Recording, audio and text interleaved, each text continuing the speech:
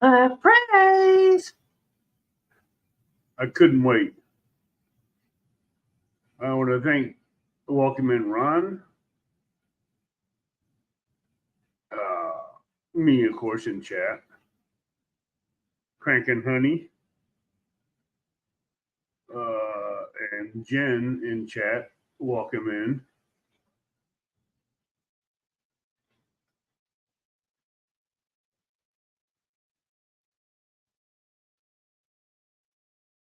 Is that Ron or his wife?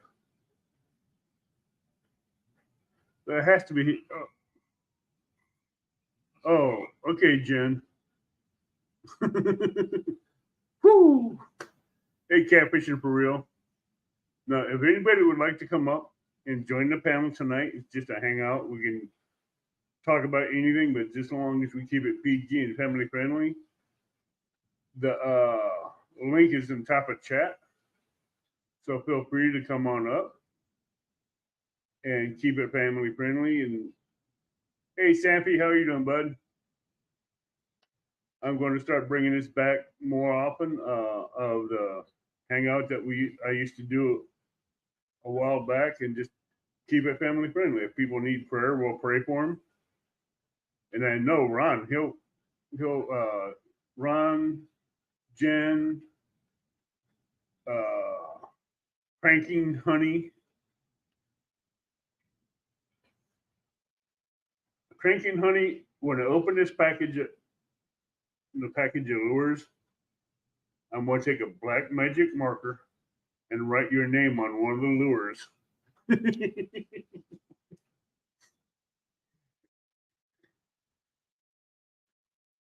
Hey, Monty, how you doing, bud? That's a great show tonight.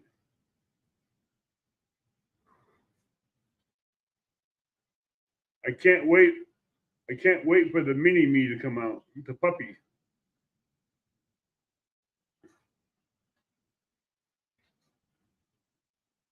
That's gonna be an awesome little ice fishing guard dog.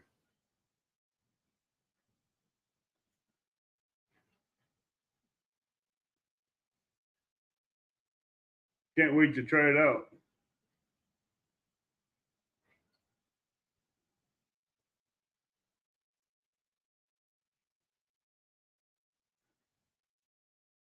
I will have to take a picture of the top of the broomstick rod and show you the top of the eyelet when I'm having a problem with it, and see what you can come up with.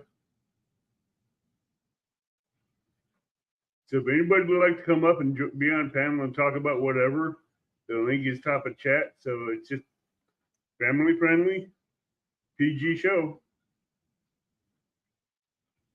It's a hangout show, so anybody can come up, join us, and have some fun.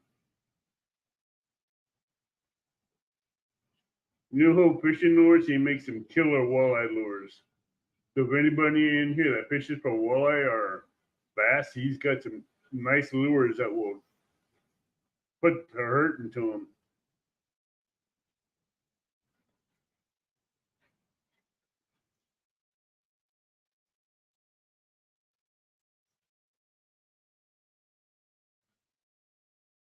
Come on, Ron.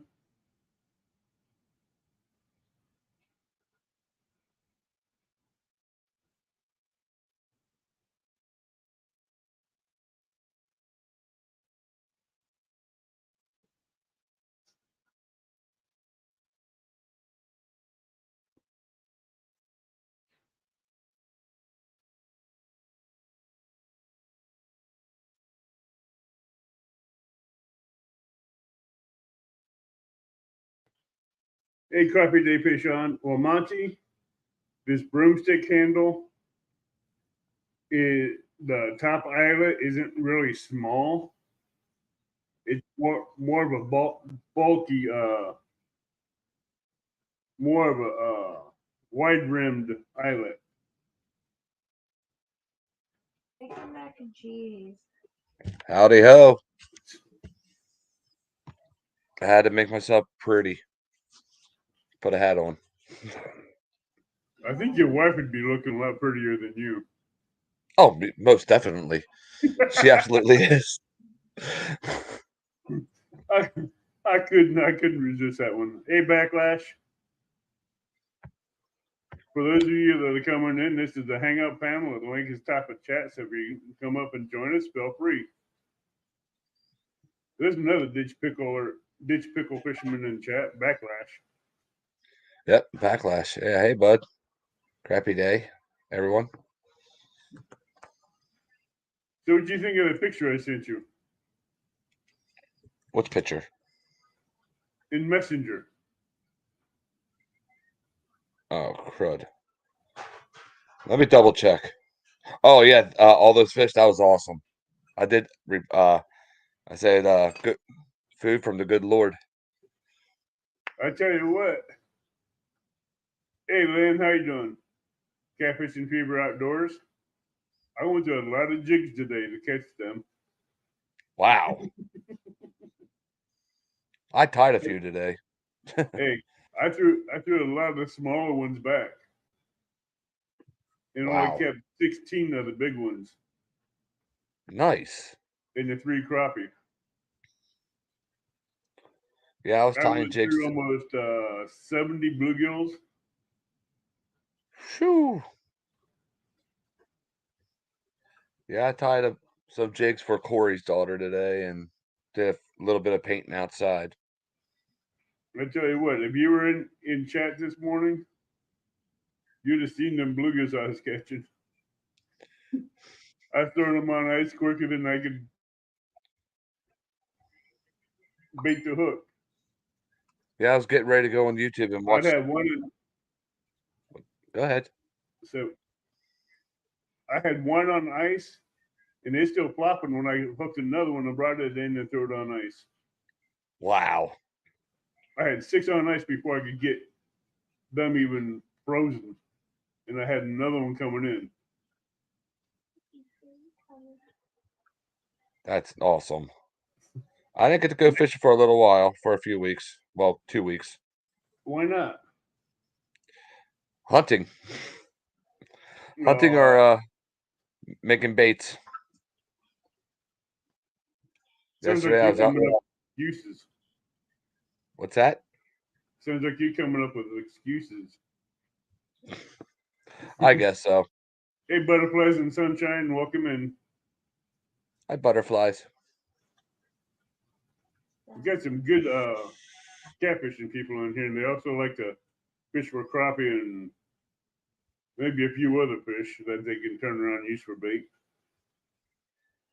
My son is a big into flatheads. Flatheads Really? and flathead fishing and muskies and walleye. Well, next So, Saturday night, I'm going to be down below Carlisle Dam in Illinois, and they got some oh, big kitties over there. nice. They got some flatheads down below that dam that may not come up. Yeah, we got another state record this year out of this river, the I'll put it Susquehanna this River. way: 6 years ago, I was down below that dam, doing a live bluegill on a medium heavy action rod. Mm-hmm. That was a mistake in the first place because I only had 30-pound braid, Uh-oh. and I was using the medium heavy rod instead of a heavy action rod that was in the bed of my truck. Next thing I know, my reel started spinning Uh-oh. with the drag locked down. Oh, man. I couldn't I stop had it.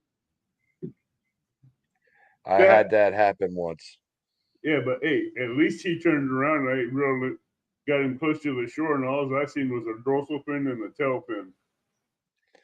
I had that happen with when I was bass fishing. I had a little minnow one, and here it was a big flathead.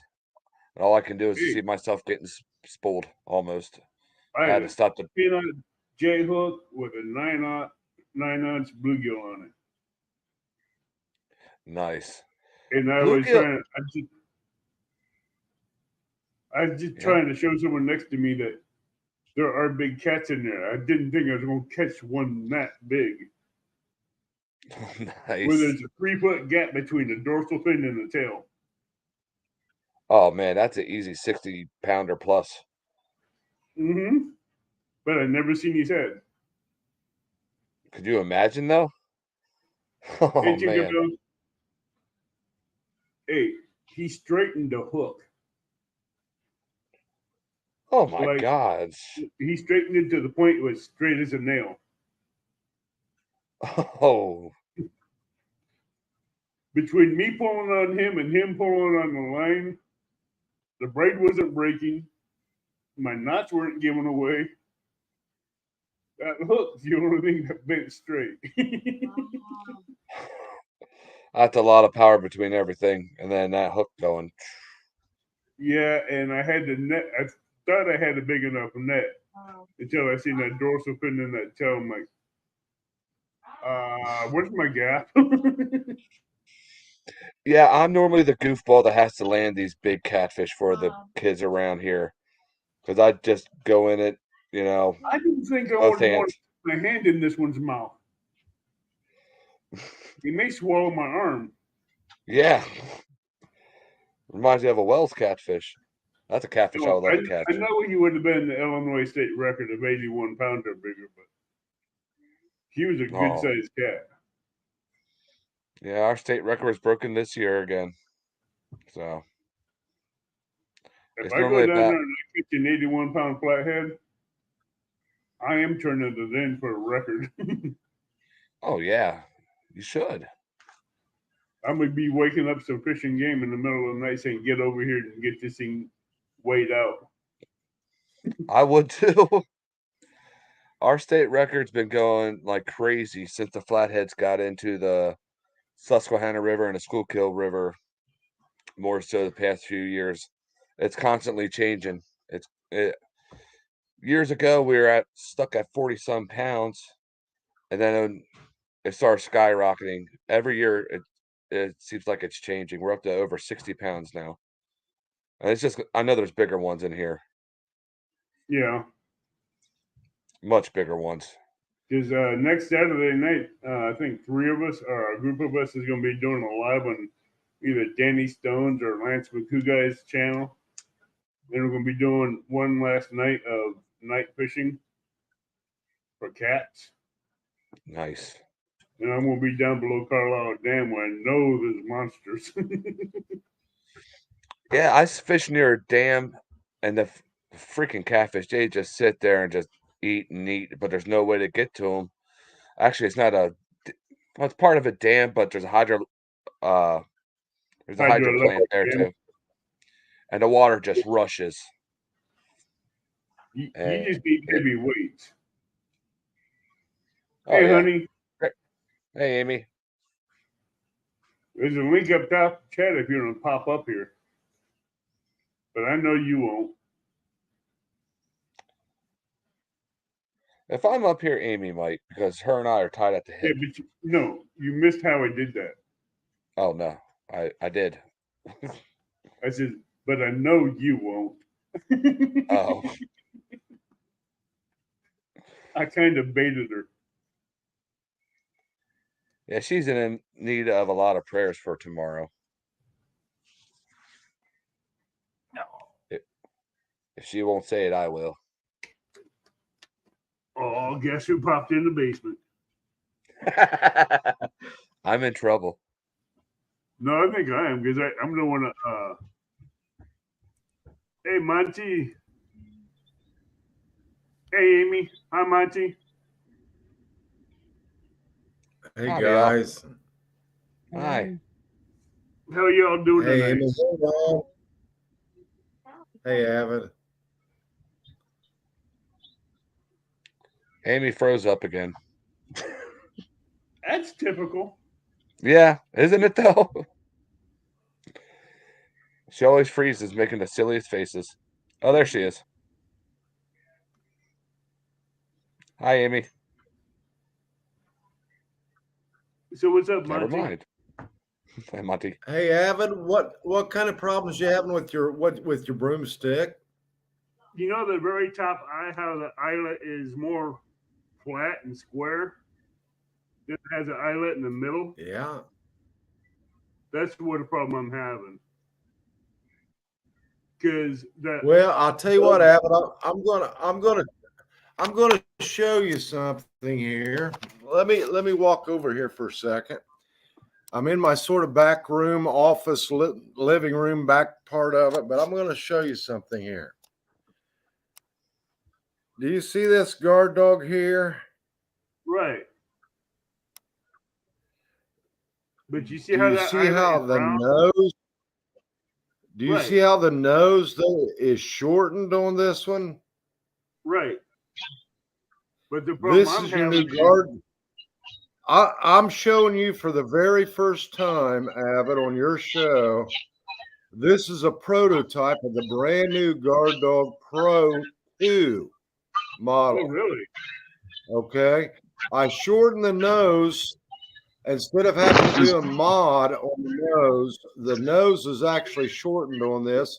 I've got this on one of the smaller eyelets on an FOA, on one of Freddie's FOA rods. Right. Okay. I'll tell you what, this is being manufactured as we speak. It will be out very, very soon. You know, the original dogs fit 90 to 5% of the rods. This is going to take Right. care of the other, 3 or 4%. But Avid, this will fit any rod you're fishing with. I don't care if it's got the flatter eyes, the Uncle Lou's, the FOAs, some of those has got the really small rod eyes. This is going to be the ticket. Then we also, of course, I got my prototypes in Oh, you got the for my puppy guard in. dog minis. Okay, I'm terrible with this. I call but if them the puppies. I'll tell you what, Avid, these little things are going to absolutely take over. I've got over 150 people already wanting these. Oh, These are are making 152. Yeah, these are your new minis. It's going to be for your ice fishing rods and your rods. It's got, your smaller bait rods. I'll tell you, it's just absolutely going to do the trick. Anytime that fish sets that hook on it, it's going to take off. So we got actually the Guard Dog Pro. We'll have the minis.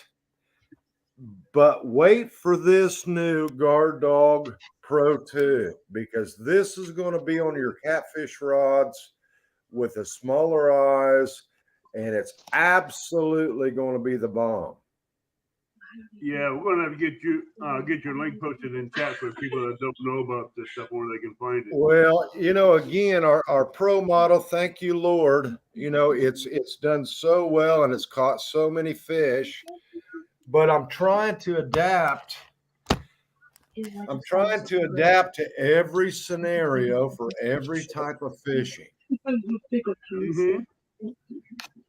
But if your rods has got square rod tip eyes, like your Uncle Lou's and some of these You newer can just like rods, a little square piece of metal with a circle in the middle.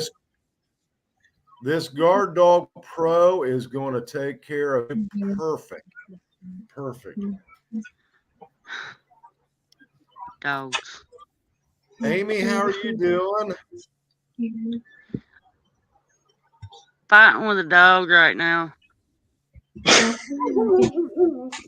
I can help you, puppy.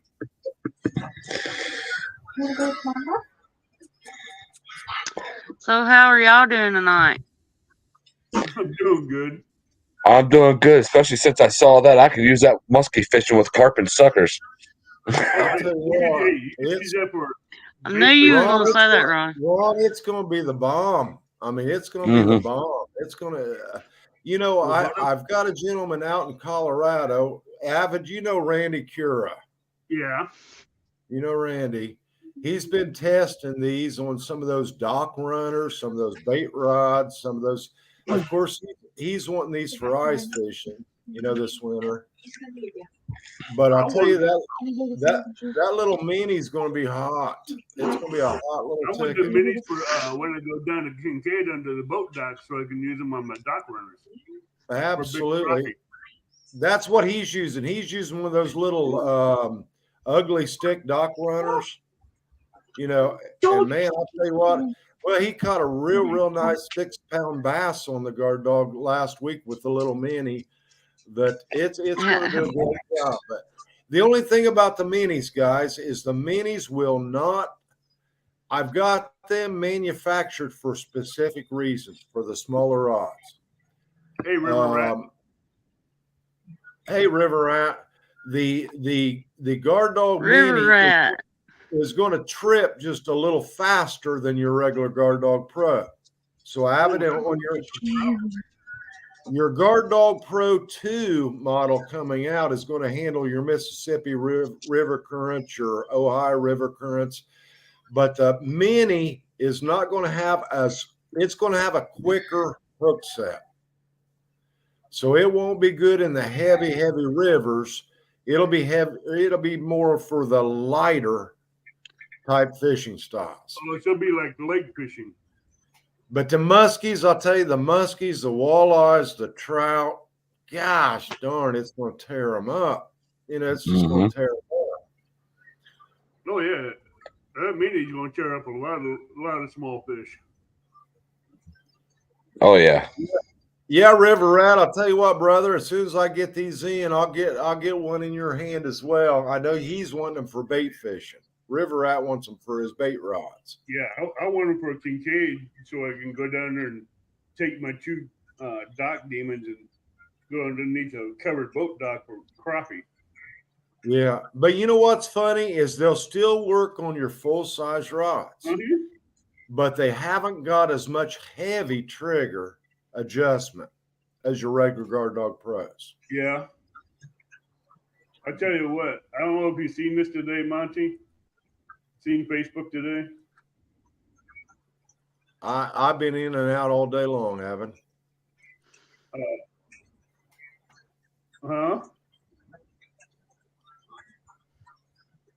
Hey, butterflies. That's what I caught today. There you go. There you go. Yummy, That just makes- yummy. Exactly. It makes me hungry. I went through almost 18 packets of jigs. There you go. And Amy and I were talking earlier about bluegill poor boys. Hey, you could have played them things. You can play them out and still have enough meat to make poor boys. Oh yeah. Oh wow. Those are a ½ inch, almost 9 inches, about a ½ pound a piece. Mm-hmm. Oh yeah. Those things were like a quarter inch to ½ inch thick across the back. Oh yeah. I mean, I had big hands, and they were coming out to here. Awesome. Yeah, River Rat was in there watching me pull them out left and right. Hey Ron, where are you fishing? What area are you fishing? Oh, me? Yeah, you. Yeah. Oh, okay. I couldn't hear him right away. Sorry. I'm got normally your ears. fishing in the I'm normally hitting the Oh. muskies in the Susquehanna River and flatheads. And There you go. Oh yeah. Hey, Jody. There you go. And hey right now Jody, we're how you doing, sweetie? Hey Jody. She's the one that suggested I bring this back to just have a regular hangout to where everybody can come up and just talk and have fun and enjoy it. Well, you know what? We're all part of the fishing family, guys. Everyone that gets on these lives and on these shows, we all love and respect everybody else. We all appreciate everybody else. You know what? It's nice just being able to hang with friends in the fishing community. It really is. It is. Amen to that. Yep. It's been so long since I've done one of these shows, and Jody says it's a missed art. And I used to do them a lot when I was younger in YouTube. And I said, all right, I just bring them back. I bring it back. Yeah. Well, you know what, Avid? Like I say, you've always had a real good show. You've always had good people following you. You've always had a lot of support. You've supported a lot of others. That's what it's about. That's truly what it's about. Yep. Couldn't agree more. And I help everybody out in my channel as I can. I get them shouted out in the catfishing family, get them into. You see, a lot of people in the catfishing family, they still bass fish, they still crappie fish, they do walleye fish and muskie fish and stuff like that, but they don't know about some of the other people around here that do make lures and jigs as well. So Absolutely.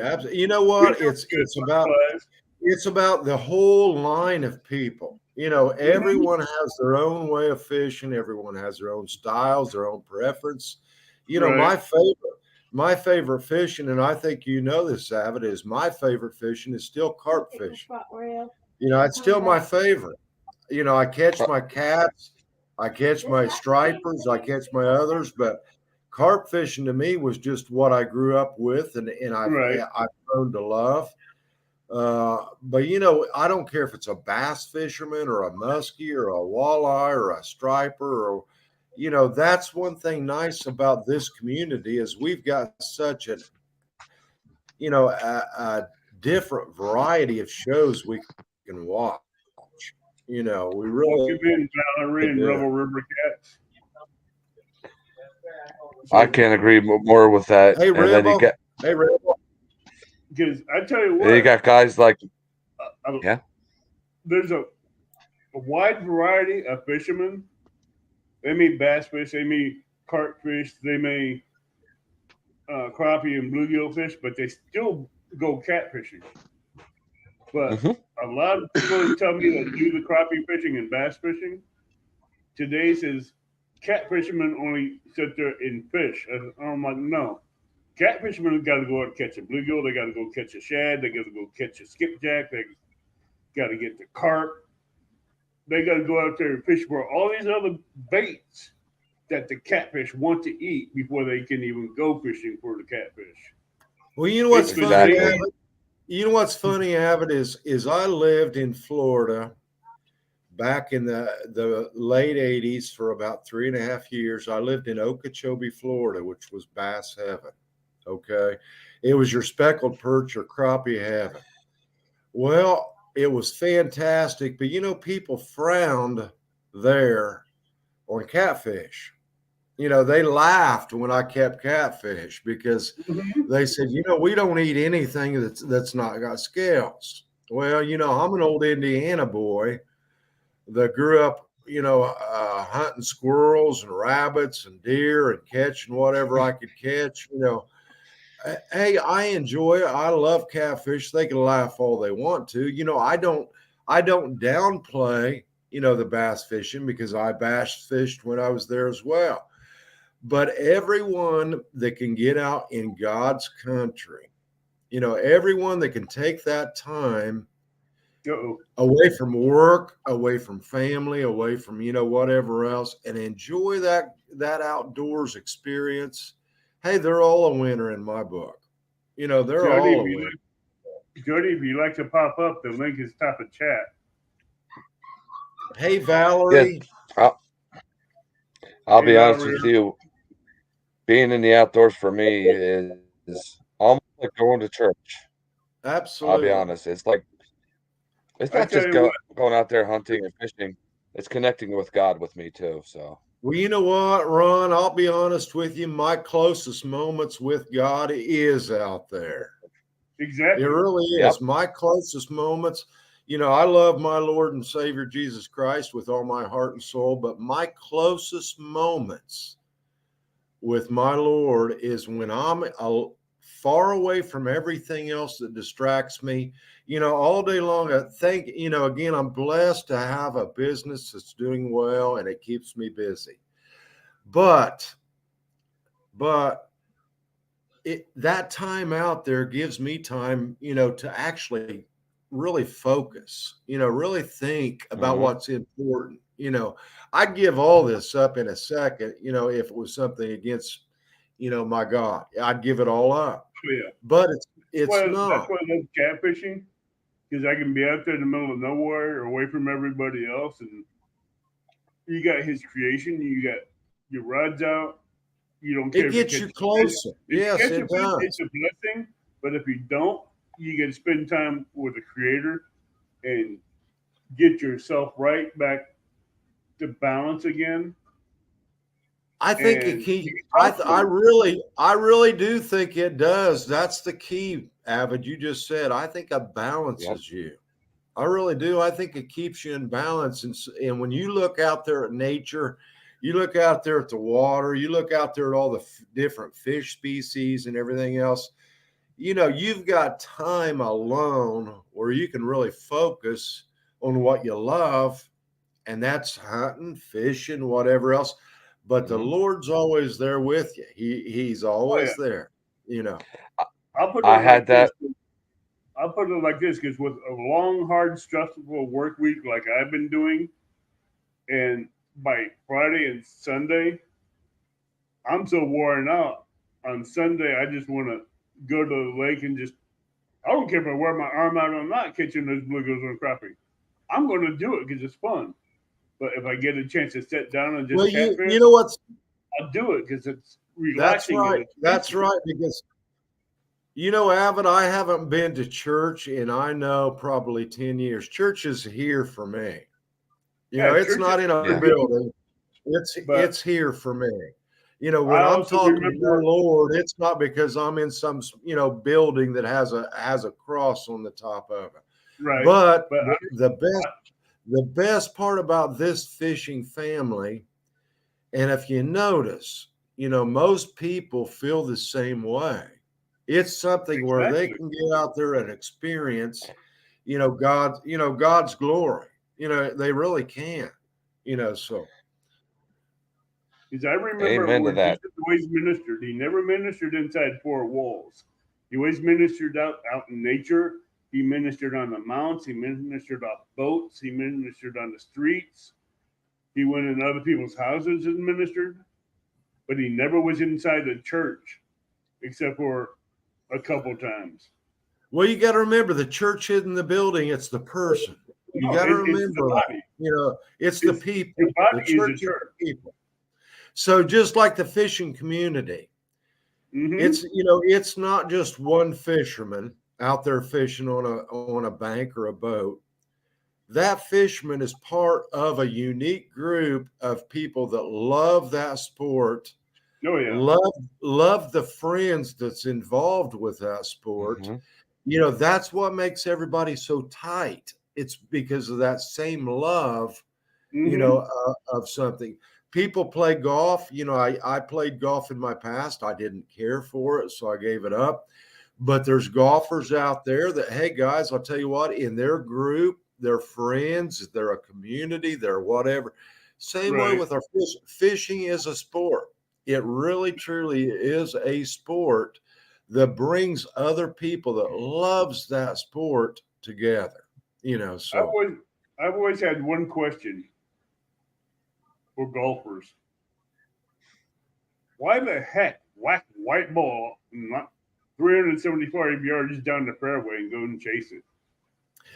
again, though, you know what? For me and you and Ron, for example, for me and you and Ron, that may not be our thing.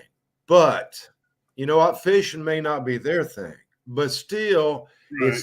it's the camaraderie. You know, most golfers that I knew when I did play golf, I played when I was in the automobile business. You know, I was in the new Right. car business for a lot of years. But it was friends that could get together with friends and have an enjoyable time together doing something they all, enjoyed doing. It's the friendships that brings you, closer. Well, again, some people fish, some people play golf, some people want to do, whatever else. That's fine and dandy. I know. Hey, we all wear I, our own fingerprints, right? right. I understand that, but that's just one question I've always had. Oh, absolutely. I just could never get an answer out of that one. And you know what, butterflies? I agree, sweetie. I do agree. Butterflies, It's I know I you've do. already posted Ron's channel link, but he does have Bible studies and he does do prayers. I didn't know that, Ron. I'd love to join in sometime. And Every Thursday. I'm thinking about adding. I am going to be bringing Jesus back into this channel because he is the Awesome. reason why I'm doing this. Awesome. And Hey, butterflies, never if you could share Ron's link, I would love to have his link because I don't think I'm subscribed. But you're going to see Ron probably be more part of this channel too, if he wants to. Well, and again, everyone, I will not condemn anybody. I'm not the judge. No, I won't condemn I am anybody. not the judge. I will not preach. I will not try to, tell people, hey, you need to do this. You need to do, I won't do that. My thought is the only thing I can do as a person, I'll be 64 years old, guys, in a few weeks. I was 55 years old before I grew up in churches all my life. I had my mother, thank you, Lord, was the one that actually, planted that seed in me. But I was at a later stage in life before I truly realized who the Lord was and what he'd done for me. Because I thought I always had to do good. I thought I always had to be that good person doing good things.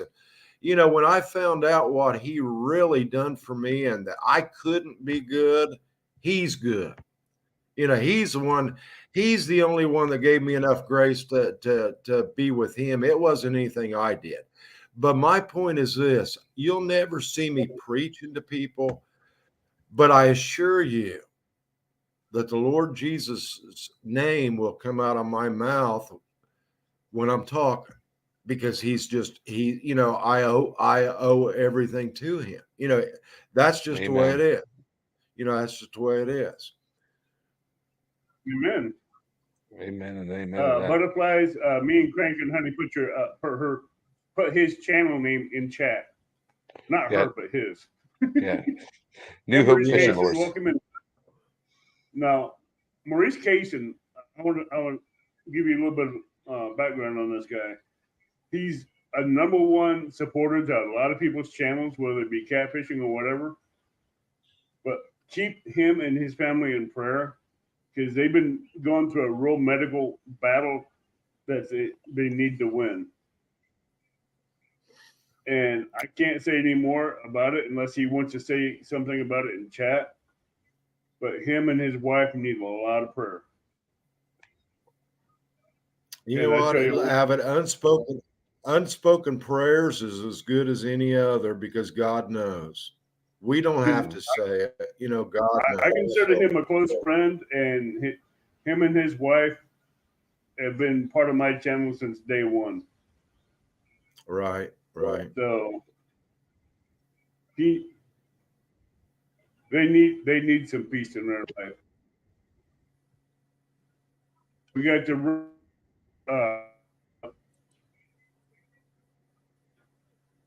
where'd you go? Oh, Hey, River they need going on? peace in their life. All right, There's my brother. You know what? There is my brother right there. Someone has an open window. Twinsies. Guys, it's funny because Ron, I don't know you well. I do know Avid. I do know, River Rat. Like I say, me and him have been close for many, many, many months. Avid and I have been close. Ron, I don't know you that well, but I can tell you are a genuine person. Jody, there's another one. I don't know you right there. I'm going to have to go back out. I'll be back. She's a great person. She's a great person. I'll tell you what, she's absolutely, Jody, I've got to tell you this just person to person, because we don't talk much person to person. You have helped this catfish community so much. I'm subscribed to her. I even watch her.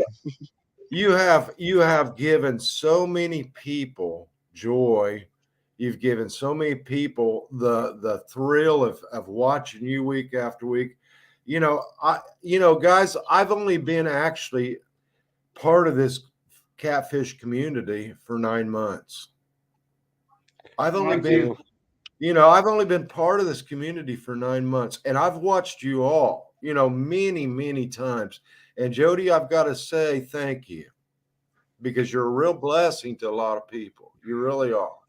Monty, I tell you what, That's so sweet. I appreciate that.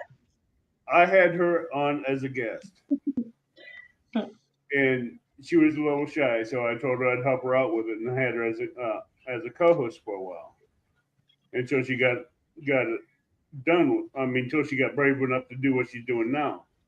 Then I watched her blossom from being shy to jumping right like that into a flathead challenge, and she took off, and she's been growing, and she's been blossoming into this amazing queen of flatheads and fishing, and taking on every challenge she has, and she hasn't looked back. She just keeps going. Well, I'll tell you, she's been honestly, again, I think she has done so much for the fishing community in this, since I've known her. She has. So I've got to watch her grow from being shy as a guest and co-host, and now she's into something much bigger, and she's still taking on every challenge. Yes, that's exactly what Goose did for me. But you know what? That's what this fishing community does. People, without the Jodys, without the Avids, without the Rons, without the, you know what? I wouldn't have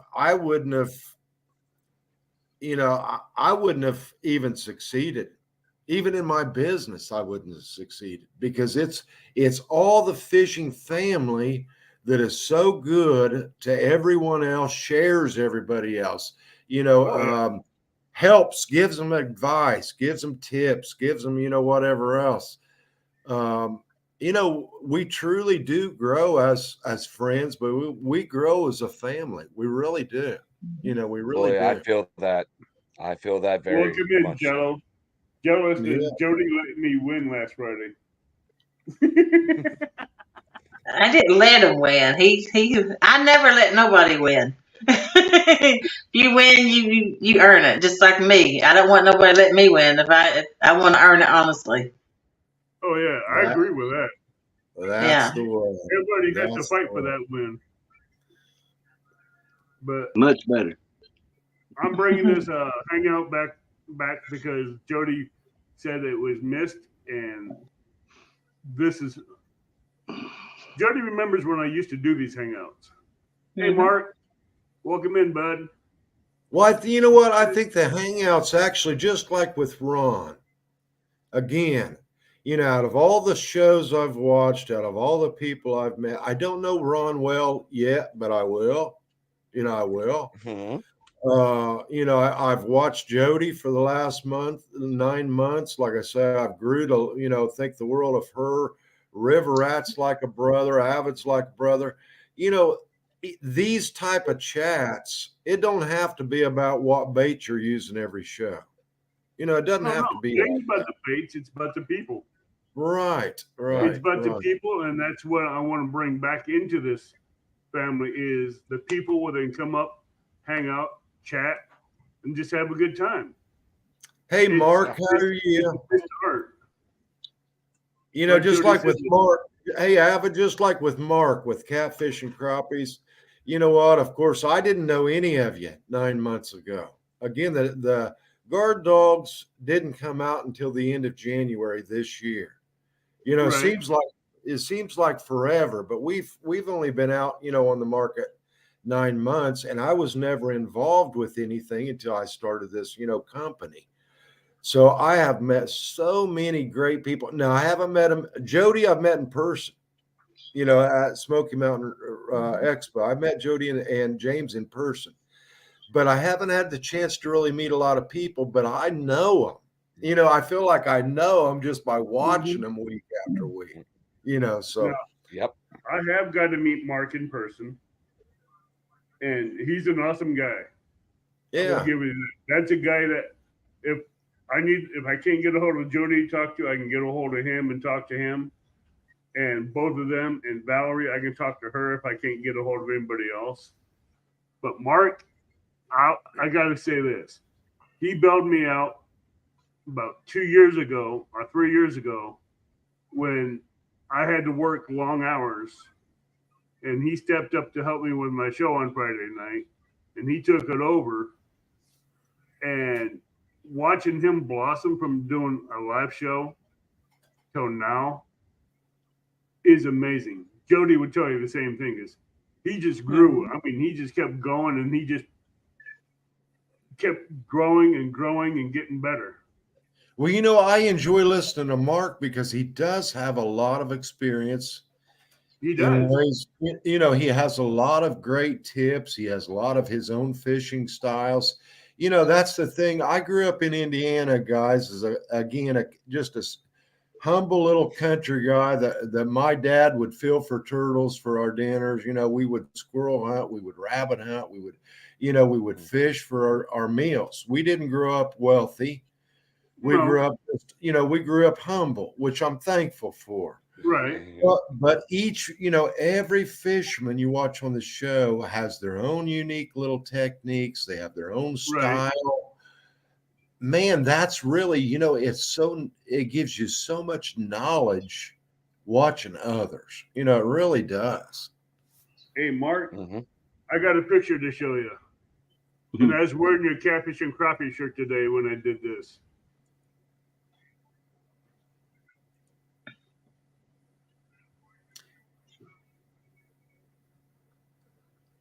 Come on. Mhm. Yeah. Where'd it go? There it is. Make her break out that harmonica. Hey, Johnny Small Pepper, how you doing, brother? Johnny's Very another good, one Mark. that I really That's enjoy. That's what I've done today. Just trying to catch catfish. You did get you some good crappie too, didn't you? Oh yeah, I got 3 good crappie. I seen you catch a couple of them crappies, but you was catching the crap out of them brim, boy. Oh boy, I tell you what, them brim, they're going to town. The brim slayer. I mean, I think almost every other cast I was bringing one in. I need to come up here and get some bait like that, boy. Man, if you're catching those things 9 inches, you wouldn't be throwing them on baits. Oh yeah, I would. I don't eat fish. Hey, and River Rat. Hey, and brother River Rat, River Rat, I will get you one of these guard dog minis in your hand for your bait fishing here as soon as they're ready. We're probably a few months away. We actually we're actually in the production right now of our Guard Dog Pro 2, which is going to be a basic, guard dog with a little shorter nose for those smaller rod tip eyes. But the minis should be out around January, and I'll make sure, brother, you'll get one. Okay. Awesome. I want to try it out because, I usually catch most of my bait fish with a rod. I don't use no nets or nothing like that. I do, but I don't use them a lot. I have other people use them for me. Sir? Yeah. The other thing I catch with a cast net is shad. That's your only I don't do that anymore. I got people to do it for me. I tell you what, I went down to Horseshoe today, and I only threw about 4 times, and I came up with a quarter bucket of shad. Yeah. And most of the shad were 10 to 12 inches, maybe 14 inches. Yeah, I'm not able to throw the net like I used to. I got my nephew and all them, they do all that for me. I still can't throw a cast net, so. Well, hey guys, I am going to jump down. Ron, Jody, River Rat Avid. You know what? Again, thank you all. I've learned something from all of you at one time or another. I hope, in the future we could always, spend a little more time personally, someplace, somewhere. But I'm going to jump down here. I plan on doing a spring meet and greet. It'd probably be either a Kaskaskia or Trail of Cheers campground down by Danny Stone. Yeah. Well, I'll see a lot of you at CatCon. Of course, we'll have a booth there at CatCon this year, so I'll see a lot of you there. And just have a blessed evening. Ron, again, I want your channel. I want to stay tuned with you as well. Okay. Right, But Yeah, you we'll guys get the just one have posted in chat for you. And if you Okay. can, when you sit down, can you put your web page up for your guard dogs? Yes. I'll sure try. I'm so bad at this stuff, guys. I am terrible at this. This I put it up there when I social. first come in, but it's probably been a while. Yeah, Yeah. that's the reason. That's the reason I really lean on a lot of my pro staff team because I'm terrible at this stuff. I'm terrible at this. So, Hmm. hey, have a great evening. God All right, you bless. too. Hey, buddy. God bless you, Monty. Bless you, man. And there was So, four. welcome, the Queen of Flatheads. How are you doing tonight? I'm doing good. You can watch videos on Learn to Throw a Cast Net. Oh That's yeah. how I learned. And there was one part I had trouble, and then James showed me what I was doing wrong, and I catch most of my bait with cast net, unless I'm skipjacking. I It's even not did that- a video of throwing a cast net in the yard to show people how to do it. Mhm. We don't not that have hard unless you get older like me. we don't have any skipjack up here. We're not allowed to use shad in the Susquehanna River. Mhm. What are Oh, you It allowed drives to me use? crazy. Huh. So we're stuck either using bluegills or my favorite cut bait. So Yeah. creek chubs, the giant creek chubs, those real big ones, work a lot better for me anyway. I've Mhm. never been able to find creek chubs. Get them in the Oh, up here, creek. yeah. Welcome back, Amy. Amy, if you That's haven't met simple, Jody, isn't it? Jody, this is Amy. Amy, this is Jody. Howdy, Amy. She's probably Rose up- froze again. I gotta step away real quick, but I'll still be watching. All right, you can come back up. That's two I run off. Mm. No, Mhm. he's just in the basement. Yeah. So What happened to Ron? he's in the basement. He's That's a good Taking place a for him. he's taking the stick break, if you know what I mean, Amy. He's yeah, like he says, he needed a cigarette, so he wasn't gonna do it on the panel. So that picture you Aw. showed just let's go with them brim and stuff. That's just a picture. Where they at now? Did you eat them? They're vacuum sealed and in the freezer. Oh, okay. I played all them babies out because I do have great nieces and nephews that will eat fish, and I don't know bones in it for them. What was that lure you was using? I was using an orange and green chartreuse jig from Brush Pals, and I got the 1/32 ounce jig head from Double Hook Angling. Yeah. Is and then color is a metallic red blood, and it worked great. And you using it just like you was catching crappie, wasn't you? Just like crappie fishing, kind of like. Yeah, just put a wax worm behind it, Yeah. cast it out there, bam. Yeah. I want to try some of them little, what they call, guppy minnows. Oh, I tell you what, I tried them there at that lake. They won't touch them. They won't If I touch them. use hand tied jigs, Well, realistic fish I are using found them. He catches the crap out of them with it. I've used 1/32 ounce jigs, and I've used 1/80 ounce jigs. Right. And I tell you what, they just kill them. That's one thing I'm learning to use. You know, I've used certain bass lures and stuff like caught bass, but never kind of jig fished. And I'm trying to learn a lot more about that because I catch brim on worms and stuff like that. I'm learning. But I tell you what, I found out with a 1/80 ounce jig that's hand tied, and you put a wax worm behind it, Right. try to come up and short bite it. Mhm. And by the time they think they got the tail of it, they already got the hook.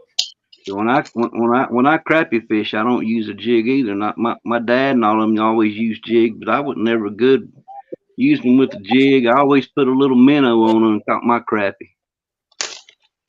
I've tried that with crappie here, but I've never had much luck with them. I've We had take better the- luck with either you- using a straight you- waxworm, a jig, a red wiggler.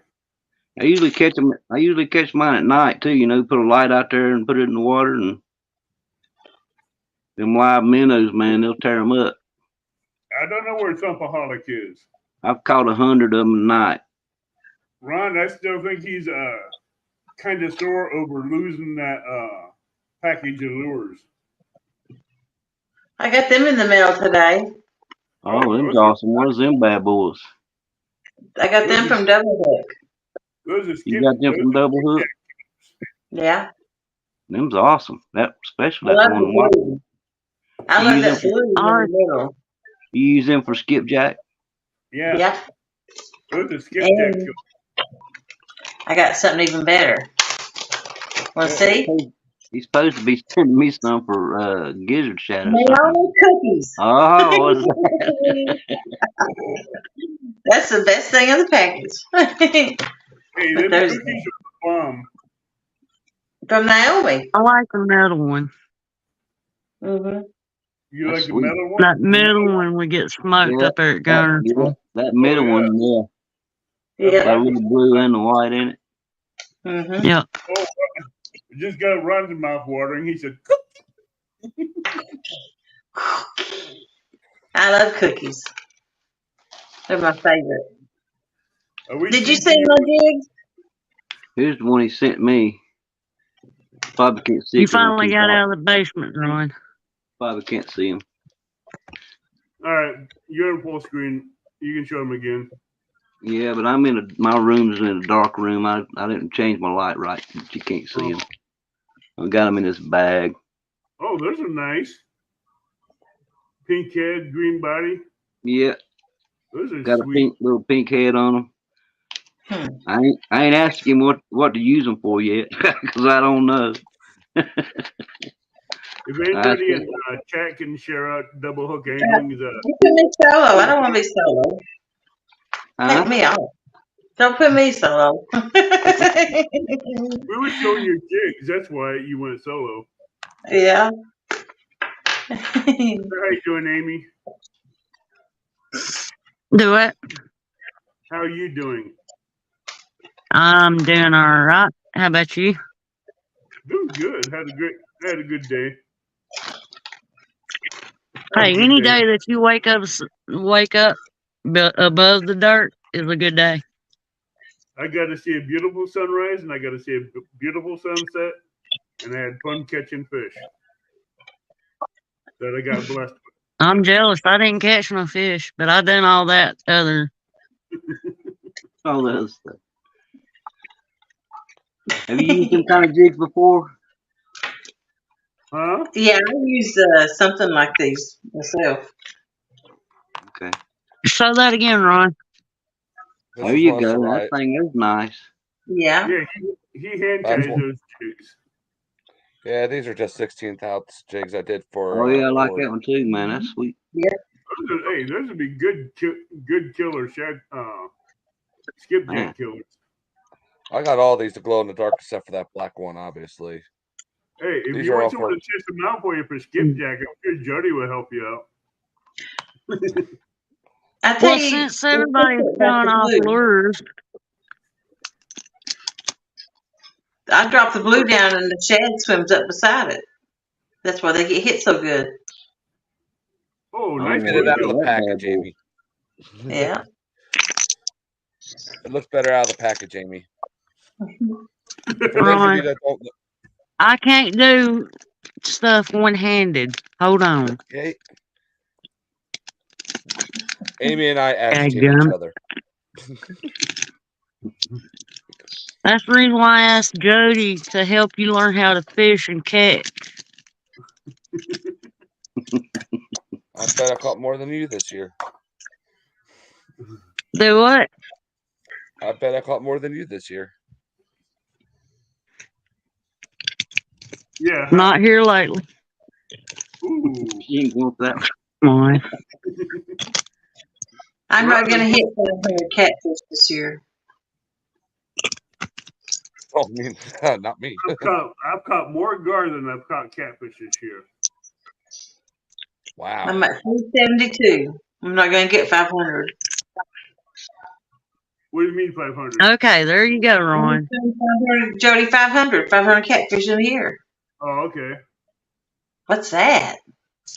It looks like a What do bluegill. you catch Like with a big that? old bluegill. That thing's bad. Yeah. Pike, Yeah. walleye.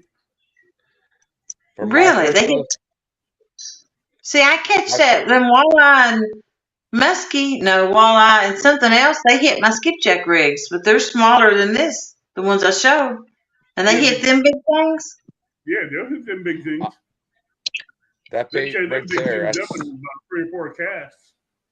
Mm-hmm. that's 5 inches long. Me up here, Flatheads I don't caught even hit that. flatheads on them.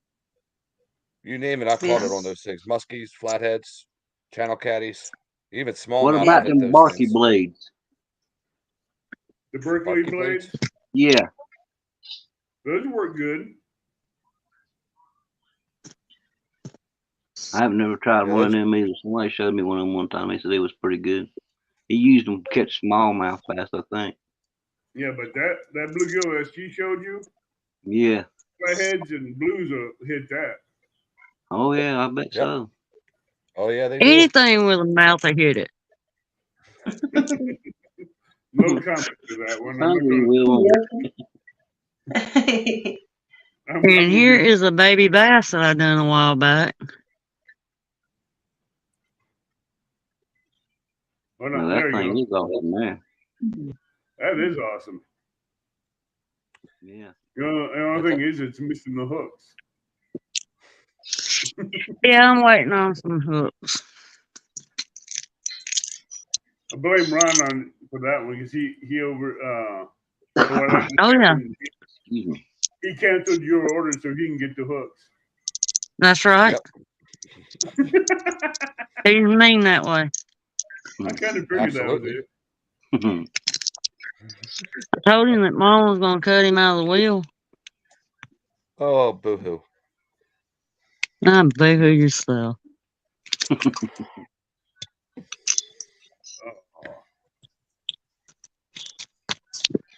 Ah, I don't have any more Mhm. baits in here. Did you okay. go pick- You sack of crap. What'd you do? Hook yourself? Mm-hmm. Free DNA with that bait. Jody, did you go fishing today? Mm-hmm. All I caught was one small Moon. one.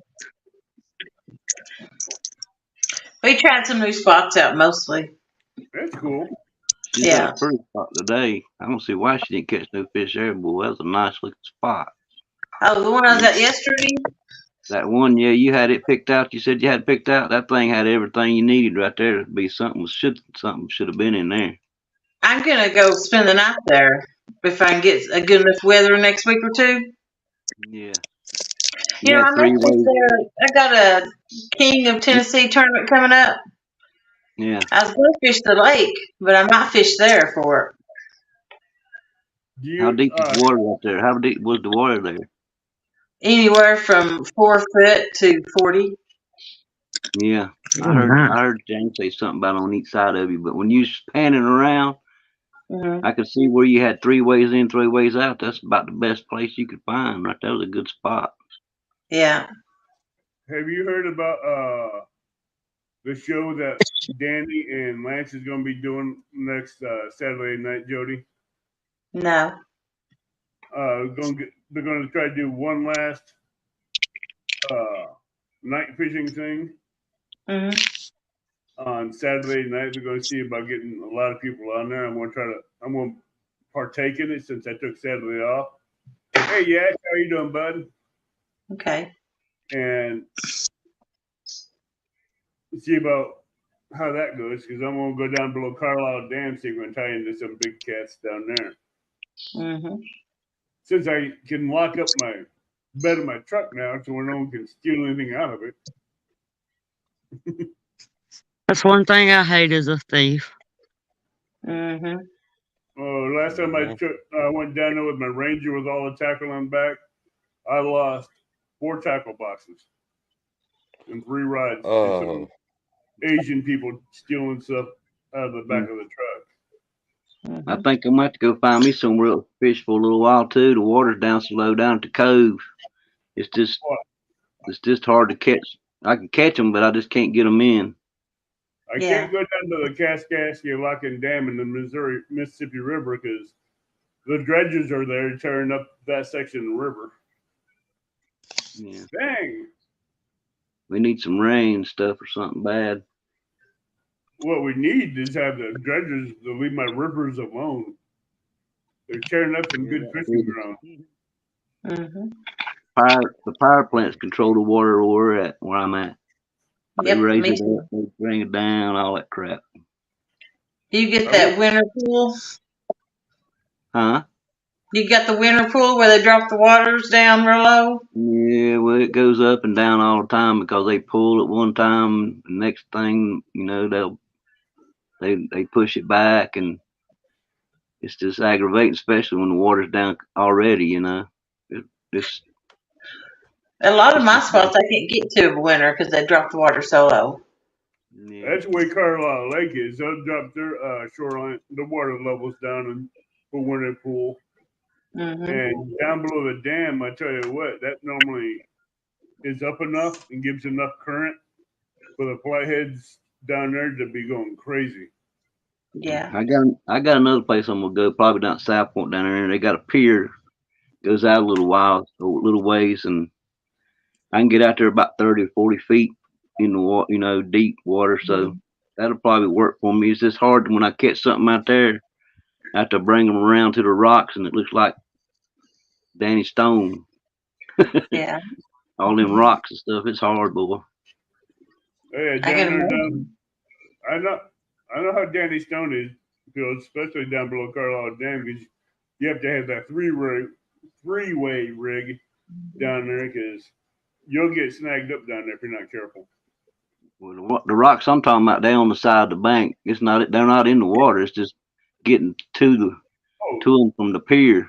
I need to get me one of those things that just goes down, and I can just bring them up from the pier. Mm-hmm. When the baskets. Them lower nets, like the net, you just lower down, bring them up. Oh, you mean the pier baskets, the Mhm. pier landing net. Yeah, that's what I Walking need. in One the of those. fishing channel. It's a whole lot easier doing them that way, and then have to take them around the side of the pier and then get on them rocks and stuff. That's They why I got like the going. landing net that they use for the piers. That's those big 36 to 46-inch diameter nets with the 4 ropes going onto it with an eyelet that you lower down with a rope. Yeah, They use them down a lot of times down in Florida under the piers.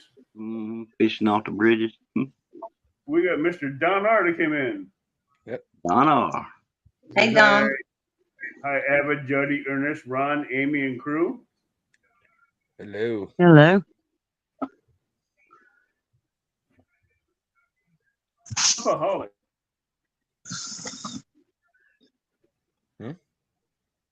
I'm gonna back out of here. You I'll guys see are y'all cool. later. All right, bud. All right.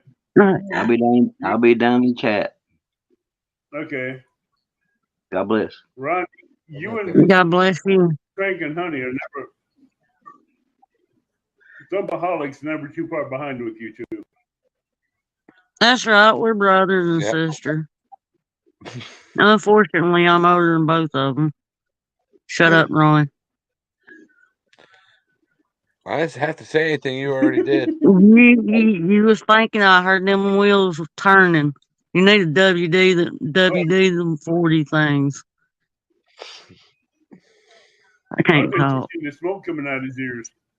Mm-hmm. Yep. Yeah, that hamster was going in overdrive. The hamster's just hungry. Don't have no energy to spin that wheel. I have to Do jump what? down there if I'm getting What, sleepy. you starving that hamster? All right. Yeah, You have a starving good that night, Jody. I feel a nap coming on, so I'm gonna jump down. Night, Bye, Jody. everybody. All right. Bye bye. See ya. Bye. Nice God meeting bless. you. You too. You too. Nice meeting you. Finally, Jen's back. Hi, Jen. Jen, Jen's the poor woman that has Ron, to put you're up with getting me sick with you. Sorry. I'm gonna need a Dramamine before the night's over with. Well, you probably will anyway. That's beside the point. Hold on. Night, Red Rat. good night, You too, River bud. Rat. God bless. Okay, I'm back. Hey, Jen, you want to do me a favor? Go give Please your don't husband a big pinch on the shoulder.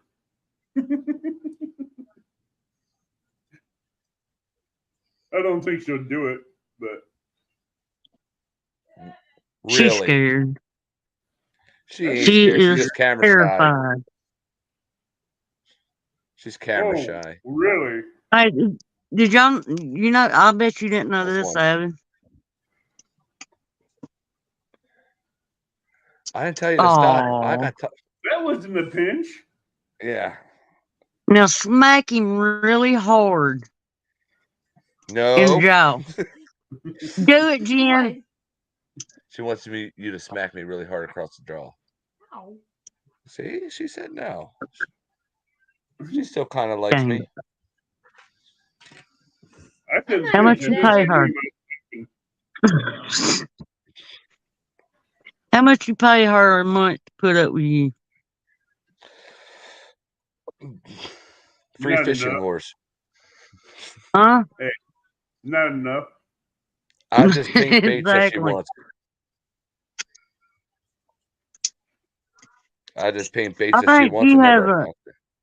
I think she has a lifetime supply of prescription nerve pills.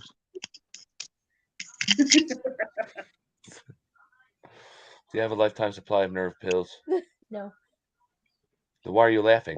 I don't know. Because it was funny. I gotta admit that was funny. Mm-hmm. It Yeah, was. once in a while, Amy can be funny. Same thing with Jen. If anybody would like to join us in chat, the link is posted top of chat, so they can come up here and join us. And if y'all are sick of seeing this ugly mug, I'll go off to the side. No, you're good. You're not ugly. I got a piece of duct tape. What are you talking about duct tape for, Ron? I could just see me and Abbott. I just hear your voice. Oh. Well, I could always have Jen put hot wax on your beard and yank it off. No. Jen might like that considering the way it Do looks it. right now. Do it. Want this You hear beard Amy?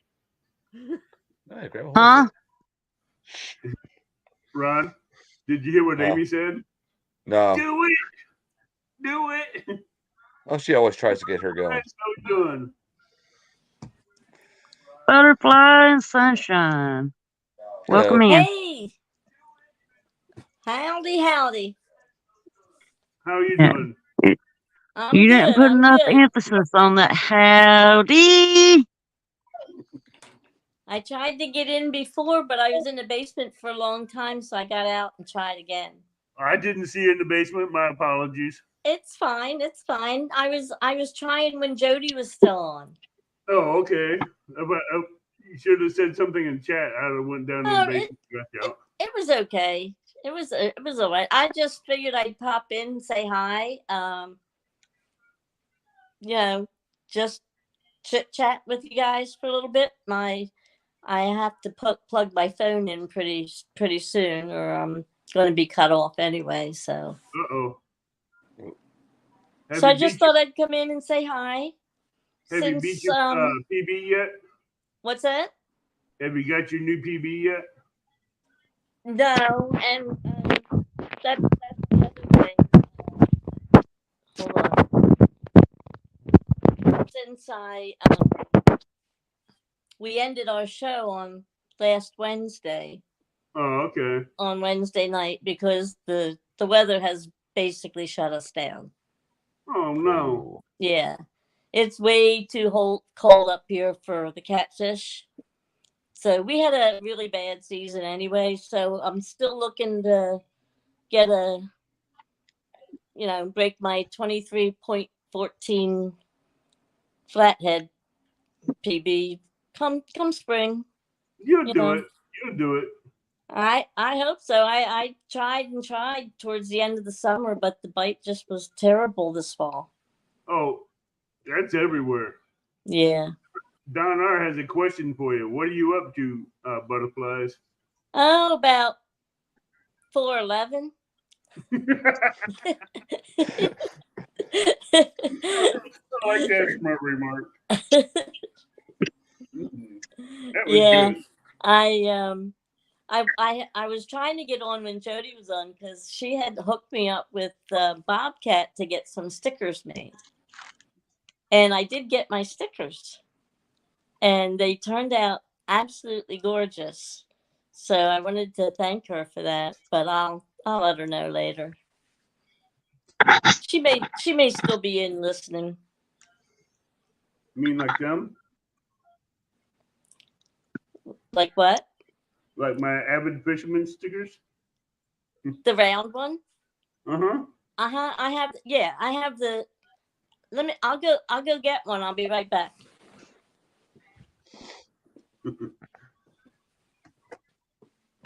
I gotta get me some stickers made. Yeah, you do. Damn. What are you doing with that in your mouth, Amy? Doing Hey, it's Sunday night, right before. I know. Don't start with me. I'll come over there and I'll pluck every hair out of your chinny chin one by one.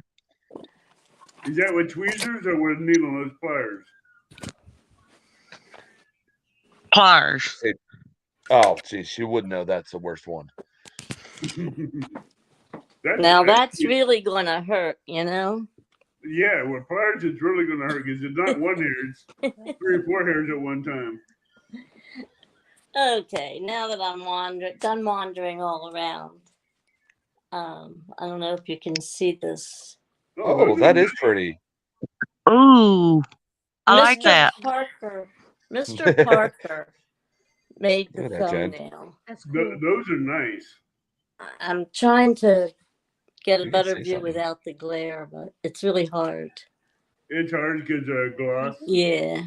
You can But- talk louder. I want one of them.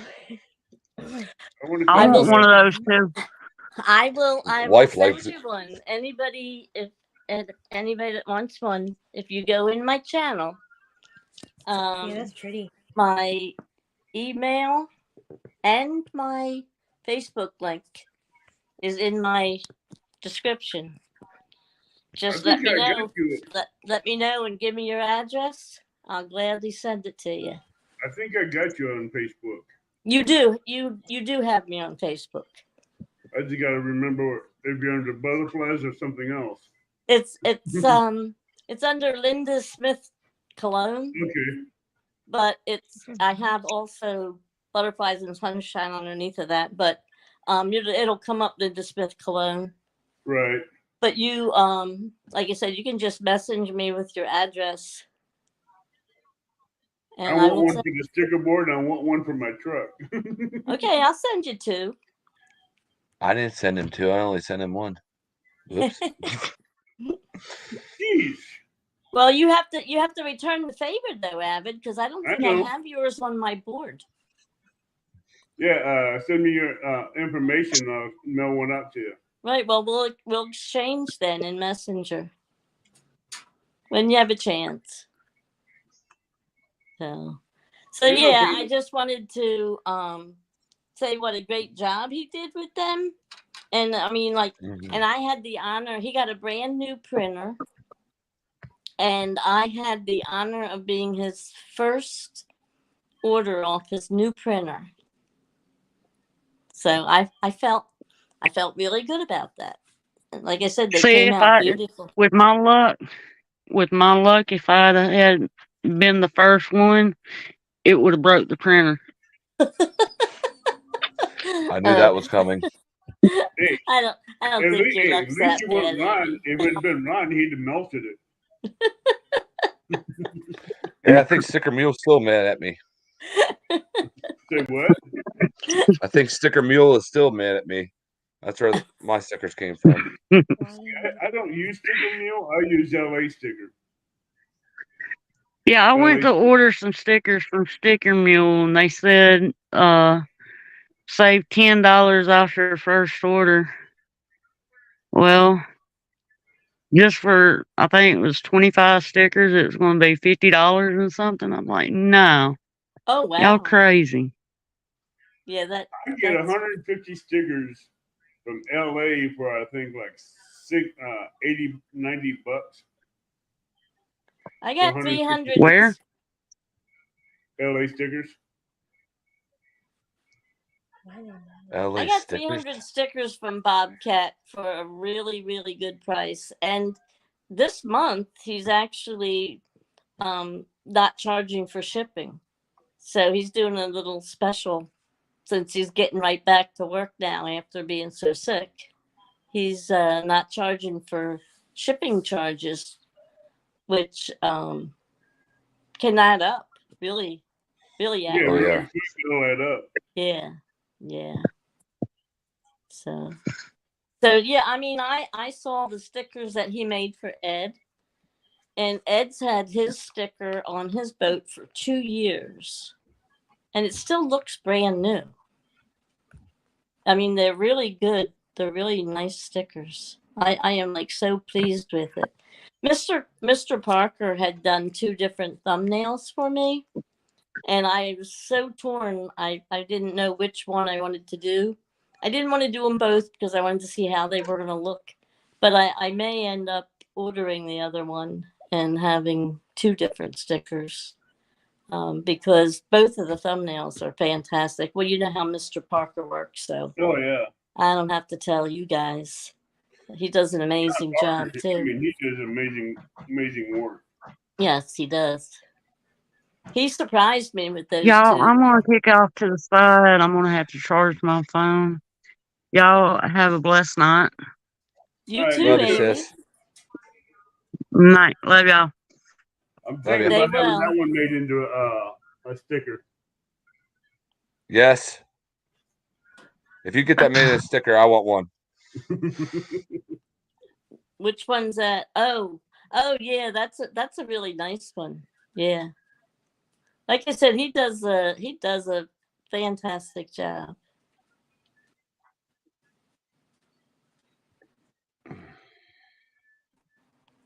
There's another one he did. I gotta find it.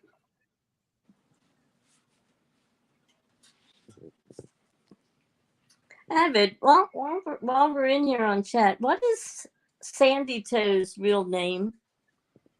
I don't know. Oh. Okay, because somebody sent me a friend request on Facebook, and I know it was somebody in the fishing community, and from the picture I thought it was her, but I don't accept friend requests unless I'm really sure I know who it is. And I thought maybe you would know her real name, but that's okay. I don't know her real name. I'll John, investigate. you I'll have me on Messenger, but you never sent me your address, so I can't give you one. I'll investigate it further and find out.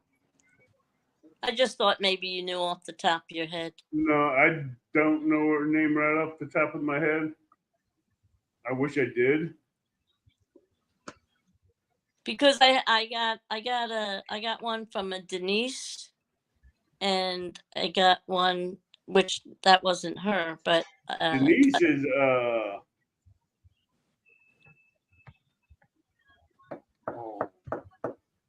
I can't remember her channel name. Denise. well, if it comes to you, you can messenger me with it. Denise has a YouTube page. She's always in everybody's chat. Right, but she has a YouTube name like me. Right. That's different than her Facebook. Right. Right. And Yeah. like goofball up on your top right. What? He has a weird last name. He has a weird last name? Not if you live in Pennsylvania. Stigler or something like that. You live in Sensenig. Pennsylvania, Ron? Nick. Yep. Oh. I can't never pronounce that name right. What is your last name? Sensenig. Hey, Carl. Just like the old Sensen candy with an IG His at the name end. is Adrian Wilson. Donna, I want you to know what your name is. Yeah, I'm reading it on the chat on the TV. My actual name is Linda Colon, COLON. But my Facebook page is Linda Smith Colon. Okay, Adrian Williams, that's it. Okay, I thought it was her. Okay, then I'll accept her thing then. Thank you. Lancaster County. Let's see. How many people do I have in Messenger? Do I dare count? Valerie said, "What part of Pennsylvania, Ron?" Yeah, Lancaster County, right along the Susquehanna River. I live across from York County. Oh, okay. Because I live in Hatfield, Pennsylvania. I live over by Philadelphia. Susquehanna Stan and Turtle Lady fished the Susquehanna River too. Right. Yeah. I was just out your way, Ron, not too long ago, out to the Sight and Sound Theater. Oh, I like that place. Oh my gosh, it's the most amazing theater I've ever been in. You gotta go go there during at least- Christmas time. Yes, I'm going to be coming out to see the Christmas show. Awesome. On December the 8th, I Oil think City. it is. What's that? Valerie, her comment she made about Oh. Oil City, Northwest PA. I've been Oh. there plenty of times. Oh, Oil City. Yeah, Mhm. like I said, you can't beat that. I always said Broadway has nothing on that theater. I would No, not go when they out bring there animals in. any day over Broadway. They bring the animals through the audience and everything. It's just Yep. amazing. Yep. I mean, it's like I said, I've seen every production that they've done so far. Awesome. And now in December, the first week of December, I'm going out to see the Christmas show. Awesome. Welcome in, Carl. Thanks for being in here.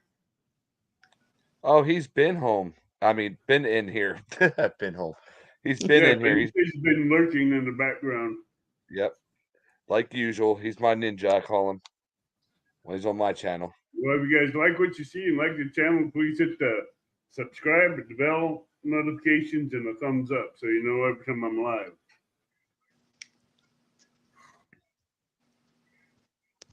But I had a good day fishing. Yeah, I saw you were out earlier. You were out for a while. I was out there since I left home around 6:15. Didn't get back until almost 7:15. 6:30, 6:45. Wow. Yeah. I still go for a couple hours. I saw you caught all those fish you had on the grill. No, that's on the bed of my truck. Oh, that was on the bed. I was going to say, man, he must have been hungry. I'd have been hungry. I'd have played him out, and I'd have had hot grease already going for him. I'd have had the hot grease going on the back of the bed of the truck and just flay him out, wash off the meat, flay off the skin, and through the flour and into the grease. I'm gonna have to get going here. I'm gonna have to take my medicine and stuff now, so I'll talk to y'all later. All right. Have a good one, Ron. You have God a good bless one. y'all. Thank you. Valerie, are you brave enough to come up here behind your icon? Valerie? Come on, Valerie. I want to see you.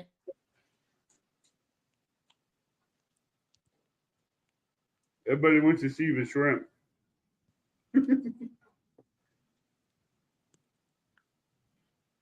I was picking on her in chat today.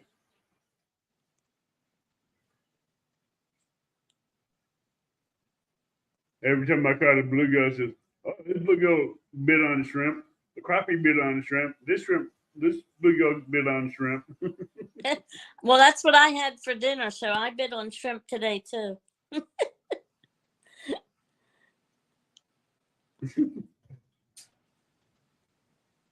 Oh, let's hear it, Valerie. Come on.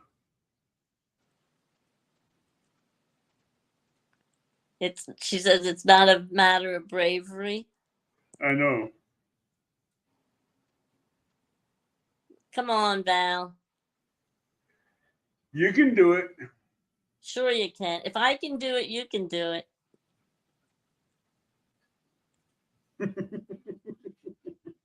Well, let us girls outnumber Avid right now. Jody was outnumbered. She had Amy pop it in and out, but Jody was on by herself for a long time. Don, there were several people coming out fishing, so they were just within range to where you could hear me talking to them. So there's a lot of people out there fishing, and we were talking back and forth. You never know, Aunt Valerie. You might have something to add. I was just popping in just to say hi and talk about my sickers, Valerie, basically.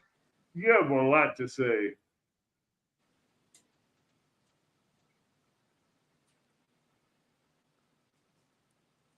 Yeah, I would love to be able to come out to CatCon, but I wouldn't come out by myself. So, but I would just love to be able to meet everybody in person. Maybe next year, or who knows? You never know what might happen.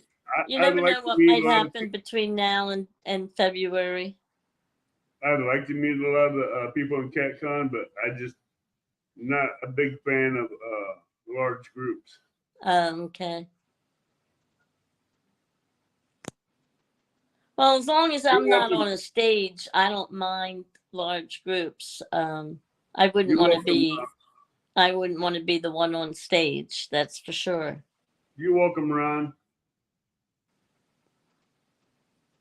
He says, "Thank you all for the warm welcome and new subs. God bless you all." Okay, good. Valerie. Now she disappeared completely. Yeah, she'll We do scared. that. She'll pop back up here in a minute. We scared her away, Avid. No, she's not scared. Trust me. Nothing. She don't not much that'll scare her. Well, that's good. We need strong people. You want to see who's coming up next? Yes. Who's coming up next? Oh, Valerie. Hello. Hello. Hey, stranger. All right. I'm here. Can we see your Good. smiling face? Absolutely not. I knew that was going to happen. Okay. She's adamant about that. Oh, she's very adamant about that. Don't you ever come out from behind your icon, Valerie? Oh, sure I do. Oh, okay. I've been on a few shows where I've actually shown my face, but not tonight. Oh, okay. No. All right.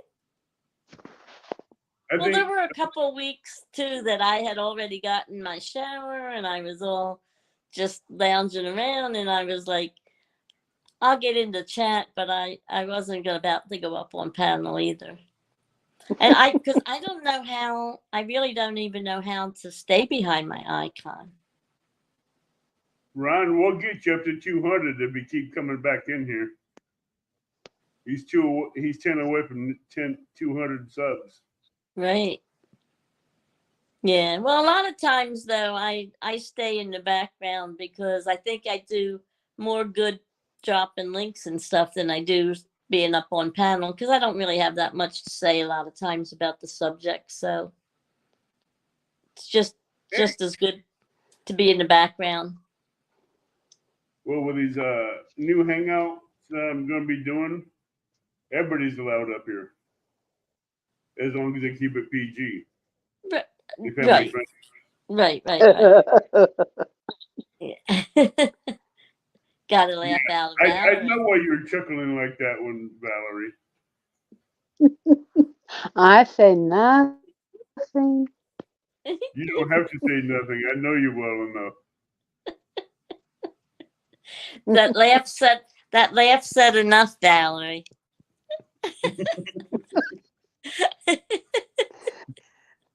People on here know me too well, so I'm safe this way. Oh, okay.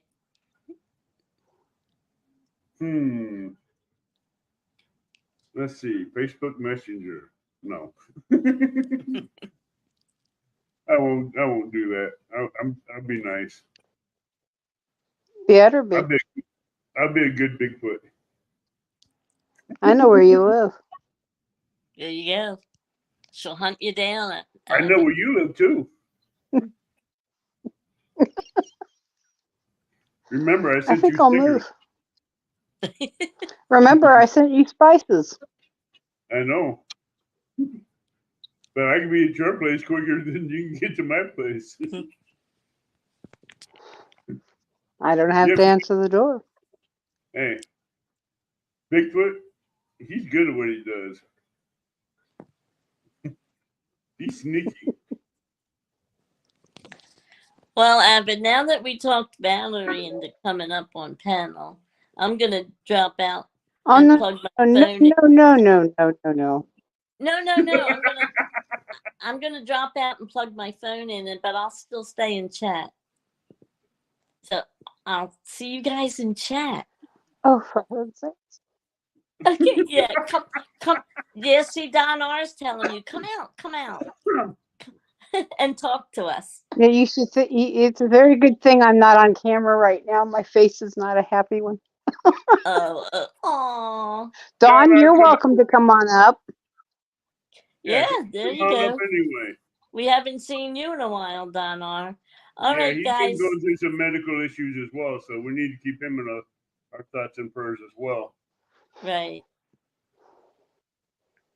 Yeah, Don. I'll check you guys later. I'll be in chat. I'll be seeing you. All right. Love you. It's good to see your face. All right. Thank you, Val.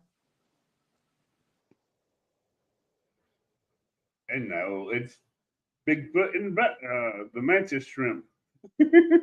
Mm-hmm. Bigfoot and shrimp.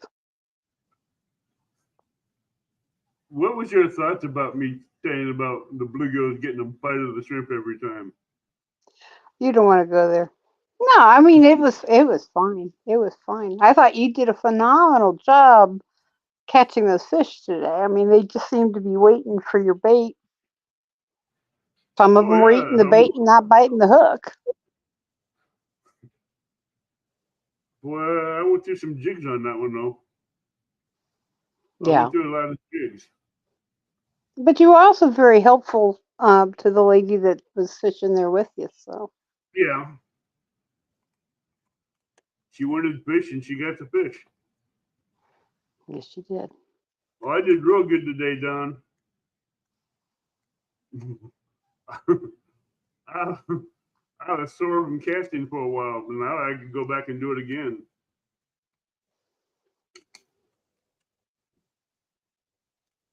Hey, Don, come on up here.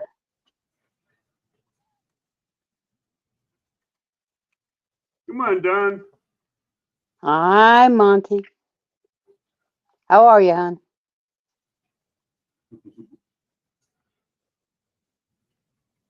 I wish that guard dog would have went off today. You're going to have to figure out how to next do your guard dog on the 12th. You're going to have to Do my figure out guard how dog to on use what? your guard dog on 12-foot. Yeah, I'm gonna have to re-rig it. I'm gonna have to retie one for that one.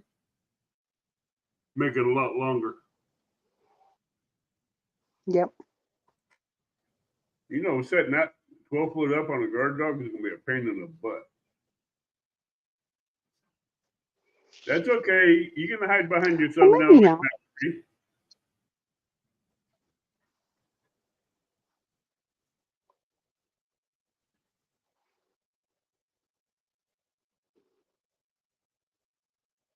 That one's gonna be a pain in the butt to set up on a heavy action rod.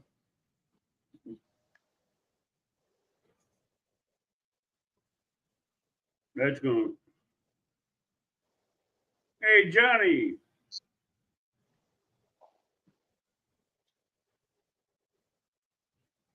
How you doing, Johnny? Johnny, links top of chat if you want to pop up and talk a while. Come on up, Johnny. The water's fine.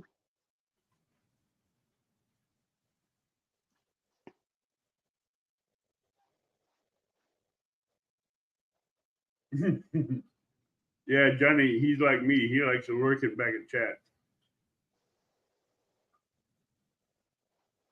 Johnny's learned that one from Bigfoot.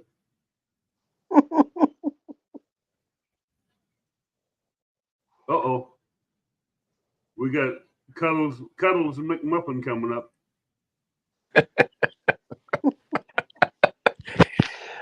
It all started it all started wrongly and it got worse, and then I had to add a McMuffin to it. But Valerie, how are you doing? Haven't seen it. I'm hanging in there. Thank you so very much. How are you? You know, good. It was a great Sunday weather here. It's been kind of crazy around the country, but we're here. It's it's been pretty consistent, but it's still nice. It was super warm here today. Yeah, did you catch anything today? 16 bluegill and 3 crappie. I saw one of the crappies today, and you were alluding to the fact that was not your first one at the time. So, No, is that what you're just going for bait fish or what? no, I was out there fishing for crappie and bluegill and catfish. Gotcha. Well, you were catching, you were just not fishing today. So you got the skunk.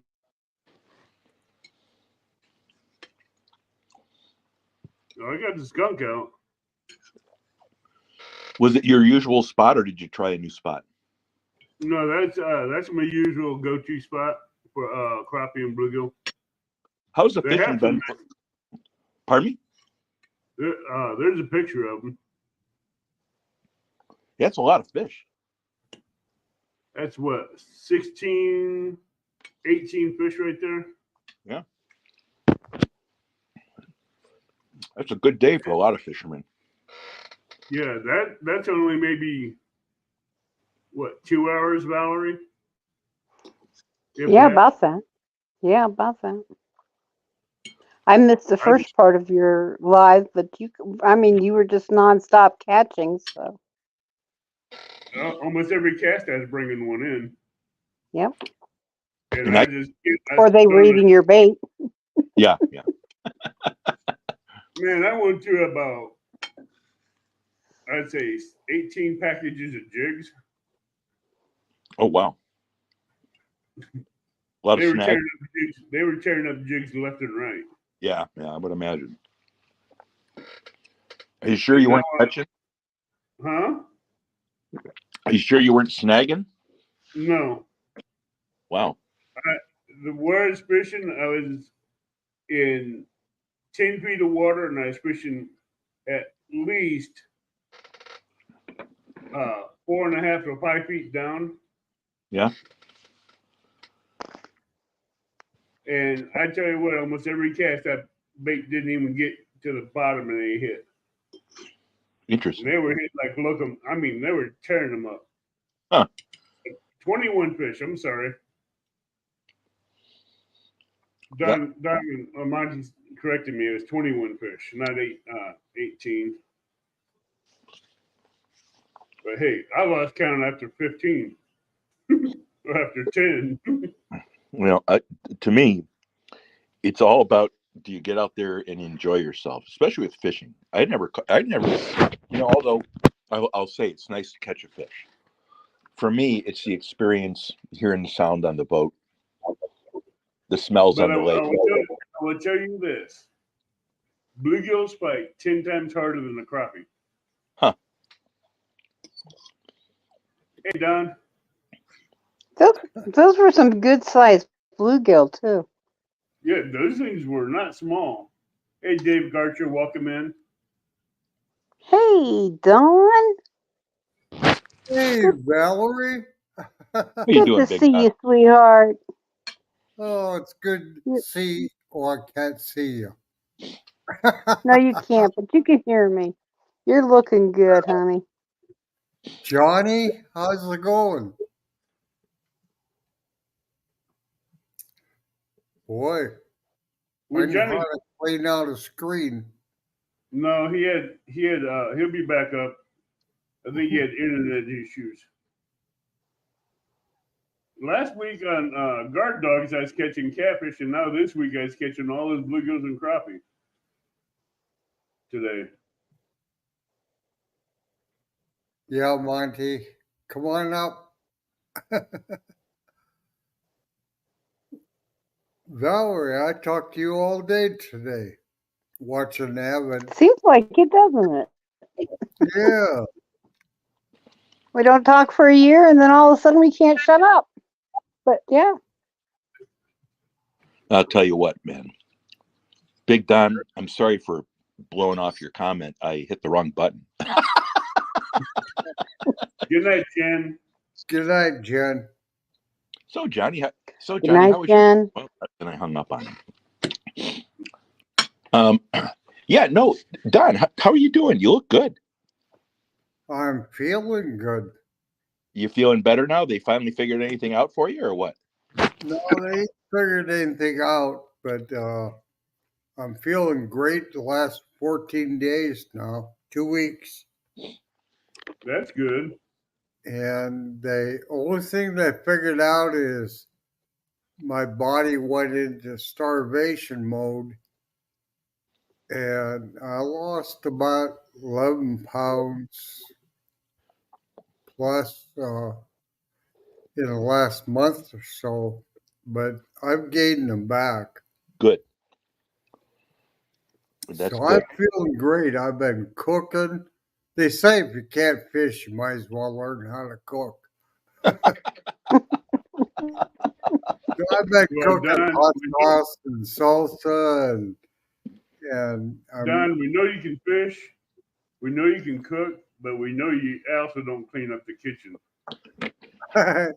yeah, I do mine in the garage. I can't quite see it over here, but I got a little kitchen set up.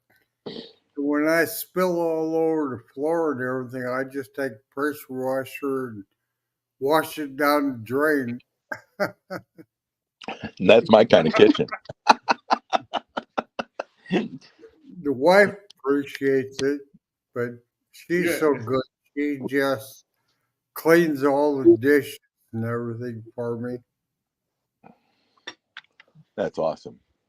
Well, it's good to hear you're feeling better. I mean, caught a lot. I saw you in here earlier with Abbott's Fishing, weren't you? Yeah, I was watching Avid Fish most of the day. And then we had the Good Dog Pro tonight with Stan too. So I was in there. I heard quite a bit of that. I thought that he has a new prototype out. I caught that. Yeah. Yeah, his But son it's has a small. new prototype Oh, rig out. Monty has a new prototype rig for ice fishing and smaller rods. Right.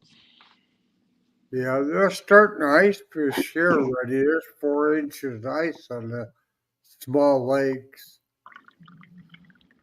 Yeah, you'd have to drag me out there at the penalty of death in order for me to go out on a lake with 4 inches of ice. Oh, 4 inches piece I'm of not cake. Johnny on ice. I'm not an ice fisher. I wasn't raised on ice fishing, so it's different, Don and Abbott. If you guys were raised in an area with ice fishing, right? You know what's safe and not. Me, not a clue. Right. Not a clue. I've been ice fishing. I enjoyed ice fishing. I had no idea how much ice was underneath me, but since it was upper Wisconsin, I'm guessing that it was pretty good. But I 4 do inches know of there's ice and you're safe. well, how many inches? 4 inches of ice and you're safe. Hey, Sappy. Hey, Sampy.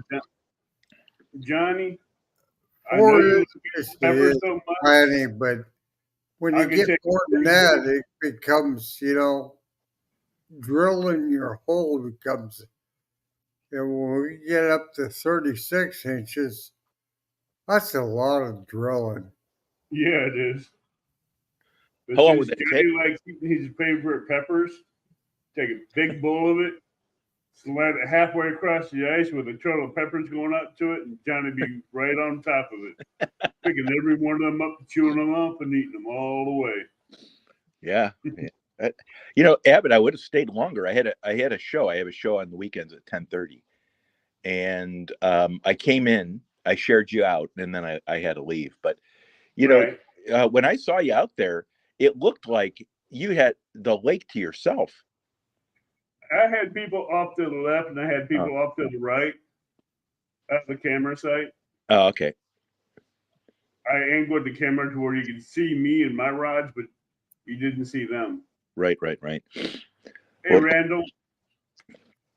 Yeah, he won't tell us who his fishing partner was, but she kept coming over and getting his bait. Oh, you're talking about Sierra. Is that who it was? Yeah, she's just a friend, and she likes eating a lot of fish, and she wasn't catching anything today, so I just gave her all the crappie and bluegills. She went home with 21 Nice. fish. Hey, Randall.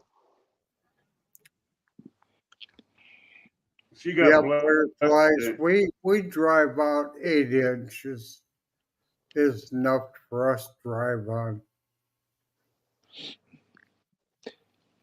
I was going to clean up. I was going to play all them fish right there in the back of my truck, and she said she didn't catch anything. So I'm like, okay, I'll give them all to her. Even that giant slab crappie too. I give that to her too. Well, that was nice. Yeah, that is nice. If you can clean fish, it really depends on the fish that you're cleaning. I mean, you'd have to have quite a few of the smaller fish to make a meal, but they're still good. Especially Actually, those bluegills, they were not small. I see. I couldn't tell. What were they? A pound or something like that? They're about a half a pound. Oh, that's not bad. 9 to 10 inch range. Yeah, that's a good size, for sure. And I could barely get my hand wrapped around them. And I got big hands. I mean, I was grabbing them like this just to hold on to them. Johnny. Hey, Ronald. Yep. Those big ones, I could barely close my hands around them. That's good, though. That's a good sized fish, then. I don't know. If I caught that many fish, I'd be. Come up and join me. Hey, guys, I've actually got to step down. I apologize. I've got to step down and take care of something. Abbott, you have an awesome night. Valerie, it's great seeing you. Don, it's always a pleasure. And this is still one of the best channels on YouTube for the catfish. Good to see you, Johnny. You have a great night, everyone. Great seeing everyone in chat. And you have I hope you had an awesome weekend, everyone. Take care. Johnny, you take care. Bye now. Bye. And then there were 3. Randall, come up and join me. All right. Everybody's going to the logos. All right. Do that one.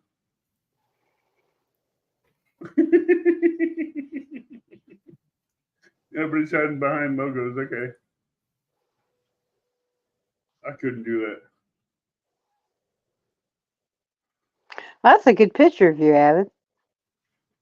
Which one? That one? Bigfoot. Uh-huh. I'm trying to give you I can't do one for you, but Mm-mm. I was gonna put a Jiminy Cricket on yours, but I can't do it.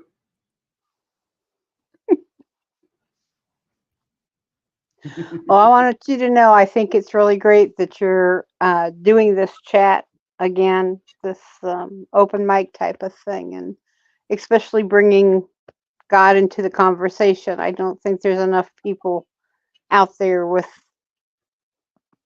doing Well, that. And it's you my know, mistake for not bringing them in from the beginning. That's my bad, and I've already prayed about that, and that's water under the bridge and gone. hmm He has total control of this channel now. yeah, can't do anything about the past, but you can make changes going forward. So that's good. You headed the bread, Randy?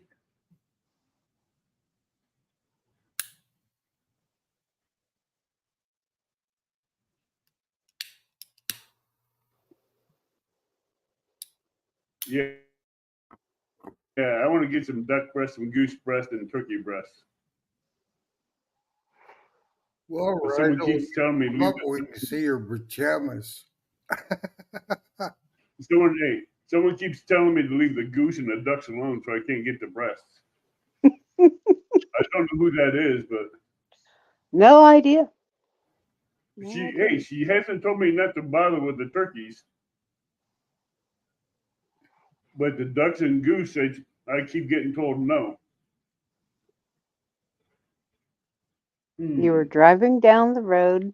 You were going to shoot the ducks or shoot the geese from the truck.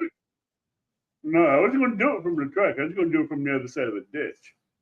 No.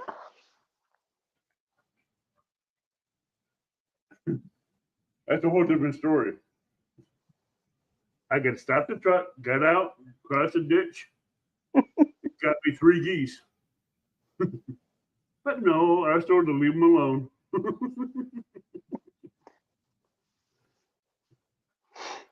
Dang it. Well, I missed a whole fishing season this year with being sick. Oh, I'm sorry to hear that, Don. But now I'm ready to go. And 4 inches, yeah, that's plenty. But I need to drive my truck out in the ice, so I need 8 inches before I drive out and drill holes. And 8 to 16 inches of ice for a truck. Pardon? I wouldn't drive my truck out there unless there's 18 to 20 inches of ice. Solid. Oh, that's more than enough. I would never think about taking a half-ton truck on 8 inches of ice. Yeah, mine's 3/4 ton, but 8 inches is plenty, and I can't pack my stuff very far to do it. But I sold my gas auger last year, so I need to buy an electric one this year. Something lighter that I can handle.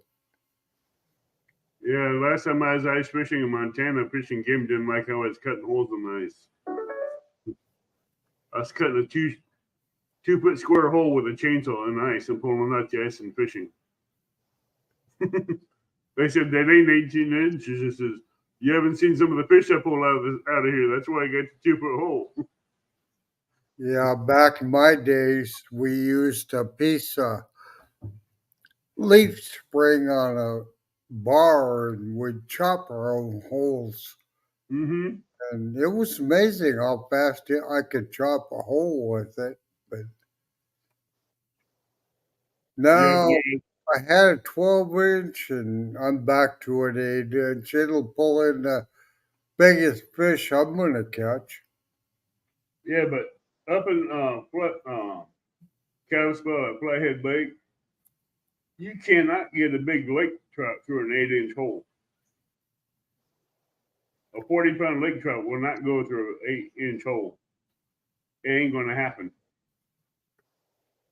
I don't care what fishing game tells you. All fish can fit through an 8-inch hole, not a 40-pound lake trout. You got to Well, have. I caught an 18-pound cat or northern pike through an 8-inch hole, and he fit fine, but I used a gaff. I reach down and hook him and pull him up through. Yeah, but a northern pike are long and skinny and like a Yep. tube. Yep. But you're looking at something that's almost like 2.5 foot tall by about 1.5 foot wide, by about like 6, 4.5, 3.5, 4 foot long, trying to fit through an 8-inch hole. Yeah, I'd like to go to South or Montana to catch some lake trout. Them lake trout over there they got some big lake trout over there. And They say we don't have any in our lake, but you know, Montana has so many and we're the next dam down. You would think that we would have some in our lake. But yeah, but the only problem about that, a lot of fishermen fish down below those dams, and if they catch a big lake trout, they're not letting it go back. They're keeping them. Yep. Anything below those big dams in Montana where they catch big fish and they're feeding families, they're keeping every big lake trout they catch. Here, nobody wants anything but walleye. But well, see, Montana don't have walleye in their water, but someone someone done something stupid and planted a bunch of northern pikes in the waters up there, and now there's northern pikes tearing up the rainbows, bedding and all that. And Fish and Game in Montana wanted to they posted for anybody that catches northern pikes, there's no limit. You can catch and keep as many as you want. All right, good night, Catfishing for Real. And I tell you what, you can leave that river or lake with like 80 northern pikes and they wouldn't care. Later, Catfish for Real. Because they want them pikes out of there. And that was 6 years ago, and I'm sure because they were going through there and shocking them and bringing them up, and whoever was fishing and they were fishing for northerns, they'd give them all the pike they wanted. Or they'd take them and clean them and flay them out and give them to the food bank. They were white. I mean, they were still battling those northern pikes. Yeah, states aren't smart enough to have an exit plan. This year, they took our favorite pan fishing lake and stocked a bunch of channel cats. Well, once channel cats eat all the bullheads, they're going to eat all the crappie and bluegill too, probably before the bullheads. But they have no way of getting rid of the channel cats if they become a nuisance. Where like the muskie, they stock the tiger muskie, which is a crossbred, they're sterile. And after 4 or 5 years, they'll die off. So they can control those. But yeah, the states aren't too smart on their stocking programs. Yeah, but the thing is with those muskies in Montana, DNR did not stock them. Someone else did that. Yeah, They that's brought the them problem too. from another state and did that. Yeah, that's the problem too. And that was the whole problem because someone doing that and it wasn't cool. But now the rainbow trout is on the way back up now. So, Valerie, did you do much fishing? Not anymore. I used to many, many, many moons ago, We but need not to so get back into it, girl. well. I still have rods and I have several brand new reels I've not even put line on, so it'll just be a matter of time. I'll get it out there, Don. You need to come up and visit me and we'll go fishing. Okay, you got I it. need somebody to fish with real bad. Well, that's what I would do. I would fish real bad. So I'm not you going to could touch that one, Valerie. I'm going to be nice. I'm not going to touch that one. I'm going to shut up. You are a smart man. Can't guarantee your PB, but we'll have fun. I think we'd have a great time. No comment. I love the fish, cook them, and I've you know had they fun say fishing too. that when you can't fish, you got to learn how to cook. And I've been learning how to cook a lot, like Alan. Well, I can cook. I've been cooking for a long time.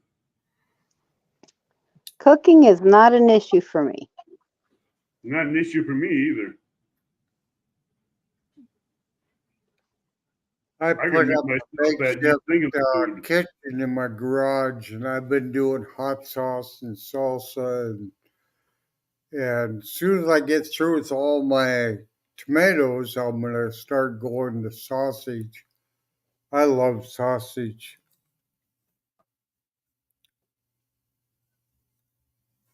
Oh, where'd you go? Valerie. I don't know. I mentioned sausage and she I think you hit the disappeared. wrong button.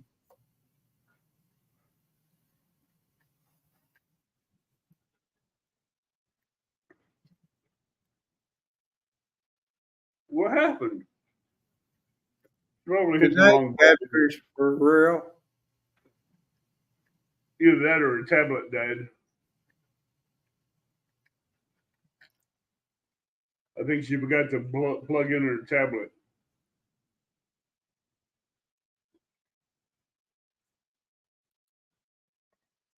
I know we all went kind of funky. Yeah, butterflies. I don't. Come on back up here.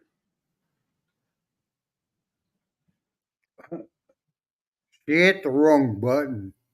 Yeah, she hit the button.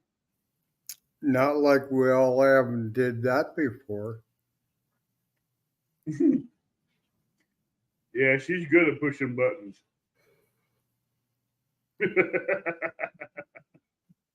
We had a good show at Two Stand tonight. Yeah, you did. I was in there. It's always great to get somebody like that that can That's carry right. the whole Big show. Cypress Base. What was that, Don? I said it's great to get somebody like that and carry the whole show for you. What, Valerie?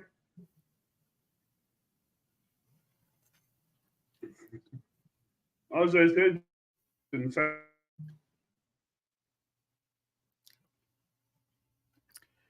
Anybody got any questions for me? I'm good to answer them tonight. So I know we were talking about this earlier, but they haven't figured out what's wrong with you yet. No, they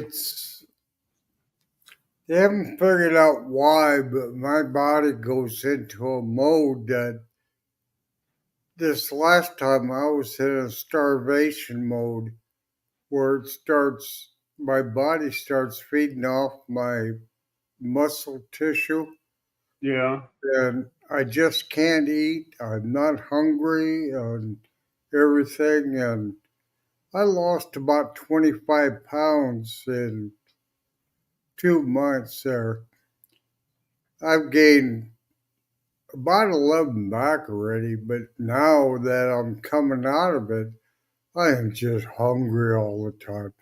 I just eat. Grey Wolf says that it's a great show with 2 stands. Hey, Grey Wolf. He's a good supporter. I see him all the time. He supports everybody. Yeah, he does. Come back up here, Valerie. Crappy Crappy Dave. Nice to see you. Man, I'm going to have to get more 4-pound tests and respool my 12-foot crappie rod. Yeah, I was watching you out there with short sleeve shirt on, and we got up. Well, we're probably at our high right now is 45. Heck, But here we get warmer at night than we do during day. down here today in that sun, it was almost 78 degrees, if not close to 80. Oh, that's cool. And I'd still beautiful. have to wear a sweater, cold but water. I was sweating out there. yeah, for me, when I get the way my body is 90 degrees, I finally feel comfortable. Hey, Tim, what's up? Come on up and join us. We can talk about fireworks. Yeah, I seen that chat today. You guys are talking about fireworks and going across state lines and getting what you wanted and Yeah, nothing to it. yeah, I'm really into fireworks. I'm thinking this year I'm going to do a good backyard fireworks. And hi, Valerie. Hi, Don. Welcome back, Valerie. Ah, I I just want love to do my technology. last backyard fireworks for my kids. If they're not interested in learning how, then it's their loss. We have backyard fireworks here all the time, every year. I mean, Yeah, Tim likes to really do it. Come on so up. It's 60 degrees right now. Yeah, I've been studying up on all the brand names, and you go in the store and you read all this stuff. I had no idea what the hell they meant, and now I'm pretty well educated in fireworks. I've been educated in fireworks for a long time, and now my brother-in-law's educating me again and showing me more stuff I can buy. Yeah, I found some wholesale Bigger, sites where I could order. more bang, more boom. I can order a case of fireworks for about the price of one firework at the store. And I'm pretty excited about that. So this year I'm going to do a good one. And I enjoy wiring them all together and making something out of nothing. Like bottle rockets, you take duct tape and lay it down and lay all your bottle rockets and roll them up. Put a quick fuse in between, and you can take a dull firework and have a pretty nice display out of all of them. You could, if you taped all those fireworks together onto one stem and combined all the fuses into one, you'd have one massive bottle rocket that would go kaboom really quick at 90 feet. Yeah, I like loud ones. But I'm not going to give you any ideas like that because I know what my ghost behind the panel would say. Stop that. I told my kids this year they're going to have to get permission from the city and find a place to do it if I'm going to do this, because I wish I lived in Indiana, Missouri area. They have all these courses. You take them, they're $100 a day, but you get your certificate. Then you can buy the Proline fireworks that are bigger and better than regular fireworks. You see, I like what I like doing is I like going across the state lines and getting them rolls of Black Cat firecrackers, anywhere from 50 to 500 to 35,000 rolls. Yeah, Just they sneaking make them some under someone in the middle of the night, lighting the fuse and walking off. Yeah, they I'm make gonna some big get ones, don't they? guys. I'm having a problem with my phone, so I am going to step down. And Don, I'll see you in chat. Avid, talk soon. Valerie, it's always a pleasure to see you I in have chat. ideas for those. I have ideas for those 500 round rolls of firecrackers. So you take care, Valerie. Boy, I just got rid of everybody. No. Tim won't come up. Butterflies went down. Tim has to go out to his garage before he can come up. He has to get dressed and go outside and get his coffee and all that.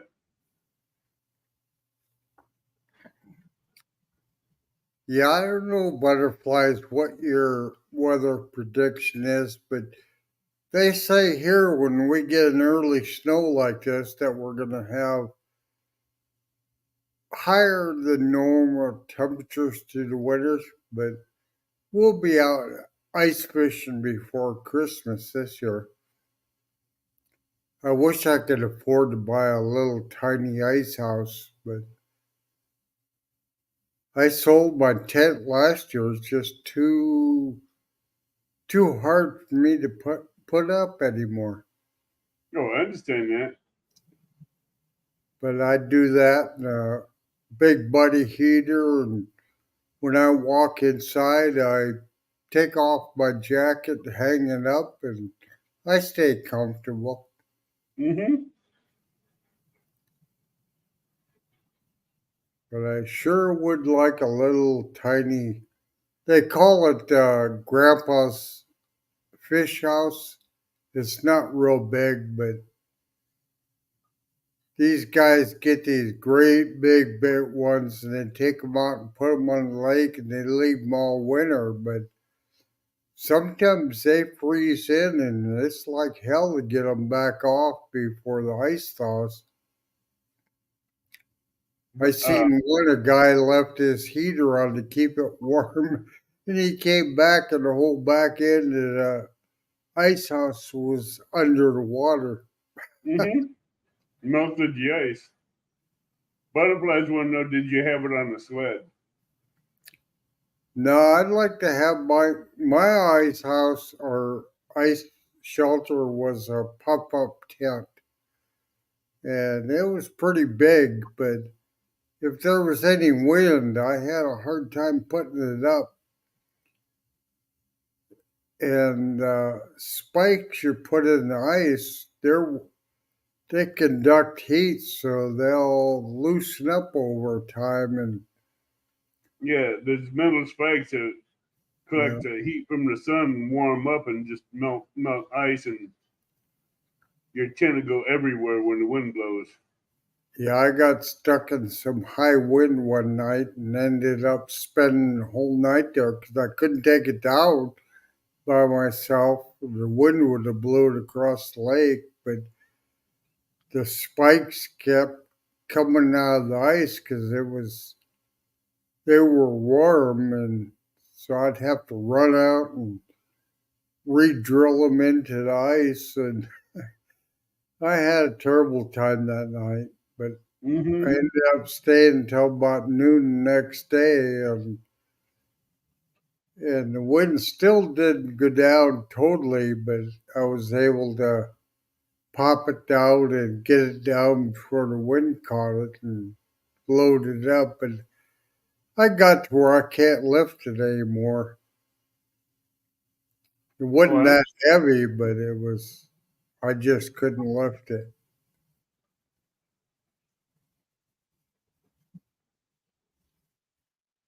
Yeah, Gray Wolf, most of the ice fishing is from half hour before sunset till about midnight, 1 o'clock. And I hate tearing things down at 1, 2 o'clock in the morning when it's 15, 20 below zero and loading it up to go home and then driving home. I'm just not a young man anymore. that's a pain in the butt. That's a pain in the butt to do. But if you can stay, you'll have morning bite. But Mm-hmm. they'll bite throughout the day, off and on.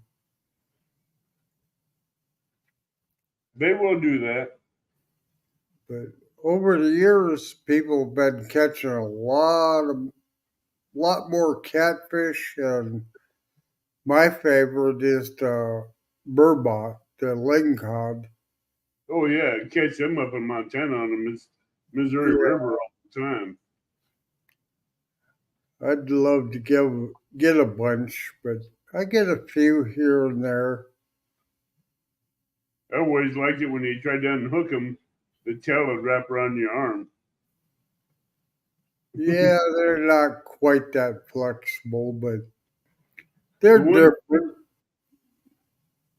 The bigger ones up here would. Yeah, they're the only freshwater cod we have.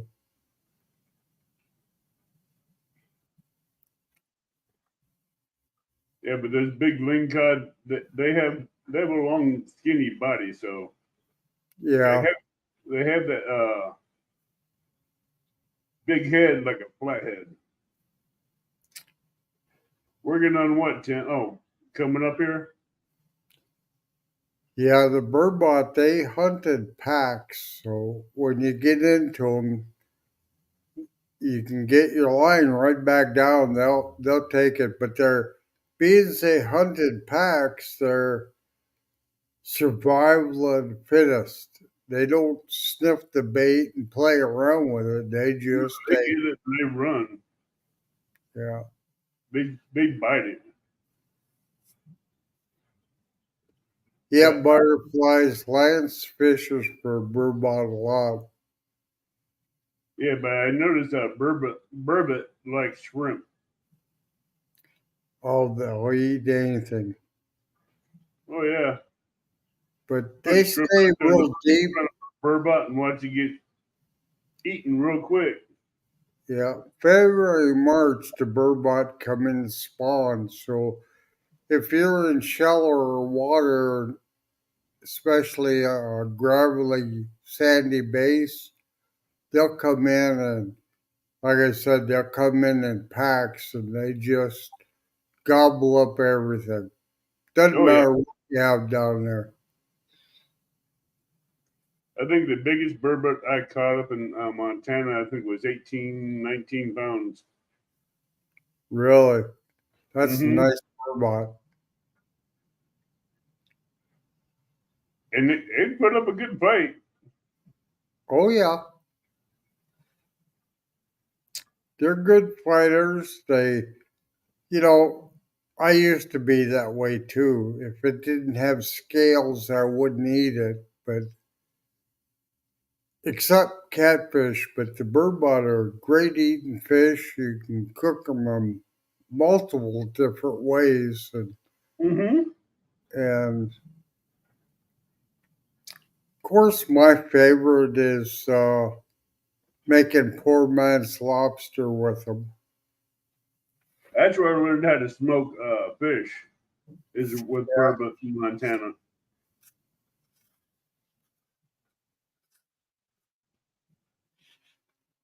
That's where I learned how to smoke catfish and fish, and how they come out really good with applewood and hickory on an offset smoker.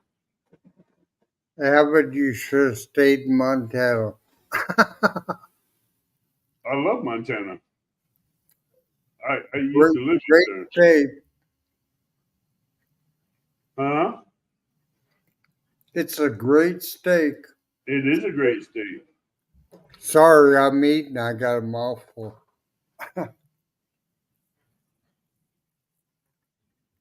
Montana is a very great state. Yeah, I'd like to move to get out of the cold weather here and move to western Montana or Idaho. The only thing I don't like about North Dakota and South Dakota, it's flat and there's no trees. So grew up in the western part, and we had the Badlands, so I never noticed that as much. But when you got the Arctic breeze coming down from Alaska blowing through North and South Dakota, there's nothing there to stop it. It just keeps going. You're right. It gets crazy. Butterfly says, "It's okay, Don. Get your weight up." Thank you, butterflies. I'm working on it. I'm about 35 pounds under what doctor wants me to be. What does your doctor want you to be at? He'd like me to be at least 185, and I was down to less than 150 a couple weeks ago. So now you got to gain 30 pounds of weight. Yeah, but the way it's starting out, I don't think that's a problem. It sure is nice. I can eat anything I want as much as I want, but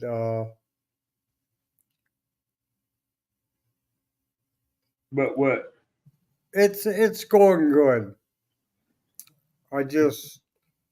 I fear getting beyond that 185, but I was at 235 for years and years. And then all of a sudden this stuff started, and If I could lose weight and get down to 235, I'd be happy. Yeah. And then I ended up down to less than 150. Yeah, Valerie, that's my savior. I drink 2 protein drinks a day, and I got some mixed stuff that I take, but I think that's what's always pulled me out of these funks I get into.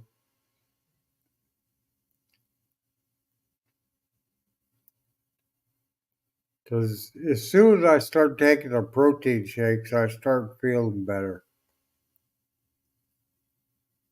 Yeah, butterflies, we both got to be careful about eating healthy because we don't need other kinds of carbs and sugars and high cholesterol.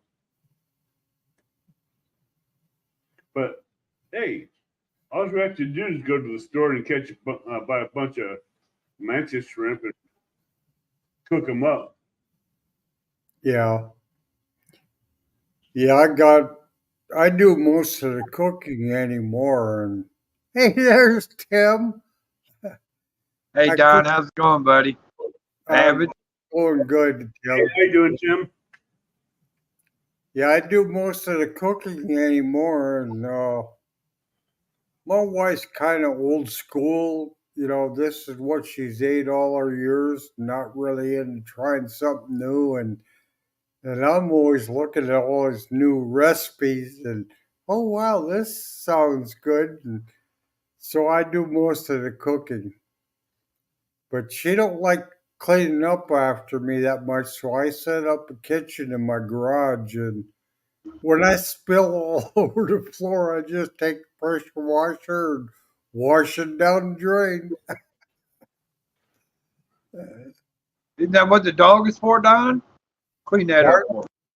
Isn't that what the dog is for? Clean that up for me. Yeah. And I try to keep my dog from doing that. She didn't want to leave me alone when I eat. That dog would gain weight really quick if we did that. So how you doing today, Tim? What have you been Tired, up to? man. I worked my butt off my yard today. Man, leaves. Jeez. Hey, I worked my arm off today. I watched a little bit of it this morning, Abbott, between blowing leaves out of the rock gardens. Tell you what, I went through, I think, 16 or 18 packs of jigs. There's jigs from brush piles, orange and chartreuse, 1/32 ounce size. I went through about 16 or 18 of them, and the place where I got them from, he don't have any more in stock. What, couldn't stay out of the bushes? Or were they just eating them up? They were eating them up. Those bluegills and crappie were tearing them up. So those brush pile jigs are really soft plastic then, huh? No, these were the thick gel ones where the hook go through them. But the way they were hitting them and tearing them apart, they wouldn't last long. They were hitting them things hard and fast. Because I put a wax worm on the other side of the hook, and they're trying to get the jig and the wax worm at the same time, and they're biting down and pulling on it. So, Tim, did you like that link I sent you today? I got the link, yeah. I haven't looked at it yet. I mean, I looked at the site, but I haven't been on there. Yeah, this guy, he shoots off every firework you can imagine. And boy, I tell you, I've got an education on what brands to buy and what not to buy. And I find it really educational. I need another place to buy fireworks from. Well, I go over there. When I go over there to Indiana, you know, the big stuff they got over there, they got a QR code on it, so you can scan it. It'll show you exactly what it does. Yeah. Before you even buy it. So that's my best way to do it. You see, I like buying the big bulk rolls of firecrackers, anywhere from 25 to 1,000 firecracker rolls. Yeah, this guy gives you some good sites going on. You can order them; they'll ship them right to your house. And I figure if I do a little bit throughout the year, it won't be such a financial crunch. 4th of July. Yeah, because I spend a lot of money on the 4th of July, but yeah, it's well worth it. I'm convinced if it's raccoon fireworks, it's good. Black cats, not so good. They just a little less than big rolls of firecrackers and the mortars. Yeah, I like the big booms. I like using those mortars and firecrackers to get people's attention. Yeah, I've gotten more into buying the boxes than individual shell type stuff anymore. yeah, he shoots off every kind of box you think of and gives his opinion on how good they are. And, yeah. And known to I learned so much about different fireworks and stuff, and I never knew. I go in and look at it, look at the description, see it. And you don't know really what it is until you buy it, and then you get disappointed. But he shoots off hundreds of boxes and stuff and gives you his opinion. And I've been known to tie the end of the beginning of the fireworks fuse to the mortar and wrap the fireworks all the way around that mortar thing, so that's the last thing to go off after the fireworks go off. Then yeah, he goes through all the with that.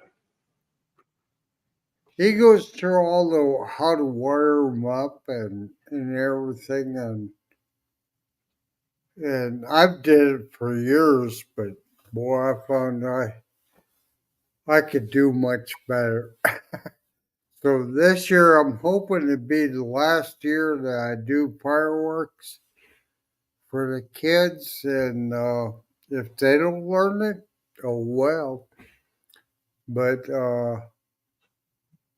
yeah, I'm looking at for less dollars to do a good final fireworks show for the kids.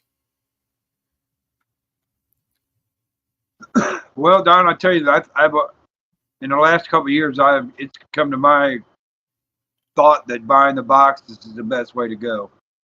Yep. Yeah, the big mortars, those are really good to get. Yeah, because it does different things, you know, and they're relatively inexpensive, $40, $50, $60 for a box, but yeah, for a case that has 18 to 24 mortars in it. Yeah. Yep. I'll be back in a minute. I'm gonna check on my coffee, and got to hit the little boys' room real quick. Yeah, you do a few of those boxes and wire them together, and you got a hell of a display already. Yeah, I've always been the honorary one where I get a big box of mortars or those little tube mortars and take the 500 or 1,000 round fireworks and wrap them around the box after I tie the pieces together.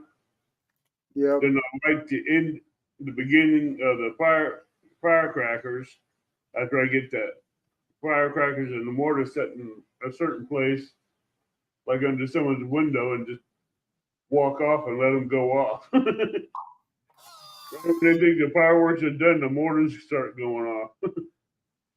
Yeah, it's all up to your imagination and how you do it. Yeah, but I'd be the one that would wake someone up in the middle of the night with one of them things.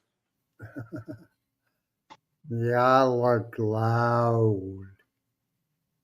I'd make a mantis shrimp go nuts.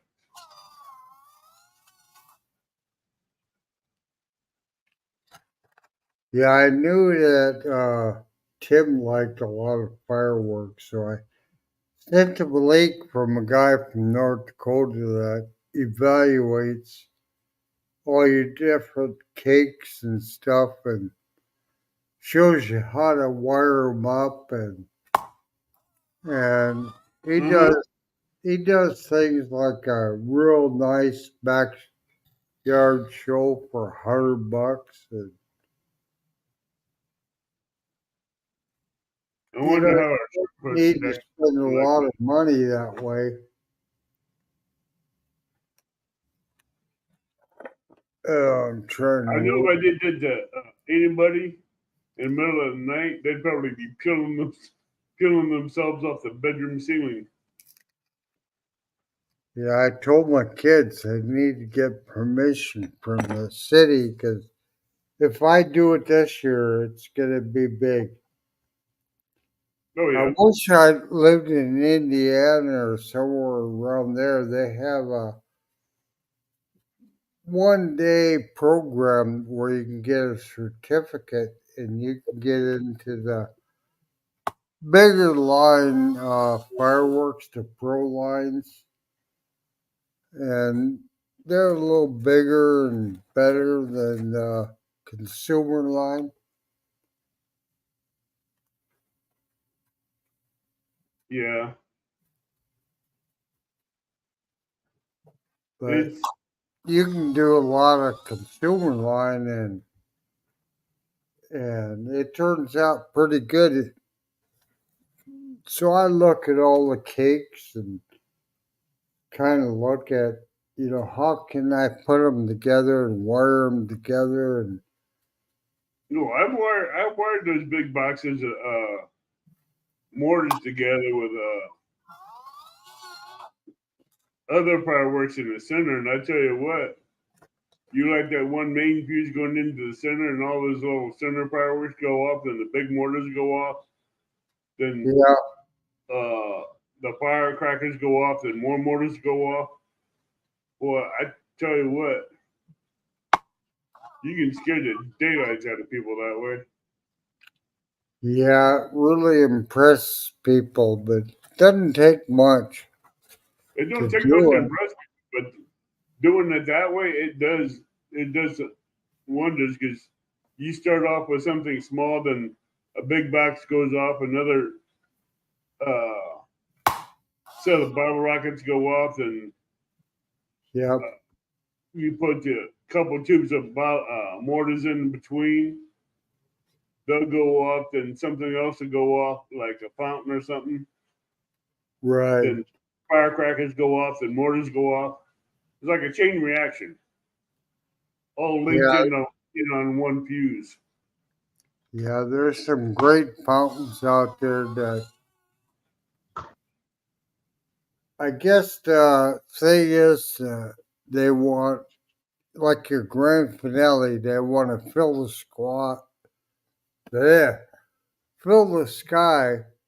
and so they have fountains going off for your low level, and maybe 200-gram cakes going off for your mid level, and Right. 500 grand for your upper level. But it doesn't take much, but if you know what you're doing, you can make quite a display out of very Yeah. little money. 3 years ago, I tied, for a grand finale, I tied 12 64 count mortar boxes together, and they all went off at the same time. Yeah, that's pretty cool.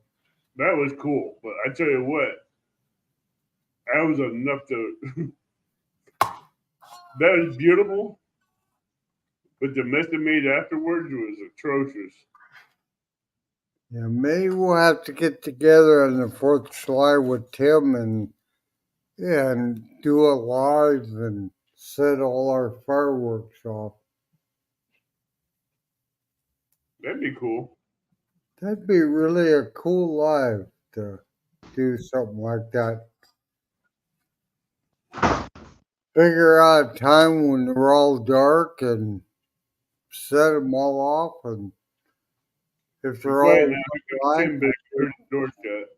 pretty wild. All right, I'm back, fellas.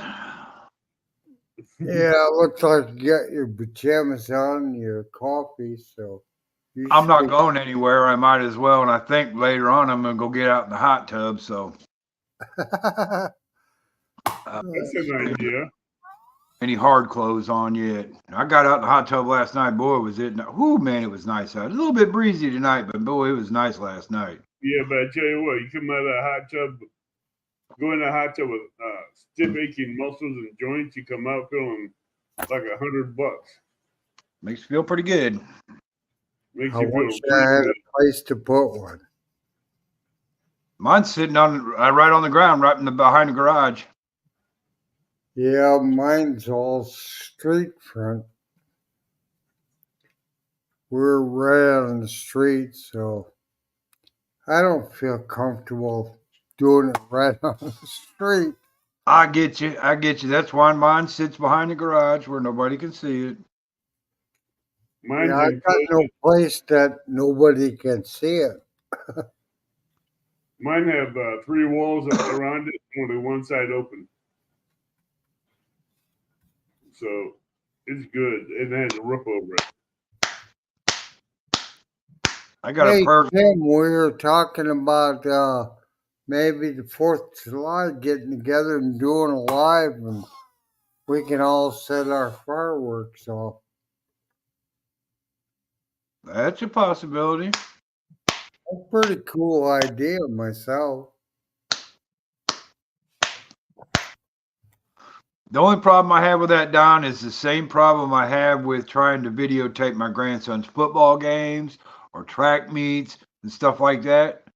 When you're videotaping, you miss it all. Even though you can go back and rewatch it, it's not the same as with your eyeballs. Exactly. That's the only bad thing I don't like about it. I mean, it's a good idea. We'd get to see other people's fireworks. That would be cool. That'd be pretty cool at 4th of July. All three of us shooting them off, and people can watch what they want. It's kind of funny because whenever I go over to Indiana, they've got police officers around there all the time for security reasons because it's a lot of cash over there. Mm-hmm. My daughter gets scared as hell going in there, and I'm just like, man, they don't care. It's 4th of July. They don't care. They don't care how much fireworks you have on that cart. No, man, I'm The telling only you, thing they take care, that big old cart. Have a nice day. yeah, the only thing they care about is if you got the Cool money to pay for it. fireflies. The only thing they care about is if you have the money to pay for it. Yep. Yeah, I didn't know there's a certificate you can get. They have a lot of courses in Indiana, but it gets you up to the pro line without going into the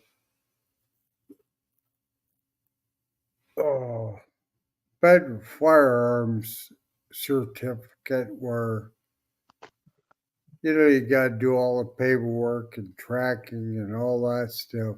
But Well, I imagine Shelton's is the one that does that over there in Indiana. Yeah. Well, it's nice you can upgrade your fireworks and they don't cost any more, but you're getting bigger bang for your buck. 4 years ago, I went to Indiana, got some. I went to Ohio, got some. I went to Kentucky, got some. Went to Tennessee, got some, and came back. Well, heck, And Avid, you're just like me. Go across the river. Yep. hey, I went to Ain't three got no different river states. to cross.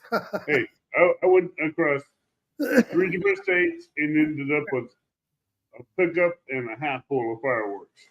Yeah, you just go over to Missouri. It's right across the river. I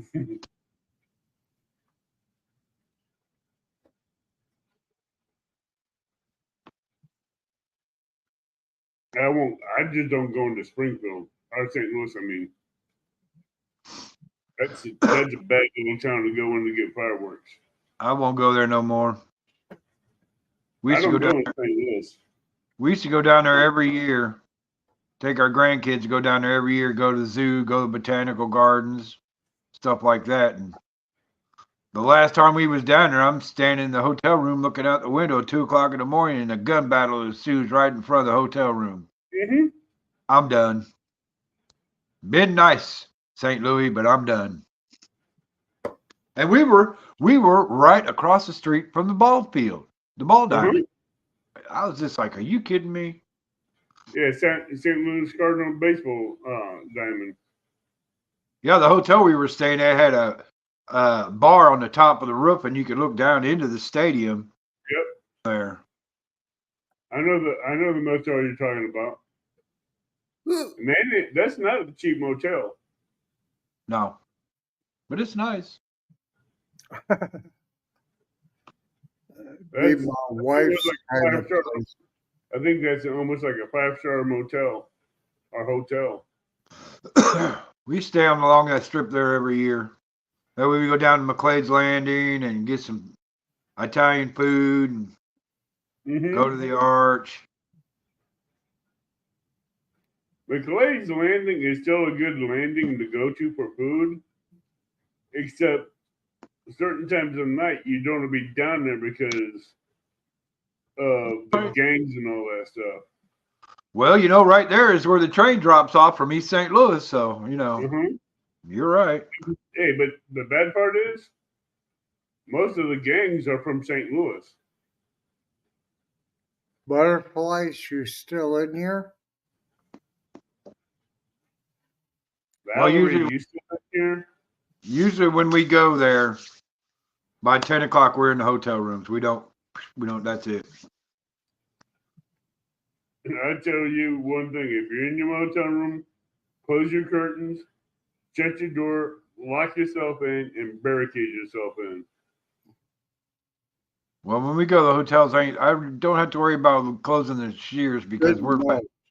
give me 10, 12 stories up, please. Valerie, nice to see you still in here.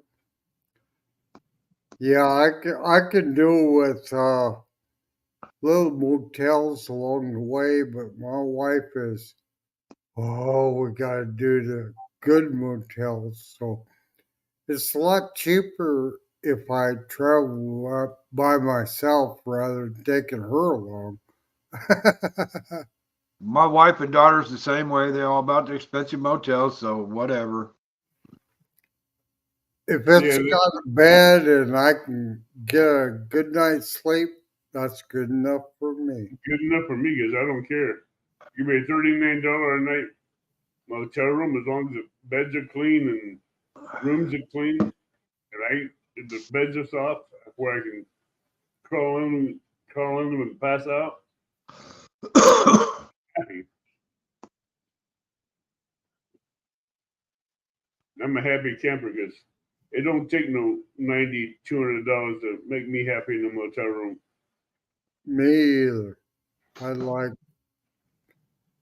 just, say we're camping, she's got to have a fifth wheel. I said, Oh, you got yours already? Yes, sirree. Damn it. I haven't Hey. got mine. The Patriot rod fits in there perfect, baby. Perfect. I haven't got mine yet. Well, I tell you what, the cookies that came with them didn't last long. I knew that. Did not last long. Hey, he sent me these right here too for he sent for skipjack, but we don't have no skipjack in this area, so these would be good for white bass, man. I'll tell you, the white bass will tear these up. I tell you what. Would you? He disappeared. No, I'm right here. Go ahead. I just set that down. What did you think of What- Naomi's cookies? what Did you eat them by rock yourself or holder did is your that? wife help you? They didn't last long, Avid. That's all I got to say about Did you it. eat them or did your wife help you eat them? She didn't even know I got them. Okay. Oh, you went out to the garage, didn't you? I'm gonna plead the fifth on that. You don't have to. Yeah, that look on your face said it all. Cup of coffee in the garage and cookies and like the Cookie Monster. Cookies. I told Dave today, cookies? What cookies? good for you, butterflies. So what rod holders are those, Tim? Those are the ones that Dave from Double Hook Angling makes. Yeah, that's what I thought, but He just started making them, yeah. And I'm telling you, my Patriot rod fits in there perfect. I took it out in the backyard, stepped it into the ground, went right in the ground. You know what? The funny thing about that is those rod holders, from what I've experienced a couple of times I put them in the ground, they're harder to get out of the ground than they are to put in the ground. But those came out easy. Well, I stepped them into the ground. They went in fine. Then I went to pull up on it. It didn't budge. I had to give it the little shaky and open up them holes a little bit before I could pull it out. That is good though to a point. That's what I said. Man, if I can't pull this out, I'm happy. If you can't pull it out, the catfish ain't gonna pull it out. yeah, I talked to Rick today. Are similar to that, but on rocky ground, I really gotta wiggle them to get them in. But I do any of my rod holders. I have some old ones that, boy, I just can't get them in anymore. Yeah, I got old ones like these right here. No, those things no. I got these right here, and I'm finally decided I'm gonna step up to some real rod holders, and I seen Dave's, and I really liked them, so I I bought want me. to try them on my 12-foot rods. That's what I'm going to try them on. They're gonna fit perfect. If he sends you the same size as me, you're gonna love it. 'Cause I asked for the extra tall ones. Yeah, I got the tall ones too. But see, I set my Patriot rod in there and put it right under that middle bar, and man, it sits there perfect. Now, does that one have the three different settings where you can put your rod in it? It's actually got one. Laying down like this and standing up. It's actually got 4. Dave says there's 4 settings on every one of them. I contend there's 5. Really? Because yeah, let me show you. I knew of 3. I didn't know there was 5. Now see, look, you can sit the rod in there straight up and down and go straight down to here, straight up and down. Okay. Or you can butt it up here and go this way at about an 80-degree angle. Right. Or you can let the rod sit up under here and bring it down to about a 45-degree angle. Right. Or let it sit straight across this way and it'll be straight across out. Now, I contend that if you have this rod holder in the ground, you could always take a rod and sit it like this in there. Like one of these right here. Right. You know, you can just set the tip in it right there. That's for like when it's real windy out and you don't want your rod really high up. You can just sit it right in there. Now, that's your 5th position right there. Hey, you can even do it from the back too. So coming up that way.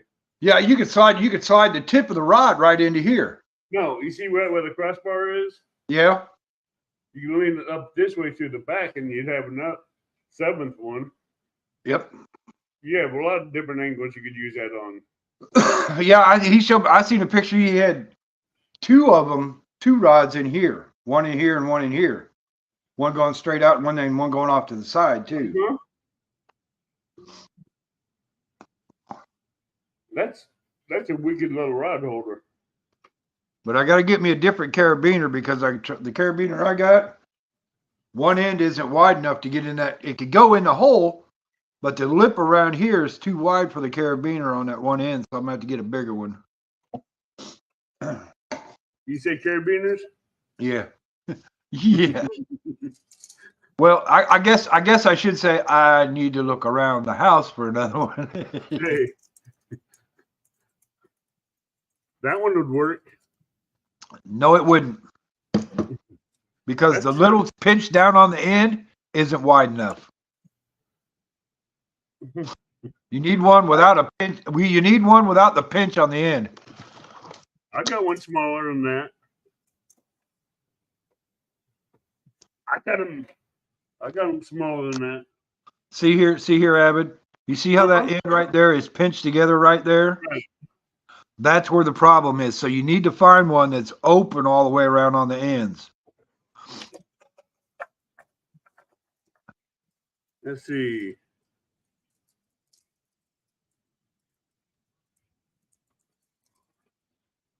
That one there. Something like that. Now that might be too fat for the holes, so you need something a little bit skinnier. That's no problem.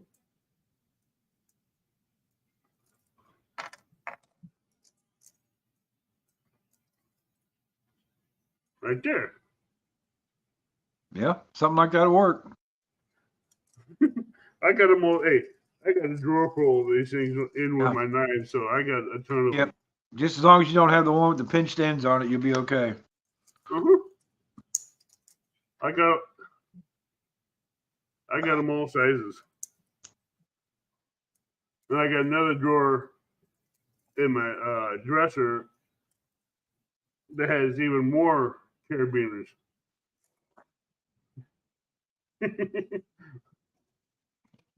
So I got enough carabiners I could probably find the ones I need.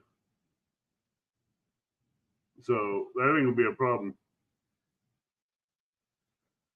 Oh, so when did you get yours? Today? I got them on Friday. Hmm.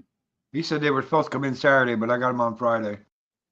Oh, I checked last night. Mine was supposed to be here Saturday, but according to the tracking thing, it wasn't coming till Monday.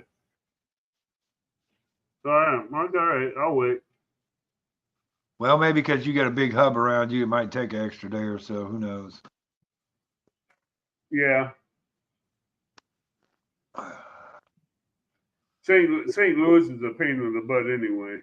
Mine came through just a regular UPS mail. Yeah, well, St. Louis hub, they get a hold of a package and they can lose it real quick in processing. I don't understand why they do that. But we lost Don. Well, sayonara, Felicia. I think you hit the wrong button again. Valerie's done that. He's done that. Monty's done that. Johnny Dim's done that. I'm like, okay. Having this hangout show coming back out. Everybody's doing it for our first. Hitting the wrong button. But this show is going to be coming back. Especially if I go out on Sundays and go fishing. I won't come back. I'm not going to rush to come back and do a live with guests on Sunday. I just do a late night. A hangout instead. All right, Donar. You need to go to bed. Take care and good night, all. Good night, Don. Hey, be careful out there. Take a rest, all right? Yeah, get yourself back to health. We want you back and healthy. I talked to Rick this morning. He told me, he said, Tim, we should be out fishing today. And I was like, I know it. Man, next weekend, I'm going to go down below Carlisle Dam. I think I'm going to try to get that. It's supposed to be 56 next weekend and fairly sunny. I think I'm going to. Here you go, Valerie. Coffee. We're trying to pass coffee. I think I'm going down to Springfield next Sunday. See, I'm going down below Carlisle Dam now that I can lock up the bed of my truck. Yeah. And lock up my truck. Besides, I didn't know shrimp drink coffee, did you? I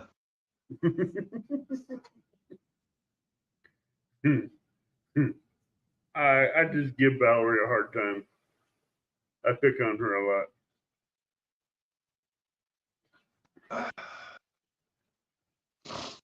Oh. I had a good day today fishing. Did you end up? I seen the picture you had on YouTube, but I didn't look hard at it. Today's bounty. Yeah. I kind of scanned across while I was trying to get to your site, so. That was 21 fish out of 90 I caught. I threw all the small ones back and I kept the big ones. And a good bluegill fry. I gave those fish to someone else that was there that was fishing that didn't catch anything. I gave her the 21 fish, so she could have some fish tonight for dinner. So she'll have enough food. She'll have enough fish to last her for a few meals. I was gonna play them all up and put them in Ziploc bags and bring them home. So they put trout in that lake too, huh? Yep. They got trout. They got largemouth bass. They got striped bass. They got hybrid bass. They got crappie, bluegill, channel cats, flatheads. God knows what other fish is in there.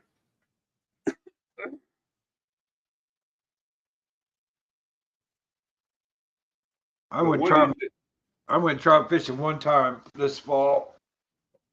And I was sitting there fishing, and right down there in the water, right at my feet, is a goldie swimming back and forth. And boy, He wouldn't touch nothing. Hey, Mastermind, welcome in. Long time no see. He's a gamer. He's a video gamer.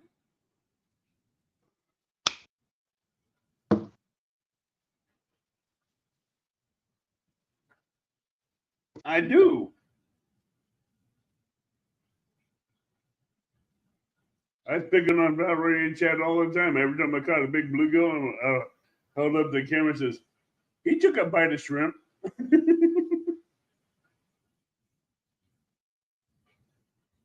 did that same thing with the big crappies. The crappies, I'm like, they took a bite of shrimp.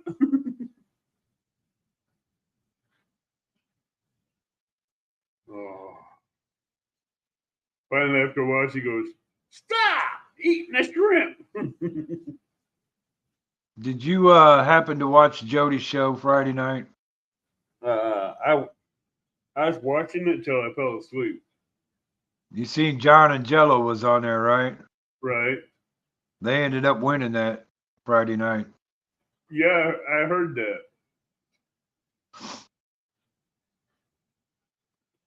Yeah, I know, Valerie. Hush. Hey, now. Yeah, I had my commercial already and asked for the link, but they were having some serious technical issues that night. I don't think anybody was hosting it to where they could post a link. Yeah, so I left it alone. No big deal. Next Saturday night, Lance, Danny Stone, and I'm thinking about joining them for our last overnight fishing show on Saturday night. Because it's supposed to be getting colder down here after that. But I'm going to go down below Carlisle Dam, see if I can get signal. You know, I was getting ready to say somebody else that I watched has done some videos down there, but he doesn't do lives. He does 618. Yeah. I know who you're talking about. But his are all recordings, so I don't know how the live would go down there or not. I'm sure it would go good down there because Carlisle is not too far away, and they got radio tower, cell towers all around over there. So I don't think that would be an issue. Because I could set the lights up on the steps that's going down to the water. I just have to figure out how I'd do the rod holders, the rods, to where they wouldn't get pulled in the water. Yeah, they got a step configuration like Shelbyville does, don't they? Yeah, they got steps on both sides coming down at a V. Yeah. And they got the metal railings. So that I'd have to take some zip ties down there and zip tie my rods to the uprights. And zip tie the PVC rods to the uprights. And hold them in place.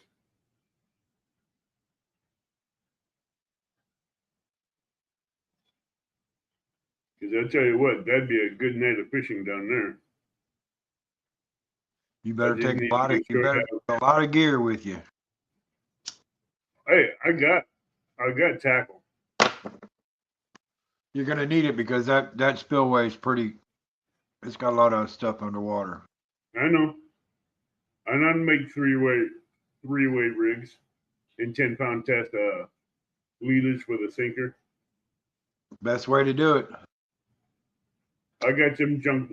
I got junk sinkers I can use for that.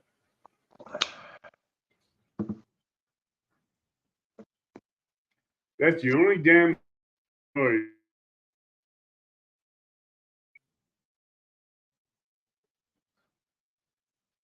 And they got some massive Asian carp down there. 40, 50, 60 pound Asian carp. It's the same way at Clinton. Right up to the spillway, they got big Asian carp in there. And they will not let us snag in there. They won't let us snag either. And I don't get it. They're invasive species. Okay. Right, invasive species, and you got snagging seasons for the state of Illinois. Spoonbill, stuff like that. Yeah, but here's the thing: they won't let you snag them, and they won't let you just throw them off the side of the bank either.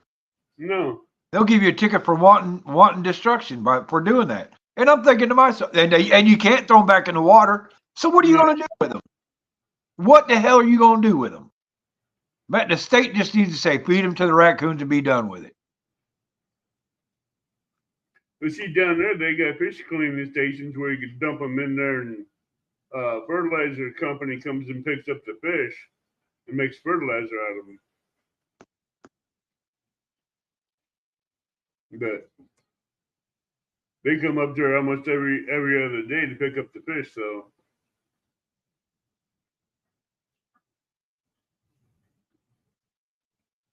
don't know. But the raccoons would have a field day up there. Yeah, I'm just saying, throw it to the raccoons, possums, whatever. There's animals, coyotes. Raccoons, the possums, the fox, the coyotes. There's tons of coyotes over there, man. They'd be tearing that shit up. They'd have a feeding frenzy on that stuff. The only problem I see with that, is if you was allowed to throw them out on the bank, I wouldn't be going down there at night. No. Because if there was a plentiful amount of fish on that bank at night, them coyotes are going to know that. They're going to be there every night. Mm-hmm. They know I throw food out the backside of my fence. They come up my backside of my fence all the time looking for something. See, you'd also have to worry about the bobcats. Yeah. Because there's bobcats in this state that will come after those fish. Free meal right there on the bank. It's game on. Every predator would become after them fish.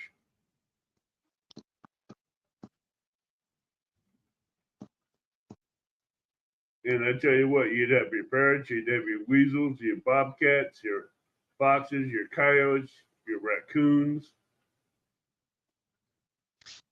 Yeah. Anything that eats meats and veggies would come after them. Come after that. The state sometimes just makes stupid rules. I don't know. Mm-hmm. I even called the biologist for that area, and I says, you know, dude, you're worried about the overpopulation of Asian carp down here below the dam, and you got people that's here wanting to snag them and take them out, and you made it illegal to where people can't do it. And you're worried about the fishing down here because of the Asian carp. Bow fishing ain't doing much good down there because they're bow fishing for anything that moves or swims. They're not going after just after the Asian carp.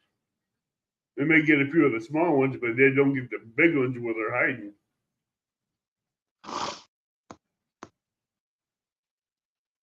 But it is what it is. But this time of year, fish and game are more out looking for hunters. So you can get away with it. Hey, have you tried the Suffix 832 braid?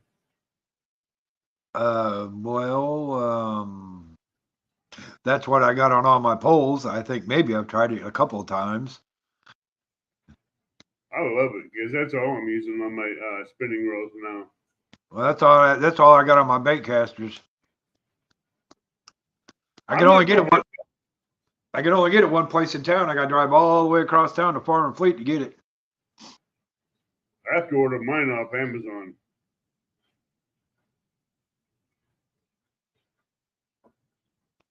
The 500-yard spool.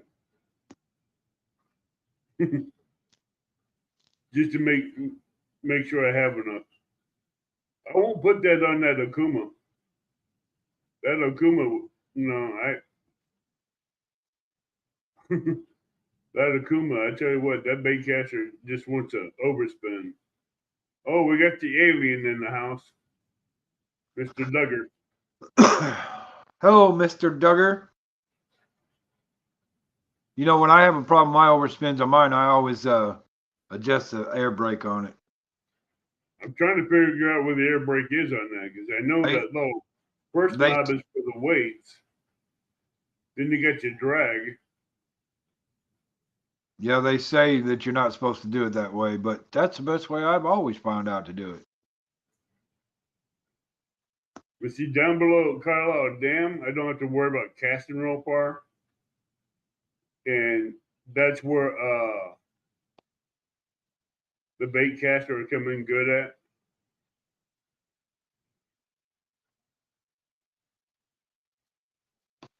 Here, just a second.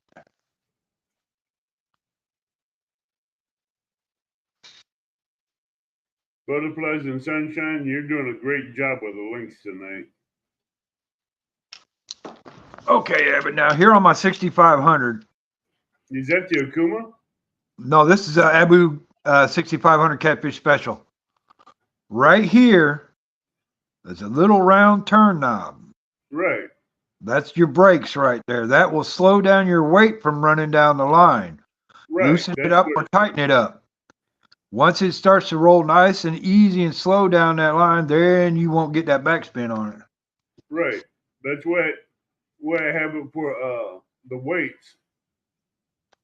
Yeah, that's basically what it's for when you get the different size of weights, you adjust to that.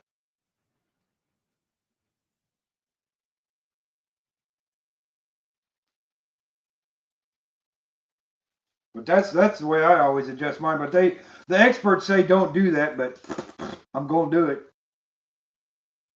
Well, you gotta do whatever you can to keep them getting a backlash. Yep, if it works for me, I'm going to do it. You playing with the chimes again?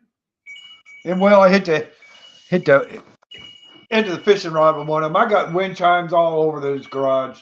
I know. I see 3 of them right above your head. Oh, the whole roof is covered with them. My wife buys them. She don't like putting them out in the weather, so they're in here. Well, they're meant to be outside. Yeah, I know it, but whatever she says goes. Happy wife, happy life. I just like whatever. No comment to that. I mean, I'm not kidding. I bet I got 50 of them hanging from the ceiling around here. I know. Everywhere. I bet it's got to the point where we got to get real picky when she brings some home because I'm running out of room.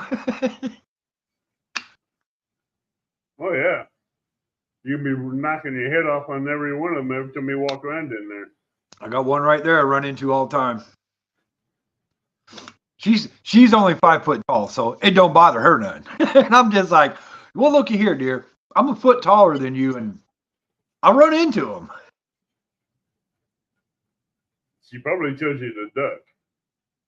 Yeah, well, I just walk around them. Well, I shouldn't have. Welcome in Bank Fishing Adventures. Oh, somebody's up. Hey, baby. If you don't want to get on screen, don't come around this way. What you looking for? I want my kitty, and my bear. Uh-oh. Uh-oh. She wants Christmas stuff out. All right, let's see. Uh-oh. Ones that sit on the... You want this kitty here? Yeah, that's my new one. Butterflies and Sunshine, you have to walk into them in the garage to get them off. To get them to go off. And what? That kitty there? That's not a kitty. Oh, that's a dog. Okay. How you doing, Bank Fishing Adventures? Which bear you want? That one? This one? Yep. Okay. And the other kitty's in the... You set him in there. In the cardboard box. All right, I'll find them. I'll be with you in just a minute, Abbott. Don't just put it right outside the door. No problem.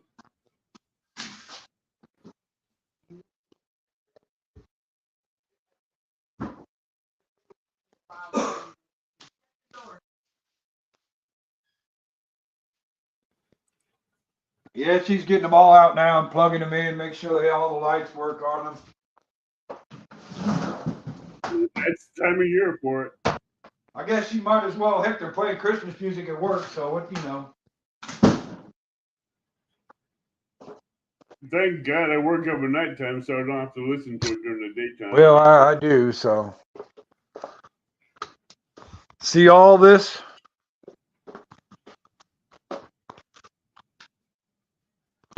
Oh, there All it is. that. Hold on a minute here. Getting dizzy.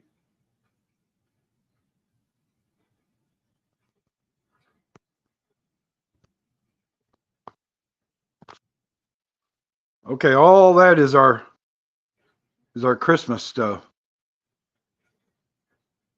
Holy cow. Oh yeah, the whole yard is full at Christmas. That's just boxes upon boxes upon boxes of stuff. And what about the house? We don't do nothing in the house. We do it all outside so people can see it.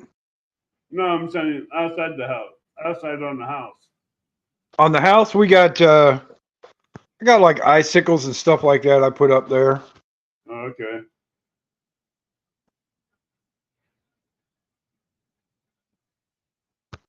Oh, that reminds me. Getting closer to Thanksgiving, we're gonna have to start pulling down our Christmas decorations.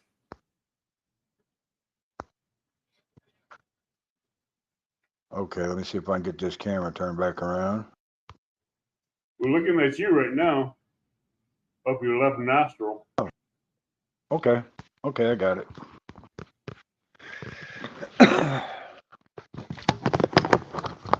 Back in the holder for you. There we go.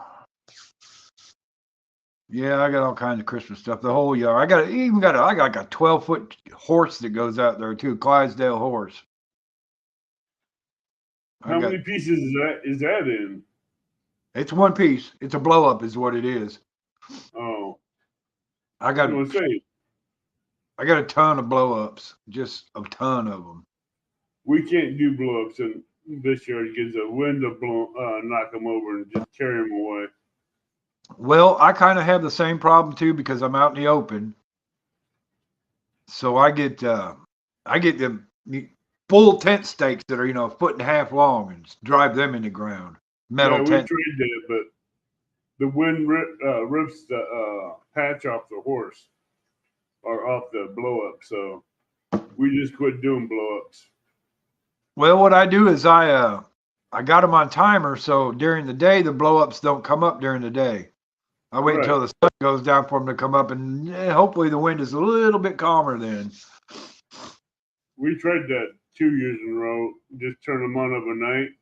We had a 4.5 foot chimney with Santa coming up, goes up and out of it. It got tore up. Well, I will, if the wind is blowing really, really hard, I will go into the garage and unplug them so they don't come up. I went out there one night and unplugged all the blow ups so they wouldn't come up in the wind. Then you can tell the dead spaces in the yards where the blow ups weren't lighting up. Well, I've got mine down to a science where I've got everything lined up in a line that comes into one spot. So if I wanted to turn everything off at once, I can do it. Yeah, pull one plug. Well, actually two different plug sets, so I don't overheat the plug. But you know, Christmas lights, they don't pull a lot of wattage at all anyway. So. No. Especially the LED ones, they don't pull hardly anything. But blesses, I start mine the day after Thanksgiving. I will probably be doing the same thing. I'll be pulling ours down a couple of days before Thanksgiving. Then it's going to take forever to get them put up.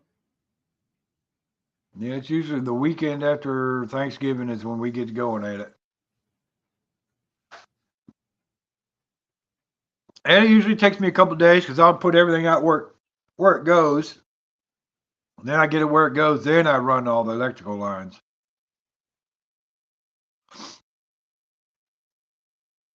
Yeah, we start running. We do the lights, decorations. We have 2 berms that we decorate with lights.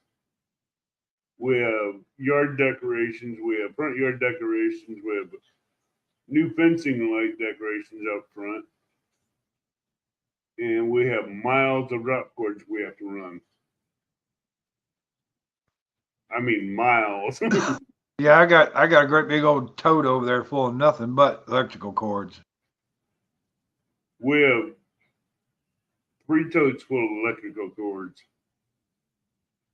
And I tell you what, 3 ways, 4 ways. We have splitters, all that kind of stuff. I got 3 ways. I got stakes that go in the ground. It's got timers and stuff on them, all kinds of stuff. We got the waterproof timers. I use those for my fountain in the backyard too.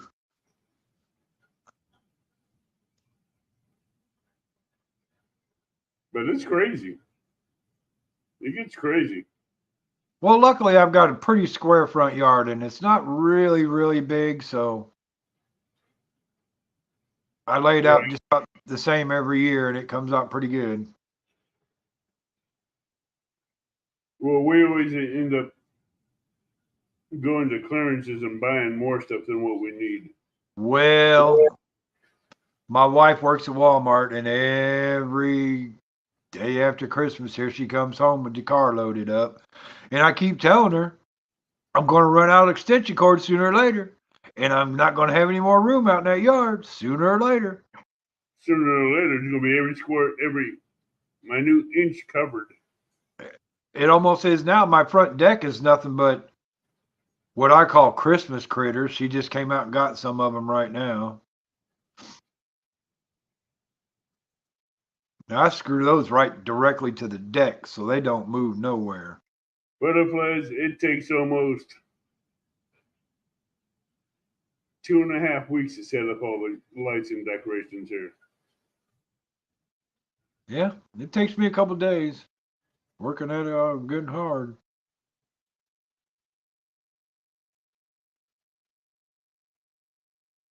Oh, I'll be glad to see this auction sell my Ranger. Hopefully I'll get the price I'm asking instead of people lowballing. One guy wanted to lowball it because he's gonna just buy it for under the floor price I was asking at the auction, and take it, put the parts on it, put a new muffler on it, fix it up, and bring it back to the auction and resell it. And he didn't want to pay a decent price for it. Of course not. He wants to make money on it. Yeah, but I don't need to get ripped off in the process either. Well, that's true. And I told him that to his face. I was working one Thursday morning and he didn't know I was the one that was selling the Ranger. He goes, I won't buy that 96 Ford Ranger for $300 and I want to take it over to the scrapyard, fix it up and bring it back and sell it then. I'm like, well, how much do you think you're going to pay for it? He goes, oh, about 300. You gotta sell it for $300. I'm like, you think so? He goes, yeah, I'm sure. I'm like, good luck with that. It ended up as a no sell.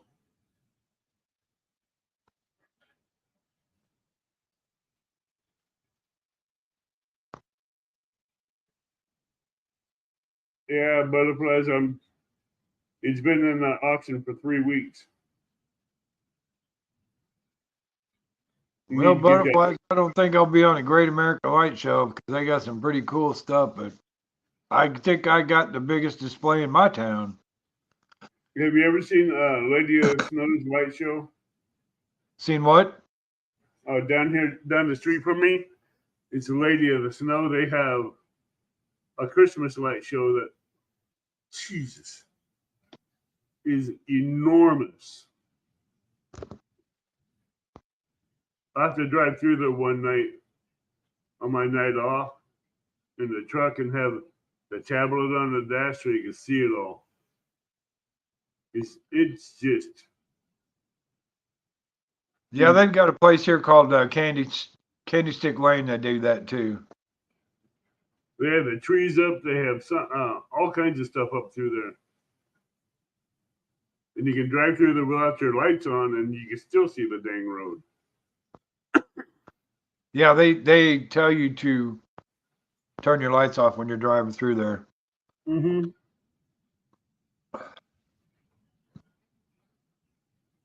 I have to do that through that one because my lights are bright anyway.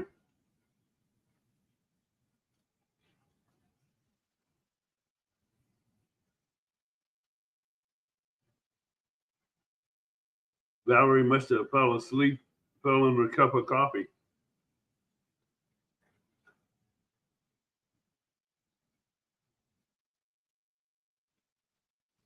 Time for me to go get my second cup of coffee.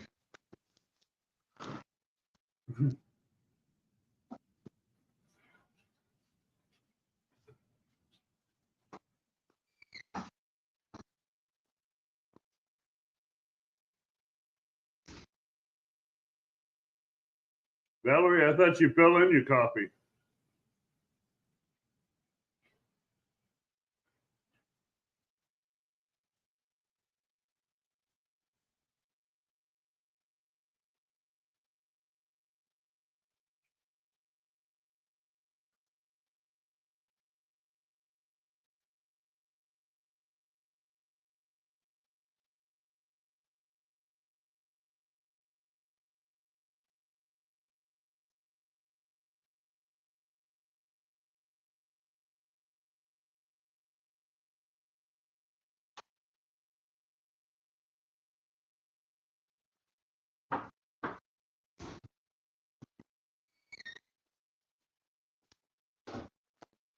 Dang, I got set back down for you to find that other kitty for. I gotta go back over here and find it. All right. That's a bobber for a shrimp.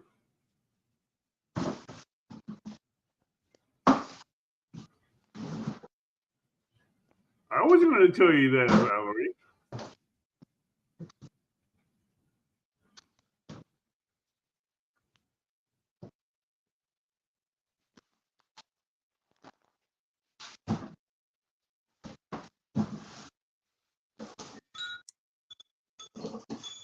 I would say that makes a perfect earring for a shrimp.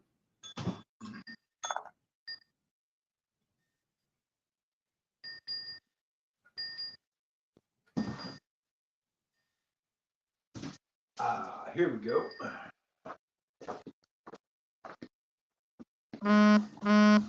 Yeah.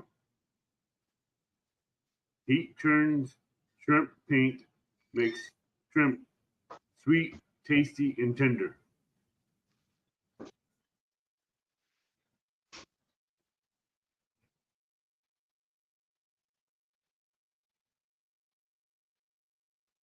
Whether it be pan fried, stir fried, barbecued, grilled, or air fried.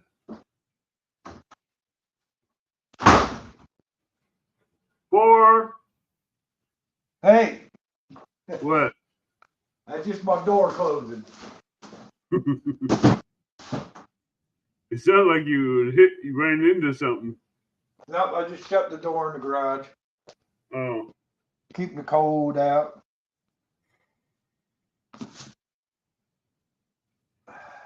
So you can't put shrimp on the heating pad. I think I'm getting ready to get a whole bunch of Christmas critters sitting in my front room here pretty quick. You're gonna have Christmas critters all through the house. Yep, she's in there putting them together now. That means they're going to be sitting in the Well, what we call the purdy room, because you don't go in there and sit down. You just get a look at it as you walk by. How big is a pretty room? Oh, it's a living room. It's fully furnished living room, but you don't go in there and sit. You just get a look at it. So, how many living rooms you have? Just one? Well, we have one, but we have an add-on on the back of the house that's our multimedia room, where we have all our games and TV TV, and stuff. VCRs and stuff like that. So that's where we go and watch, all our stuff. And like I said, the living room is what they call the purdy room. That's bad. Well, my wife has decorated the house to where you would never know a man lives there. It's so bad. That's really bad. Well, it's so bad, and I'm going to do a bedroom confession right now. Our walls in the bedroom are pink. I'm just saying. Oh my God. That's why I go in there and turn the lights off, close my eyes. I don't see it. But then again, happy wife, happy life. So no comment.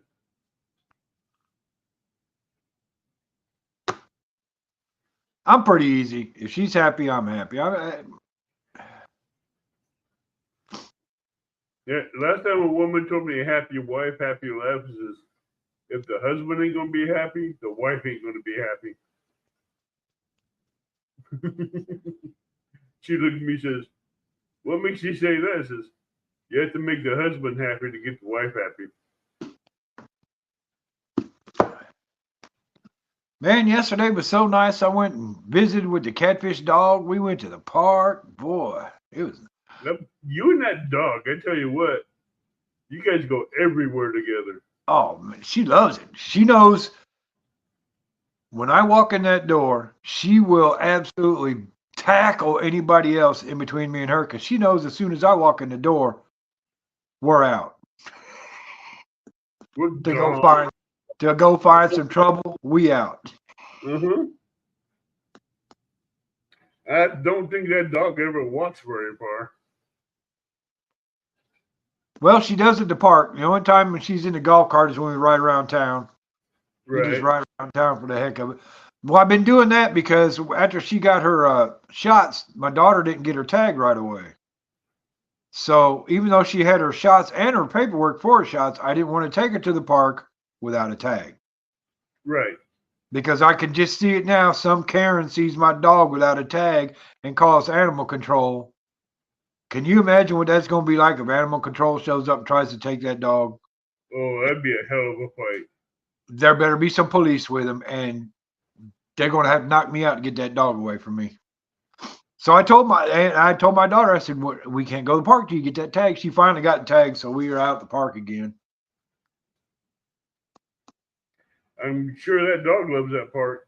Oh, she does, because it's all wild out there. The Sangamon River runs through there. Matter of fact, we were just down on the river yesterday, and I'm telling you, it ain't but 1.5 feet deep, if that. I could see bank all the way across underwater. And how far does the dog go out in it? She don't like water at all, period. She don't even like going out in the rain. That dog is Paris Hilton 100%. Kind of reminds me of a shrimp I know. Problem is that dog's so spoiled. I spoil the hell out of that dog. Yeah, put her up on a golf cart seat and just drive her around, and she just sits there. She loves it. She loves it. The funny thing about it is when we go to the park, I used to put her in my back seat. I'd roll the window down. She'd stick her head out the back window all the time on the way to the park.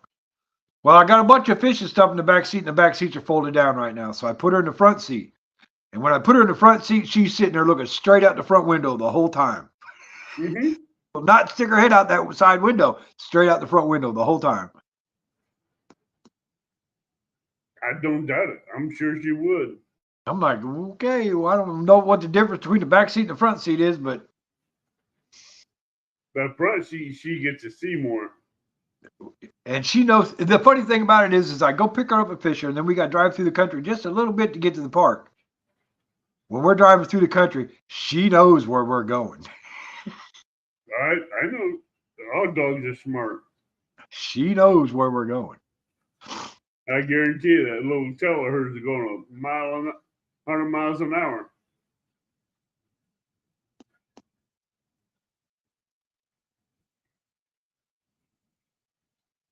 Nine people in chat.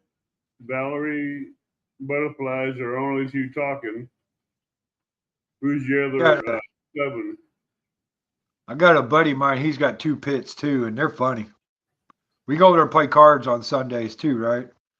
Right. And somebody gets up at the table, go to the bathroom or whatever, the dogs are all fine. But they know, I don't even have to say a word.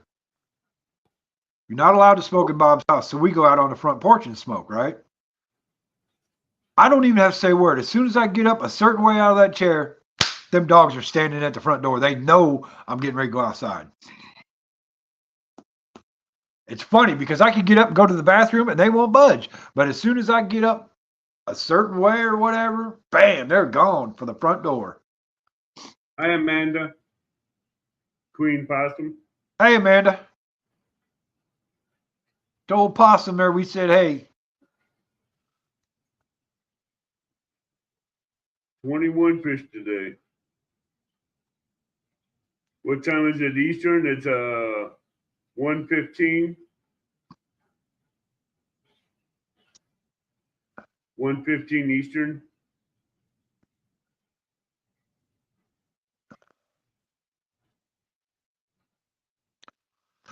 And what's with this time change, Avid? I thought the state of Illinois did away with that?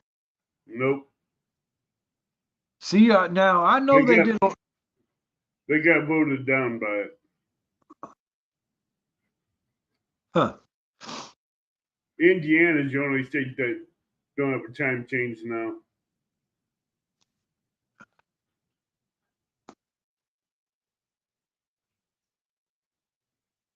I wish we could keep one time change because it'd be perfect. I say instead of going an hour forward, an hour back, just go a half hour one way or the other and leave it there. Yeah, split it down the middle. Oh, here we go again. What you need now, baby? I forgot my zip tie. Okay. Little white one.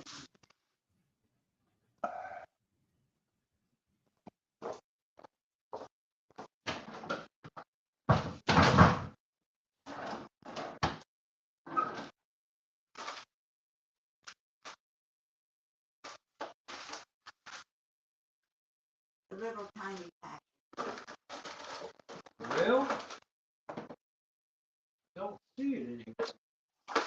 I see the black garden ties. Amanda, we know possums, they walk slowly. Just give me the big round thing. There should be some in there. Oh, yeah, here they are. Yeah. Okay. I was looking for some smaller package. Oh, yeah, there's the big package in there. All right, there you go.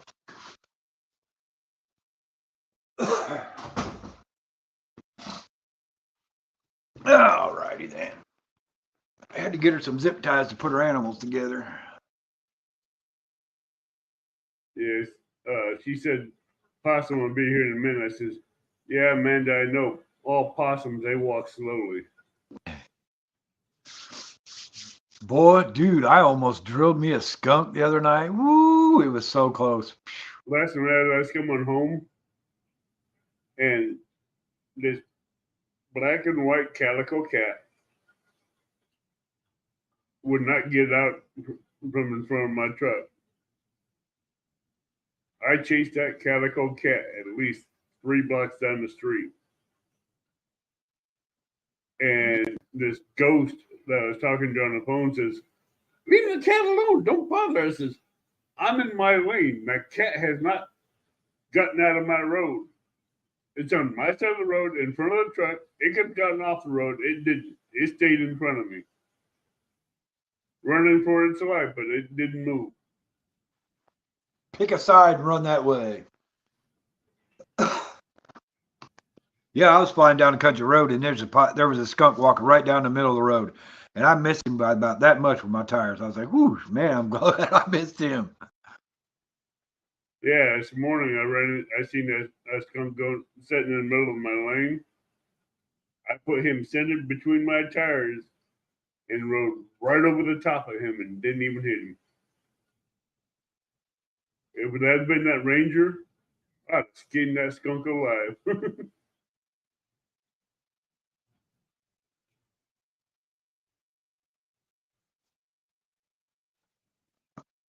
But it's just funny how much,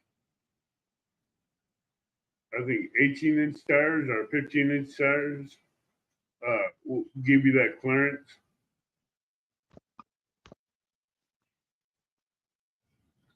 Oh, Amanda, what'd you do? We ran over the possum. Amanda says they got dead possum at the end of the road.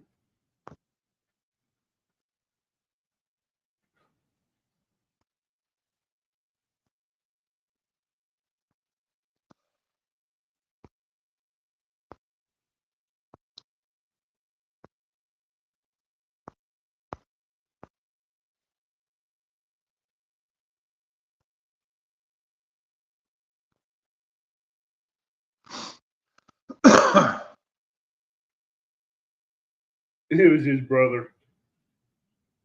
It was Possum's brother that killed it. What's for dinner tonight, Amanda? That's what I'm curious.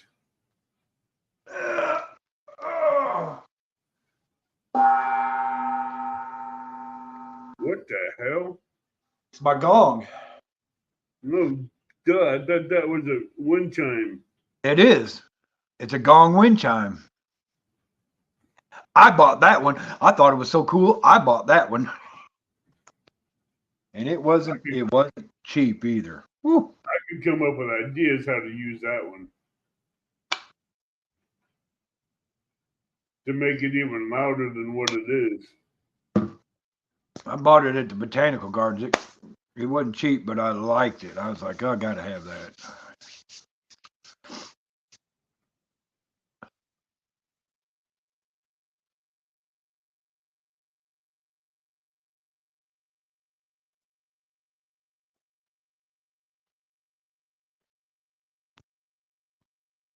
Boy, my controls just ain't working worth a crap tonight.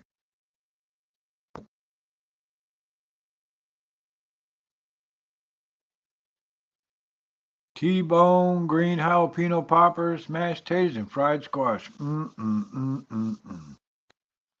Jalapeno poppers. Hello.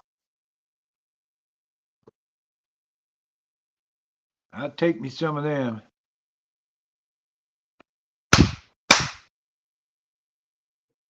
There you go. Been a long day, Evan? A long day. Been a long day, huh? Start calling you Jody here in a minute. Hey, Brian B's the one that started all this falling asleep on lives. Oh, you know what? I remember hearing about it. They were just talking about that yesterday. T-bones, greens, jalapeno poppers, and mashed potatoes, and fried squash.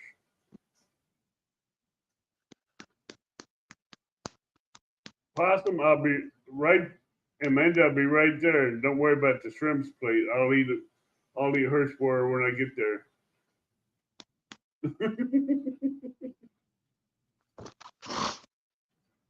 Yeah, like I said, I was talking to Rick today, and he said we should have went fishing. I think we're going to go next Sunday, hopefully, if the weather's right. If I do this right, I might be on not Valerie's. Valerie don't have a fishing channel, a fishing show. I might be on Jody's fishing show Friday night.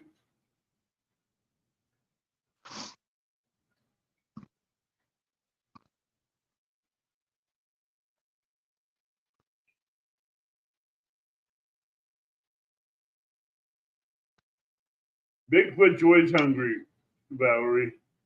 Bigfoot needs 2 plates to fill him up, if not 3. Now, do you remember back in the good old days of the Beverly Hillbillies when you used to have the big Jethro bowl? Uh-huh. Okay, now there's a Bigfoot bowl here. Uh-huh. What did you do? Lose his phone, Amanda? Or did you hide it on him? The dogs got it. They're all doing their own live right now. They probably didn't. No, I'm going to shut up on that one.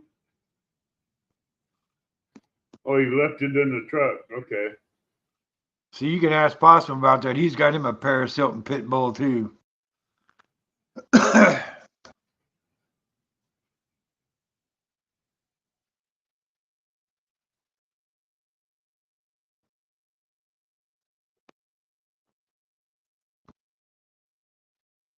Oh, shit.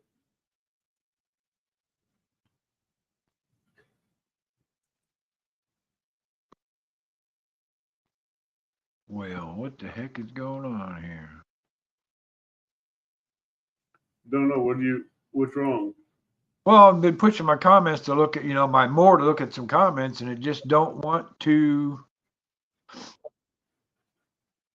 I got to press StreamYard. about 5 or 6 times before it'll come up.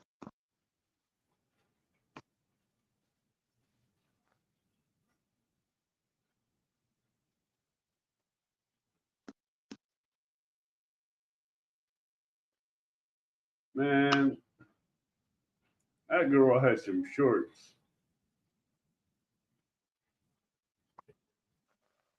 Boobs.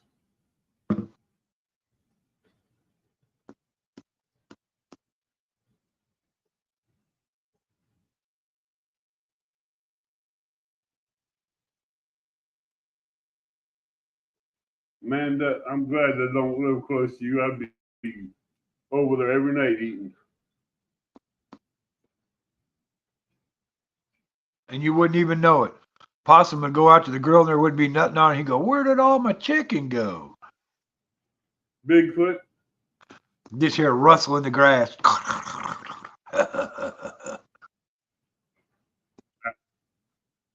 Oh, we got our sister coming up.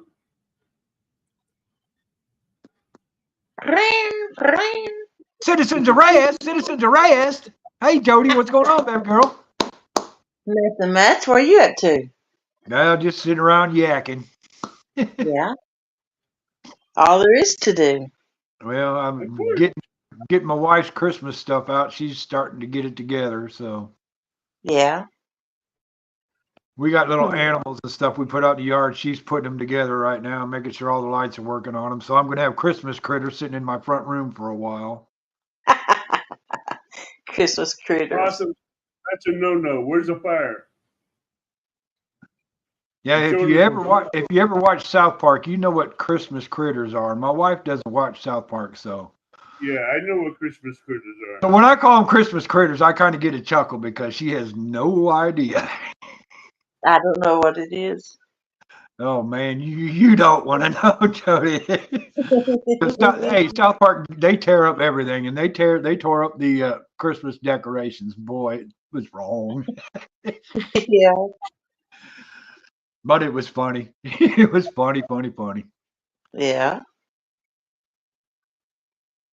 Nah, I ain't watched TV in years. Hey, Jody, I want to tell you, Friday night I had a commercial ready, and I tried to come up, but I noticed you guys were having a big time problems. So I struggled. Yeah, no big deal. I understood, so no big deal. I couldn't even stay up. Yeah, exactly.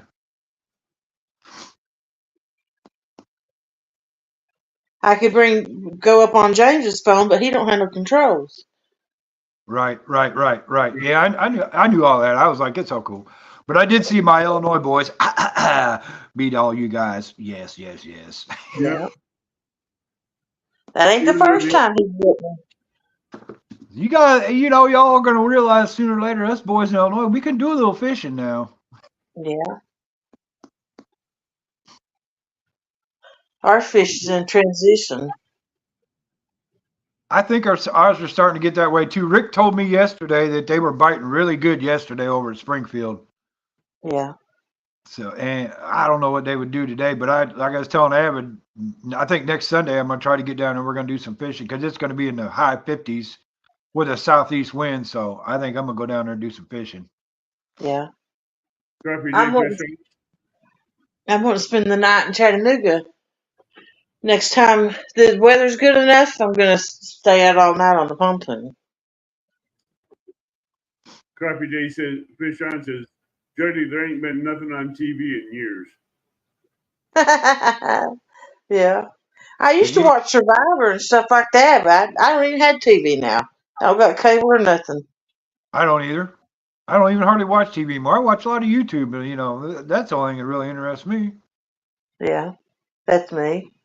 A lot of stuff they have on TV are just remakes of older stuff or stuff that just don't interest me. Survivor was good for about 2 seasons. After that, Survivor's gone downhill. When they got to where you couldn't say guys, I'm like, I'm done with this. Yep. You know? It's like people's afraid to call me a guy. I'm like, I don't care what I'm called. I prefer to be called a guy. Just one of the guys, hey. I worked hard to fit in with the guys. Yep, exactly. I will say that you have done that. You've been busting your butt in this catfish family to get where you're at. Yeah.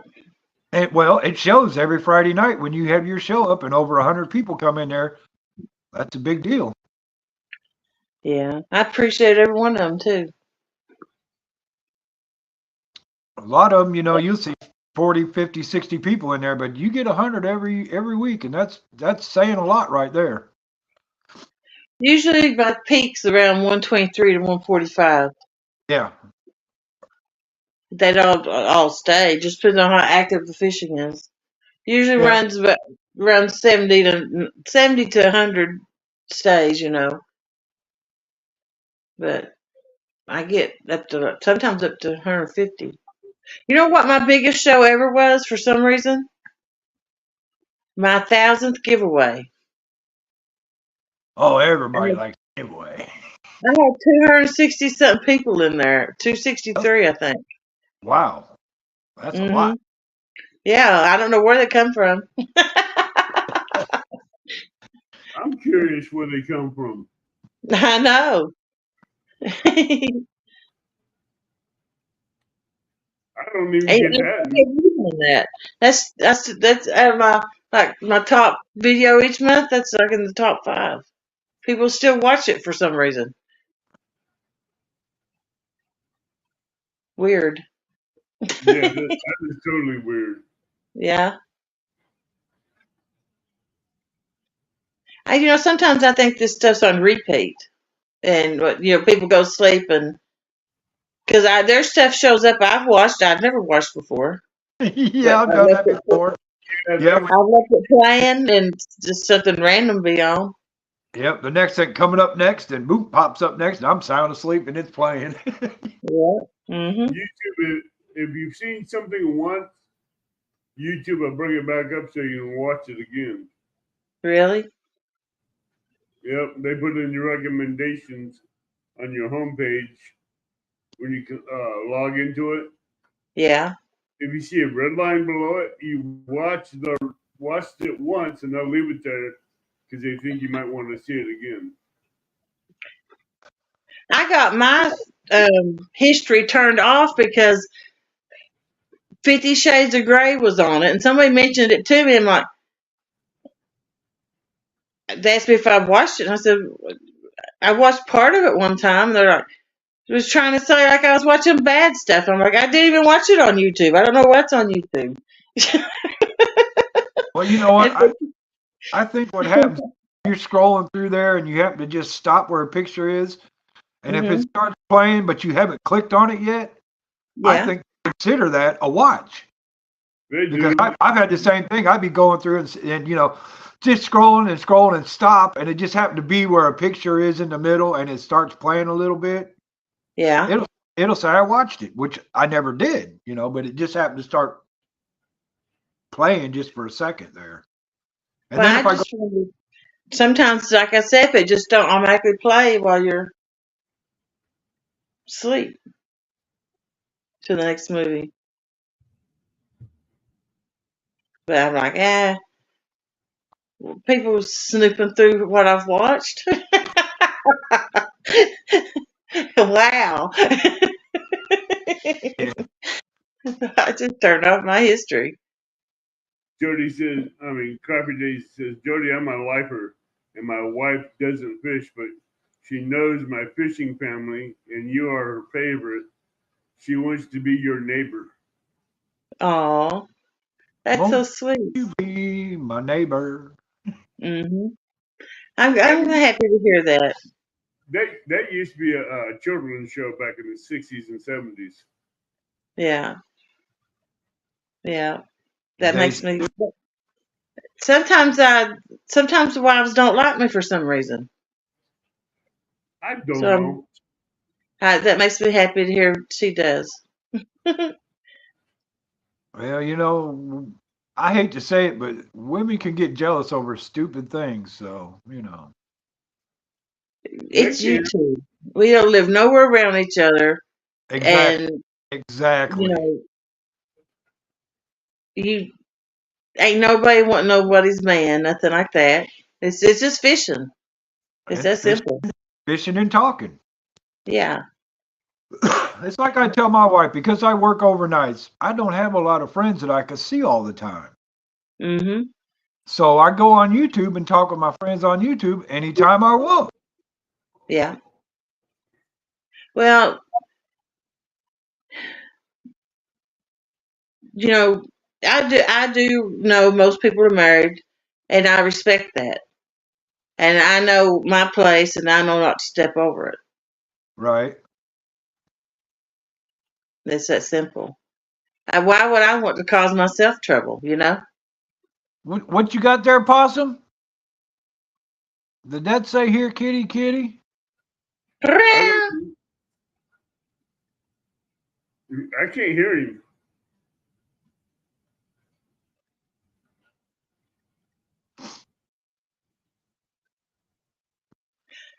I got a funny story. Hit Go it. for it. Well, I think it's funny.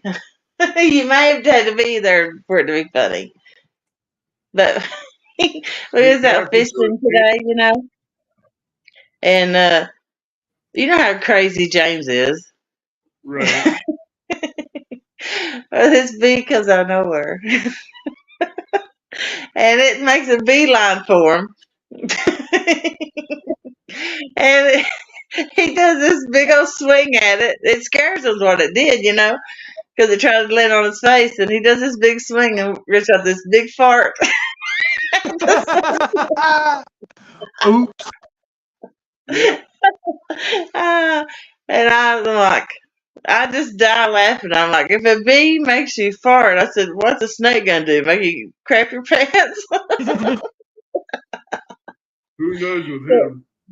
And you know how he talks nonstop. The things he said after that, I laughed till I cried. Dang, why couldn't you have done that on a live? That would have been priceless. I know. And then I was trying to teach him to sew tonight before I come home. On the sewing machine. Yeah, Crappy Day I Fish can hand says, sew, but a sewing machine, I'm out on that. I just hand it to my wife here. You know, he wanted to learn.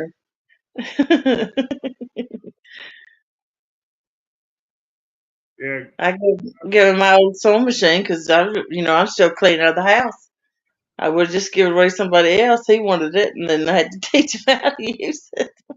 Yeah, my wife's got it pretty nice when she likes using it. That's why I don't mind handing it to her. Yeah, mine's old. Mine's like 25 years old, I'd say. But it still works. I mean, you need to just make a straight seam. It's just plain, Yeah. Well, I got her that sewing machine for Christmas a couple years ago because that's what she wanted. Yeah. Then she proceeded to make me a pair of pajamas.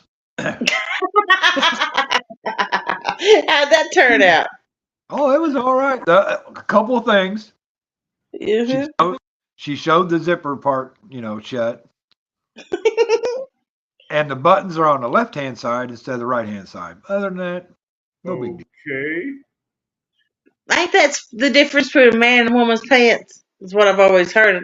The shirts. Yeah. The shirt. That's in the shirts, yeah. But it's a Dale Earnhardt pajamas, so I'm not complaining one bit. It's hard to make something from a pattern. Yeah. Well, what she did, she went and got that material that you can make them throws out of. Mm-hmm. Yeah. That's what she made them pajamas out of. Is there stretch to them? Yeah, and they're pretty toast. She put a stretchy band in the waist, and they're pretty toasty in the wintertime. Well, my first job was sewing. Like the place I work at now, I've worked there 3 times. It's a sewing factory. So I know how to do it, sew from everything all the way up.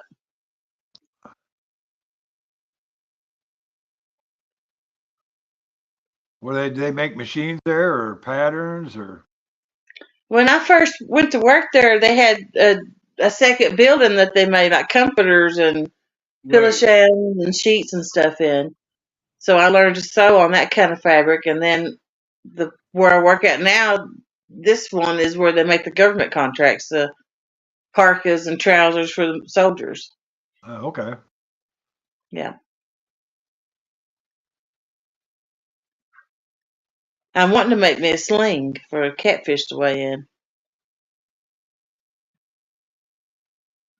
You can't buy one. Well, if you buy one overseas, it's just so expensive.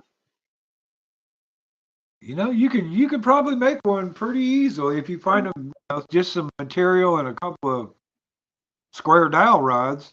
I can get the material at work, all that military grade. Oh yeah, that'd probably work great. Mm-hmm. Because it's not big pieces you have to have. Yeah, you just take that material, flap it over that rod, and sew it down. Yeah. But some of them's got mesh in it, for the water to drain out and stuff. But I've got the mesh material too. The webbing's the most important part of it, which we have all tons of webbing. Yeah, there you go. Hey, if you got all that material, make you one. It'd be easier than trying to buy one. Mm-hmm. Hey, Jody. Yeah? Look, Abbott's doing a Jody. Oh, really? Yeah, look at him. Look at him. Yeah. It's been a long day for him. He's been fishing since probably about 9 o'clock this morning. Oh, Abbott. Abbott. Hey, this Wakey. is the second time he's fell asleep. Wakey, wakey. Here we go. Wakey, wakey. Fish on!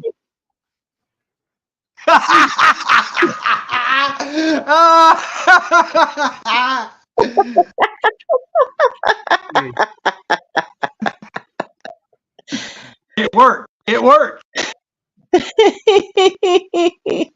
You lost Boston.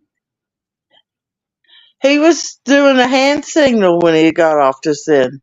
Yeah, I think he's probably not getting any sound signal from where he's at. Because he didn't have any sound at all.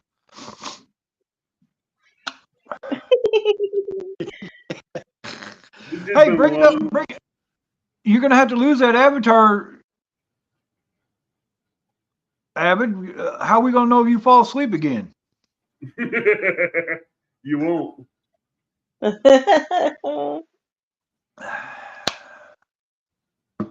I I've was pretty. not fallen asleep in a long time on a pan. You know, it used to be every show I got on, I fell asleep on. I couldn't help it. Let me ask you this: since you've gotten your CPAP machine, has that problem gotten a lot better? Hmm.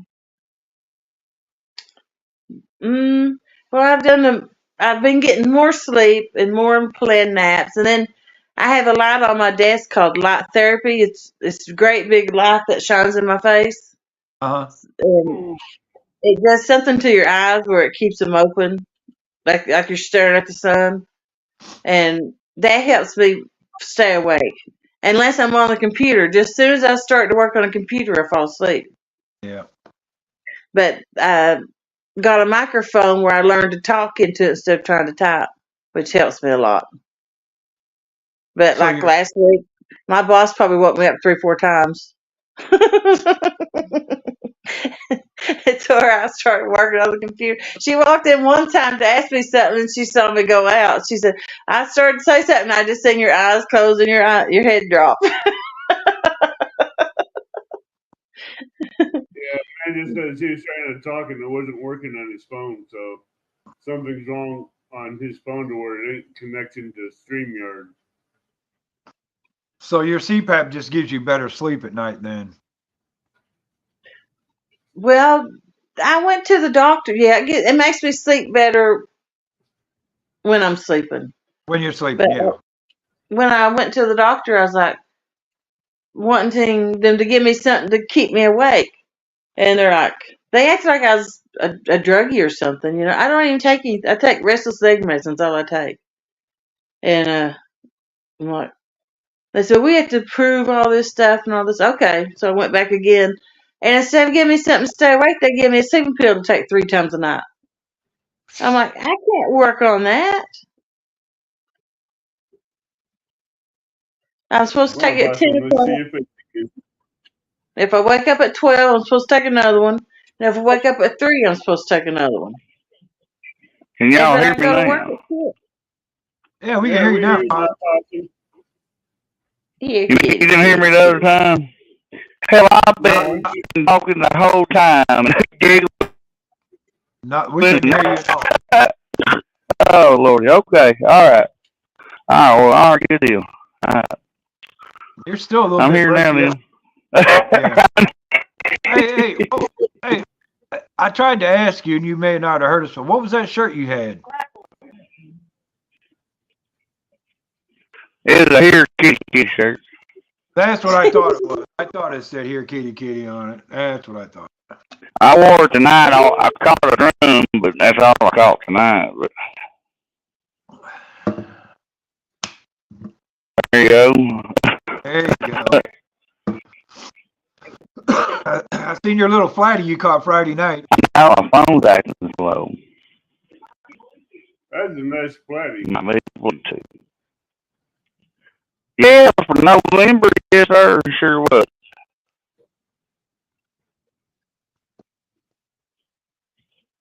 It probably my last one, but I'm not.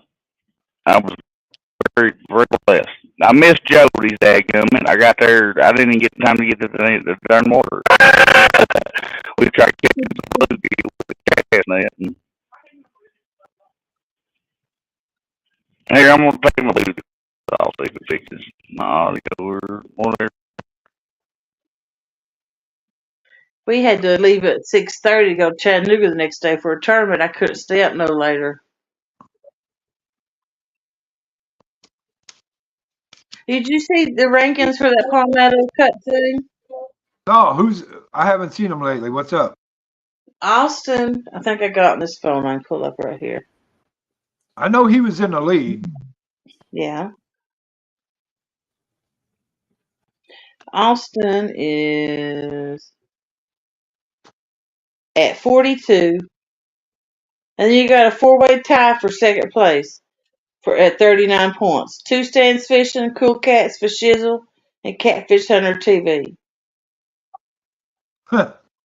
And the next one is Danny Stone at 33, Tony Harrison at 32, JG at 31, and Greenwell at 26. Boy, and then it drops down to 21. We're in Tony about that. dropped quick. Tony had the lead Mm-hmm. for quite a while. Yeah.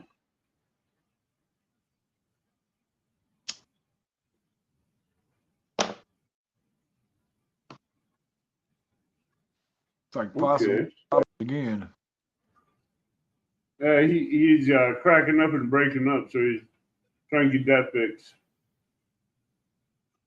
I got 8 points. Would You you got play what? Fish One show? The Tennessee, and then a skipjack, and then the women's tournament.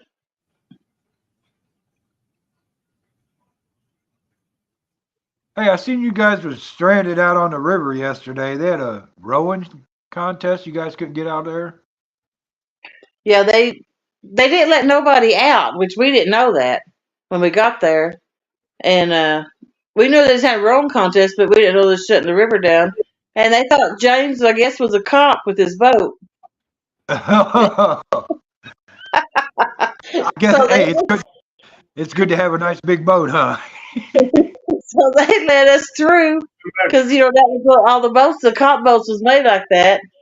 And and then we went down to her spot and set up and started fishing. Then one of them comes over there and asks us what we're doing. And luckily we was set down right below them. We could see them, but they didn't come down as far where we was at. So they let us stay, but they're like, "You're gonna be here till 7 o'clock." He said, "Okay." Of course, we didn't believe that. I'm not a fish till 7 o'clock. Alrighty then. Well, we slept late, and we didn't pack no food like that. We thought we'd be out of there by 2 or 3. Nope. Right, we had They get smoky in here. Oh my God, I did, didn't I? Well, dang it. Here, let me open the door. My bad. So what are you saying, Jody? About Can 6 you o'clock? hear me? Jack, we're looking good. Yeah, we hear you, Possum. Okay, all right. We might got her fixed now. Yeah, you're loud and clear now. Oh, I'm these not darn going to phones fish and that stuff. spot we finished with, where I caught that 25. I want to fish that other night.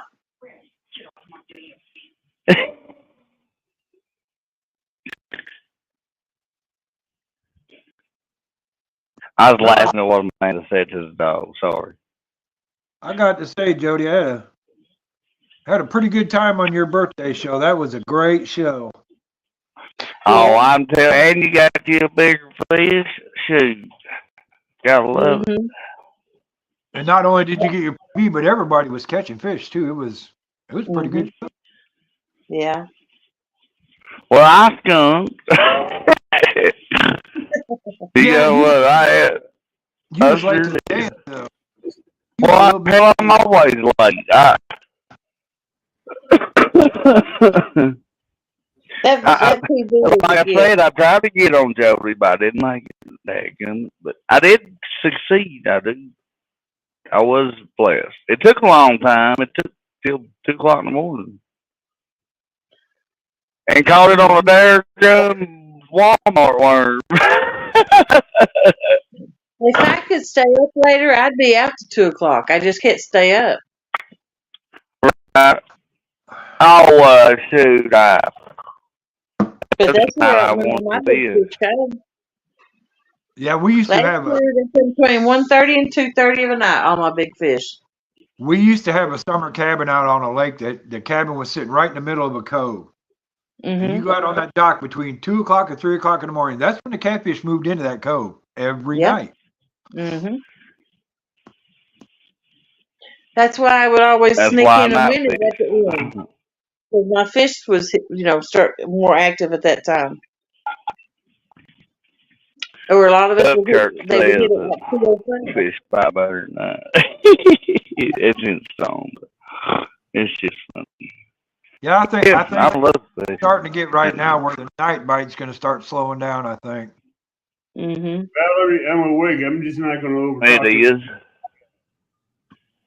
I come home by the time the moon come up. Dang it. I love my moon.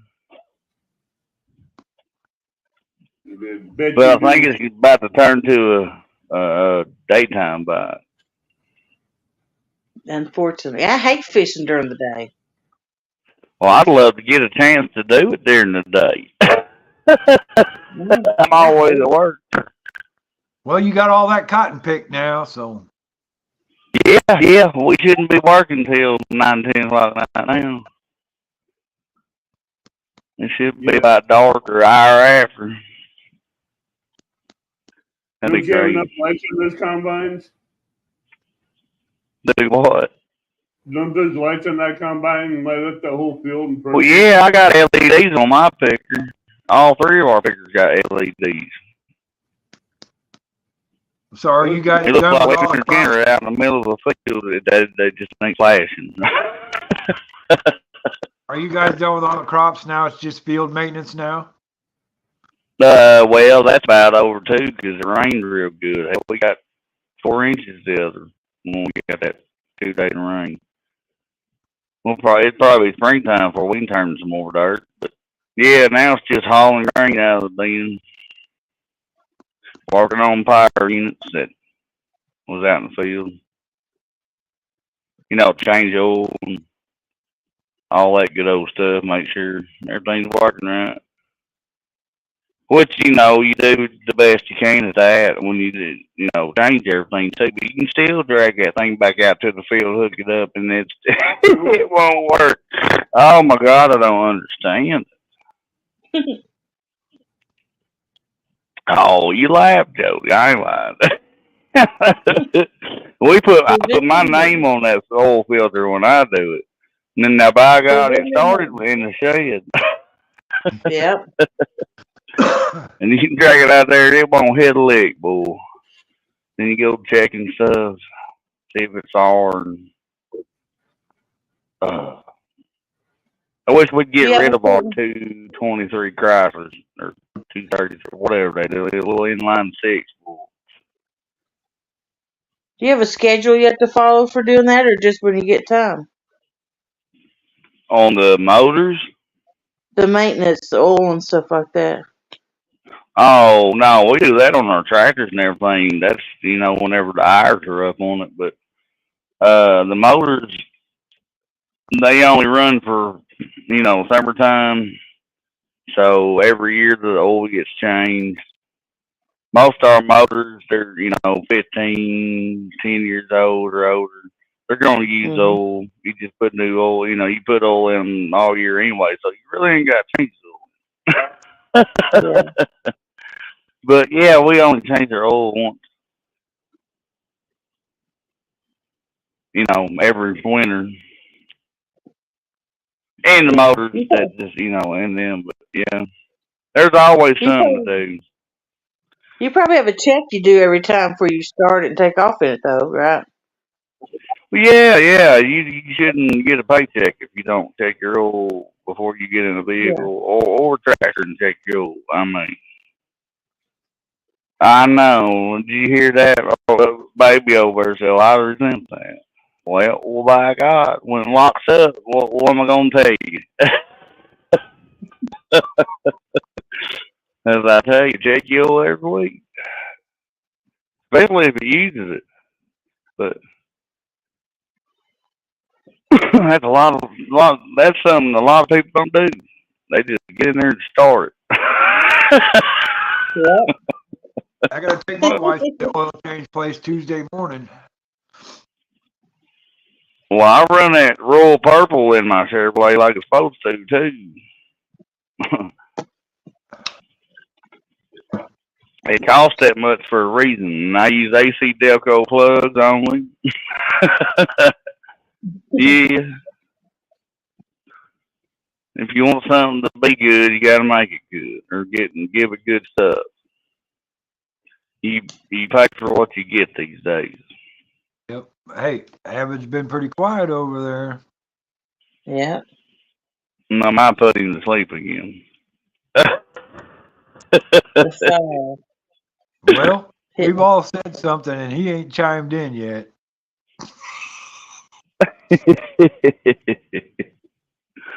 That just reminded me of something when I said that fire hypnotized him.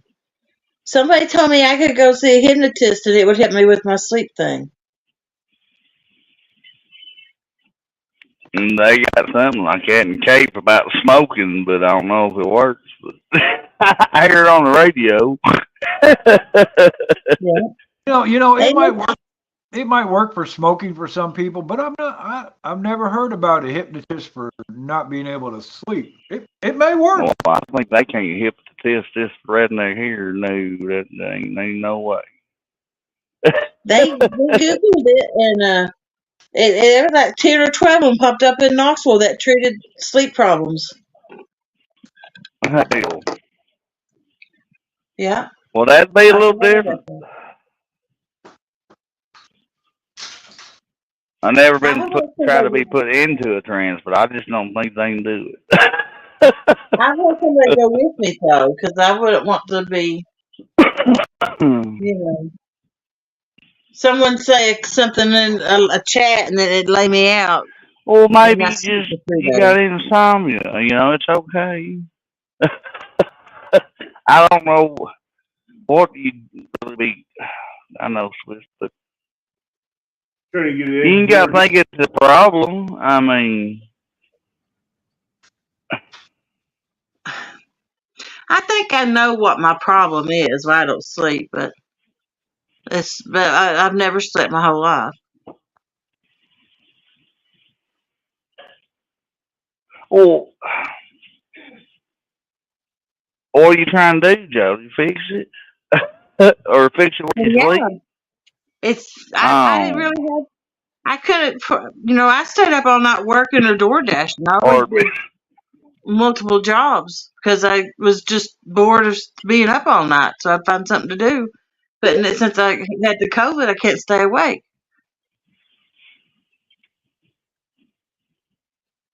You know how they have them bridges with those red lights where you stop and it has it for like 3 to 5 minutes and then it turns green, you can go through? Yeah. I can't. We had one of those on my way to work, and I would just, when I got to it, I just had to put my car in gear and put my flashers on because I know I wouldn't make it through the light. And I'd fall asleep and people would go around me. Sometimes they'd be honking or trying to wake me up, and people go around me. But I knew what are you doing? I was just going. I know you worry me to fucking death, Jody. You really do. By God, you killed me. I was putting it in park because I knew I was gonna fall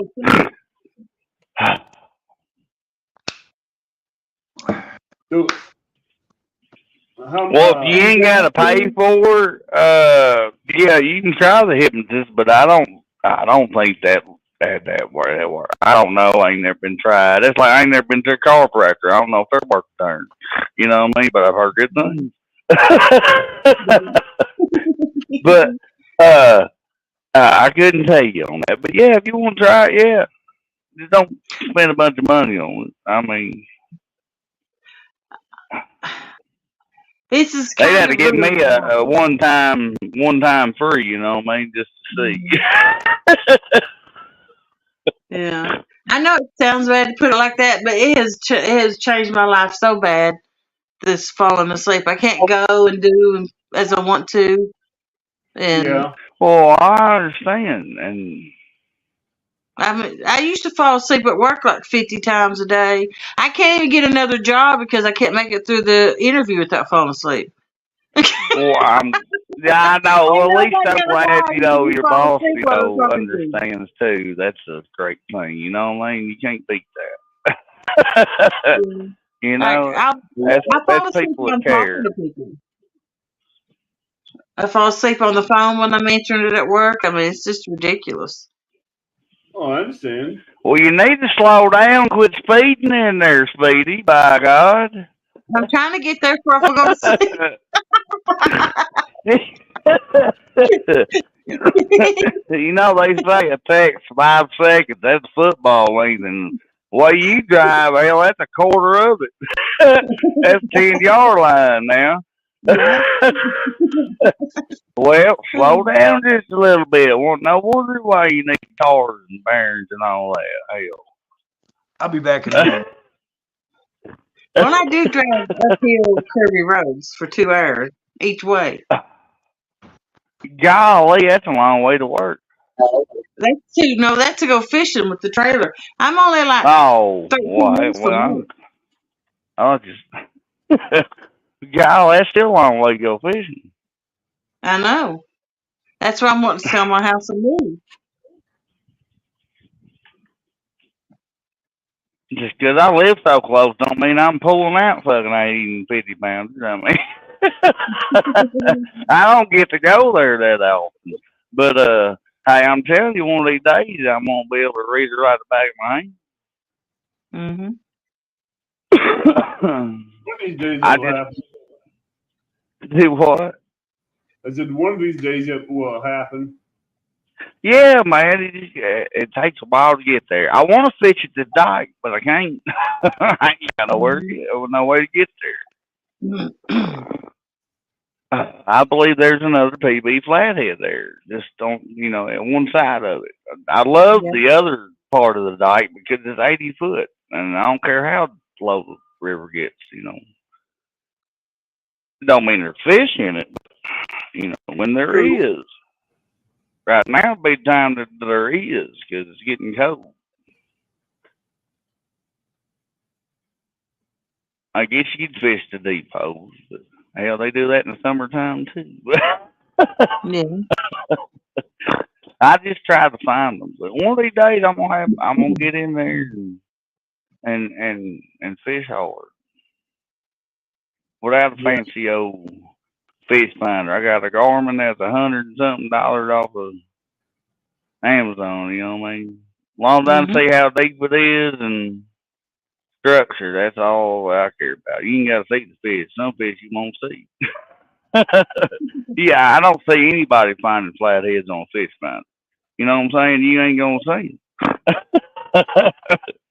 You might be able to on I guess that I don't know what they call it, a live scope now. I guess you could see a big old thing moving around down there. Maybe you could look under. That's cheating, bull. Even crappie fishing. That's why everybody got them now. So you get the big crappie.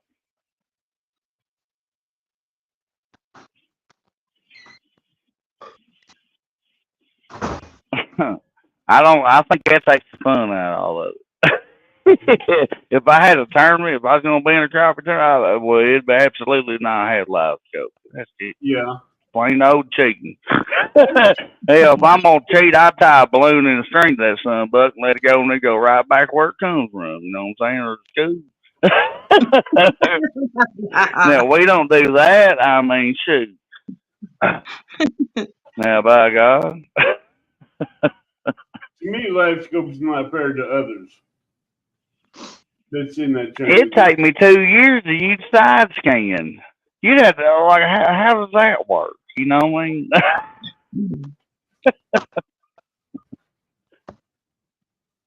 Ain't no way.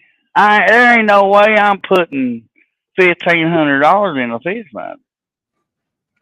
I wouldn't even do that. I got more bait that does better than that. If I could afford it, I would have it.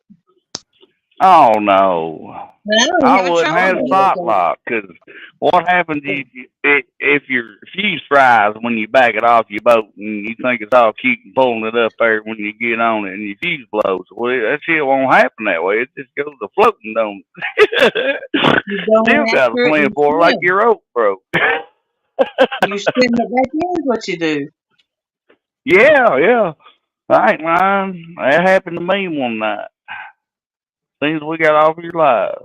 Well, I mean, the rope broke and I lost my wallet. I paid $50 for a flathead and a 20, and a blue cap. But I didn't, it was worth it. By God. And I was the next sensation on TikTok, because that's all I seen was fucking cops up there running kids off, and they filled the parking lot up there or down there. I don't know what they doing, trying to have a party at the damn boat ramp, I guess. That's all I seen was lights on the phone. When I about died is when I had COVID. You know what I mean? I went fishing. Yeah. And it took about 15 minutes to get in my boat. You know, when if it wasn't for my trolling motor, I wouldn't have been able to crawl up in it. But I got that fixed, but I can't use that boat no more. It's too old and cracked. But I still got me a ladder to go on the other one. That won't happen. That's something. It's tried to See, eat I me don't 3 know where my times. phone came, but it's in the boat. So if I fall out, I still can't climb in. Well, my ladder is one of them, you know, it's like a tarp strap one. I bought it off Amazon, but yeah, you can hang that over the boat and keep it there. Unless the wind blows it up in there, just tie you something to the corner of it and as a weight. Because it'll save your life. But I ain't lying. It took me 30 minutes to get my breath back. And everybody's still up there with the fucking phones in their hand. I was so mad. Like, they didn't give a shit. They just all thought it was so funny and shit. Well, you about to see somebody about damn die. Out here trying to save their boat. Well, shit. Boy. This kills me. Kids these days, by God. TikTok and Snapchat. Well, I ain't got none of that. That takes their time up from learning something, I think. But anyway, we'll get off that. I seen the funniest thing Friday morning. John had his early morning show on, and J Dog came in there and was just talking smack. So John went live a little bit later in the morning, and I just knew J Dog was going to show up. Well, here he comes. And they were talking about having a fish off, and J Dog, being the evil genius that he is, said, John, this ain't no fish off. I brought Chris Lee with me to take you out, and stepped aside and let the juju just jump all over Chris. They were on the Licking River and didn't get a bite all day. I mean, John put the juju on them so bad. J Dog gave up, said, I'm going home. That was funny. And then John caught a couple of halfway decent channel cats, and then he was talking big shit about J Dog. Look at that! I whooped J Dog again. I whooped J Dog. Did Danny catch anything today? I caught 21 fish today. What Danny came on live? I didn't watch it. I didn't either. I've seen his live, but I was busy in the yard doing yard work. I got a lot of bluegill and crappie. I seen him catch one. Cool. I think Creel caught 5. Laura caught like a 40-pounder. Well, Creo can fish. No offense. He's got a good fishing spot too, though. I mean, yeah. Oh yeah, he's at the bottom of our river. Hell, he can catch bull sharks. I'd love to catch a little old bull shark. Hell, I like, oh, look at this. He don't like them though. He said, "Don't get that in my boat." Creo don't like bull sharks. The difference between a good and a great angler. And he said a great angler can produce the fish every time they go out. They can read their waters and adapt and go. And wherever they go, they can produce the fish. If you got a boat, yes, I do agree to that. Yeah. There shouldn't be no reason you can't go out there and get a fish. Even if it's a cold front or something, you know what I mean? You can surely find one. Even if it's a crappie out of 30, but all of them don't quit biting, you know what I mean, at the same time and the same day. All of them, they're just like people. They're going to eat every day regardless, usually, except for flatheads. Yeah. They're different species, boy. I love it. Our about shut down. It sucks. On their level, and I'm just not that good yet. Yeah. And I don't have the boat or a trolling motor or a nice sonar that works. So that makes me already that Well, much you farther ain't gotta than have a sonar necessarily. But the hard time my sonar don't even work. I needed to find ledges and stuff. What do you call them, sonar? Fish finder? Yeah. Oh. Well, just find a log pile on the side of the bank. I'm telling you, your flatheads are going to be within 10 to 5 feet when they're feeding. I don't normally fish structure like that on the side. Everybody fishes it and it's fished out. I fish bottlenecks and stuff like that.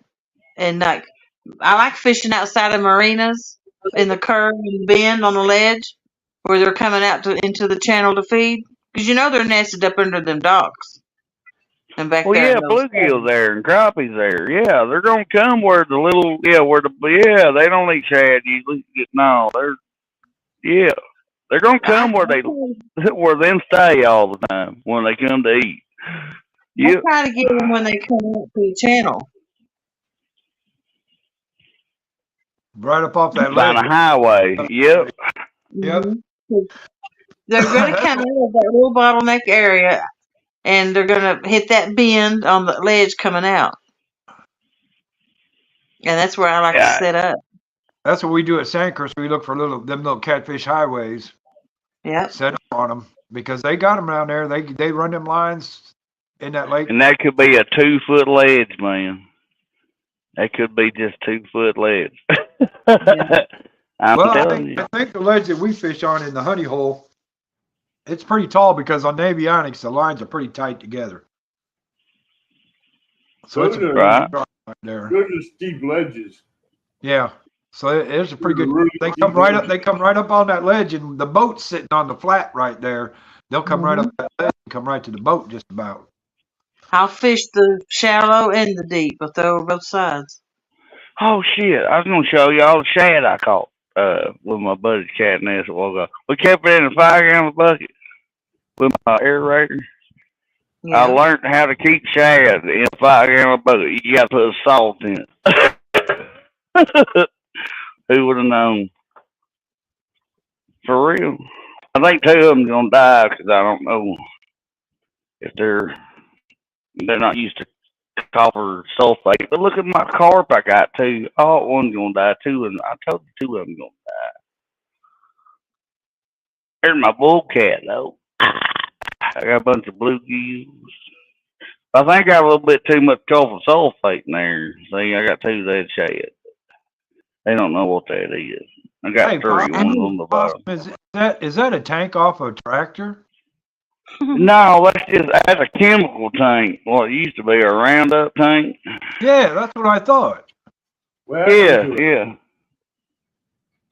And I got a pool pump on it. Forgive me for my folders, gang. It's got my little squishy in there. And no fishing. No fishing. I have caught fish out here, though. I gave my bluegill. She said, "What's all them living with?" I said, "Them are bluegill."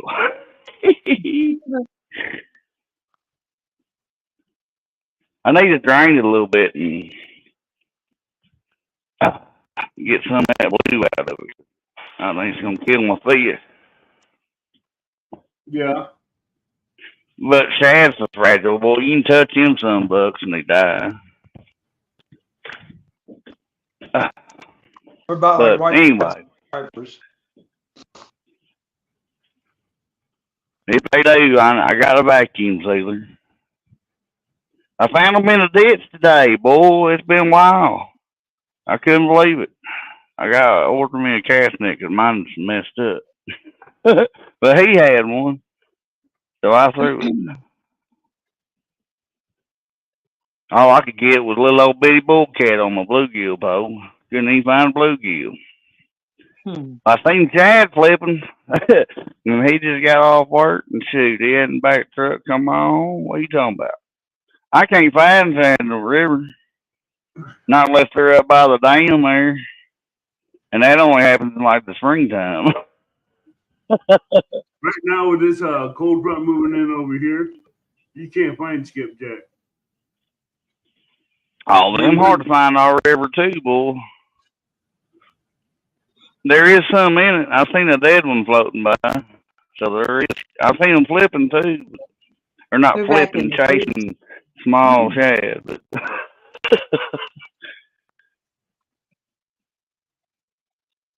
Yeah, the that's a damn skipjack place cool. is Kentucky Dam, I reckon. Yeah, Rick and Ray went down there a couple weeks ago, and he said there was skipjack everywhere. Man, it's fun. I ain't lying. Rustic to me. I about lost the damn pole one time. Got 3 of them, 4 of them on there one time. Yeah, they hit hard, son. When they hit it, they hit it. It's like a blue gap. But I want to find some stiffer crappie jigs. Because when they hit it so hard they bend the hook out. Yep. You know they put them hooks back out so many times for the burnt too. Yep. Yeah, you sure can. We lose them when getting them in the boat. They'll break the line or bend that hook and get off.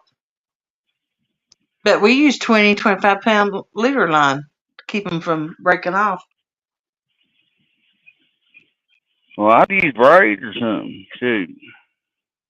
It tangles up so bad that we stay more, tangled up than we fish with braid.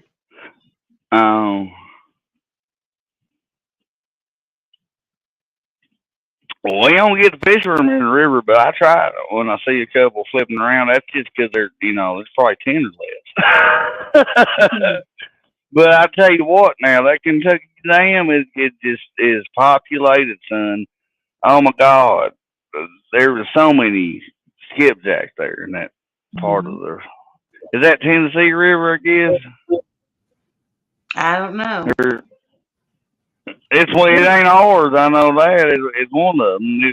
It's sure green looking. It got some green water. Yeah. They're really hard to catch where we get them at. People drive 3 and 4 hours to get them and leave empty-handed. Well, Like I Lee won't Evans. use it. I ain't done. I can't do worth a lick in it. Unlike John Parker on that, can't fish worth a lick with a skipjack. I only need that like chicken. Lee Evans was in there this weekend and he had to buy bait. He can't catch them. Who's that? I catch my bait. I ain't lying out there. I got there was some baby buffalo about that long and some baby grass carp. I usually get them bait, but I didn't have time to catch them. But I can't catch him bait every time he comes down there. You have to You learn need to to be catch him. using white bass more. No, they ain't on a white bass spot right now. Well, I didn't not be now, but by God, when they was eating them mayflies underneath the old light, now that's just a part of the time of the year, man. I'm telling you, if you got them little old bitty fish up there eating that many, yeah, there's something lurking under. I mean, they follow the bait, and they're gonna follow them little baby white bass. It's just like shad or any other school fish. They're gonna follow them. Most of And we them can't use that baby there. stuff. That's a game fish. There was some big white bass. They wasn't all babies. I know it, but they're going to be 20 mixed of them. in, yes. But Yeah. I think y'all's fish eat a lot of little white bass, what I think. I ain't from there. I don't know nothing, but man, y'all are so populated with them. That's what the state Especially that record night says. showed me of all the little bitty ones. I mean, hell, they's eating mayflies off the top of the water like bluegill. Yeah. It was crazy. I ain't never seen that. Huh? Yeah. Yeah, that was crazy. I've seen it. Can't say it didn't happen, but yeah. I can pretty much get white bass in a cast net anytime I want. I might not get a lot of them, but I'm not allowed to keep them, so I don't go looking for them. But That's why I said put a jig on your pole and look what you did, huh? Yeah. I was Well, so happy at night, I ain't lying. all you have to do is put a hole in their lip if you wanted to keep them, but I just Oh, that's don't. like You only shooting a make them deer anyway. with a 22 and sticking an arrow through it. Yeah. That's sticking to. Oh my. If I wanted to keep them, I would just keep them, but I definitely wouldn't do it on camera. No. Well, Yep. Lord, I yeah, like who using not? them Who bluegills. would, Jody? Come on now, we're Yeah. a little smarter than that. We might tell the And story. I don't ever tell a story. some people say People you can smarter keep than that. bluegill, but you can't. You can't keep nothing except shad and your cast net. You can't keep Yeah, bluegill? there's Really? some No, places, yeah, you can't keep bluegill. I think, I don't know. It might be like that around here some places. If you catch one in your cast. No, it's got to be like hook and line. Yeah. yeah. The way you That's keep what bluegill it in the woods if you catch them by hook. Yeah, Yeah. you got. But the thing here about Illinois is yes, you can use bluegill if you catch them with hook and line, but Yeah. they don't want you taking them from water to water. So whenever you get Well, to your hell, lake, that's like cutting wood around here. They don't want you cutting wood around in this county and taking it to your county because it could have some bugs or something in it. Emerald ash. Oh, Yep, hell. yep, it's the same way here too. As a matter of What's fact, it matter if you're going to burn it? well, a lot of the campgrounds around here won't let you bring in other wood. You have to buy it locally.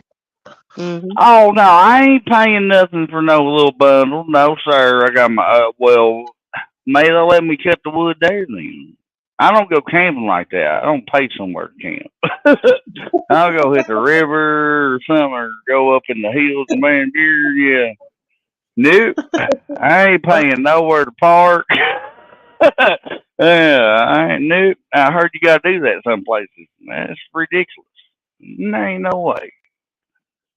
Well, I guess if you can afford to be a camper and you can afford to pay lot rent for your trailer, you can afford to buy wood. Well, yeah, but hell, I think they ought to feel better and cut their own. Well, you know what? It's kind of a funny thing because if you go to like say they Clinton, wouldn't know nothing about it. go to Clinton, like where there's a state park and all kinds of camping all the way through there. You can't go out in the woods and pick up a dead tree and bring it in. That just don't make no sense. Yeah, you can't drag it up the camp. It doesn't fail right there. I mean, nope. It's gonna really. Crazy. Wow. To me, I would think they would want people to pull all that dead out of there. I must be taking the fertilizer. Good Lord. That's what it's going to turn into. But yeah, they got crazy laws up here. It's ignorant, yeah, man. I don't know. Anyway, I ain't getting on that either. Government's trying to put too many rules in things. How do you snag a fish? How do you snag a fish? You use a treble hook, a big one. That's a 3-way hook. Yeah, treble hook. Big old treble hook. I mean, talking. Yeah, really big, about 2 or 3 inches. Yeah. In it. And usually a lot of those have a weight sit right in the middle of that hook right there too, so it drops down. Mm-hmm. Every year I've got these fish stacked up in these holes and they're huge. They're like sturgeon, or they're gonna be. They're probably paddle or they're probably spoonbill or paddle fish.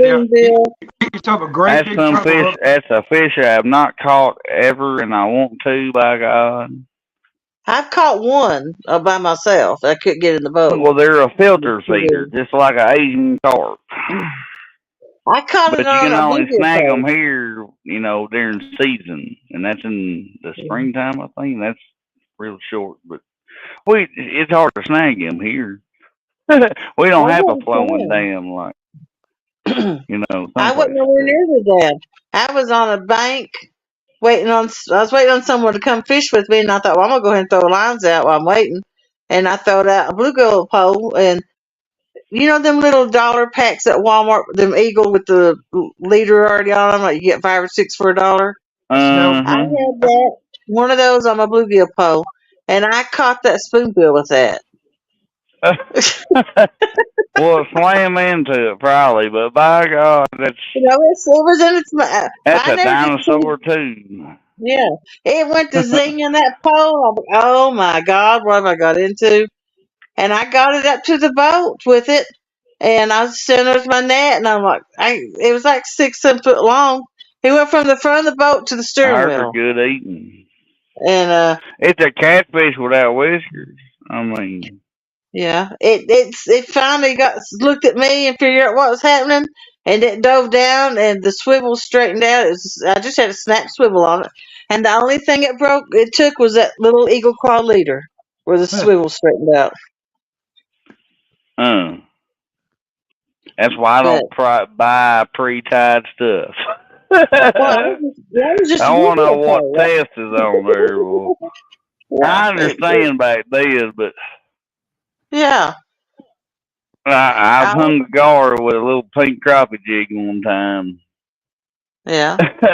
And I thought it was a log, and I was watching Jimmy Houston that morning before we went. And he's talking about throwing your jig on the bank and dragging it in so you didn't spook the fish. And by God, I did. And that log wasn't a log.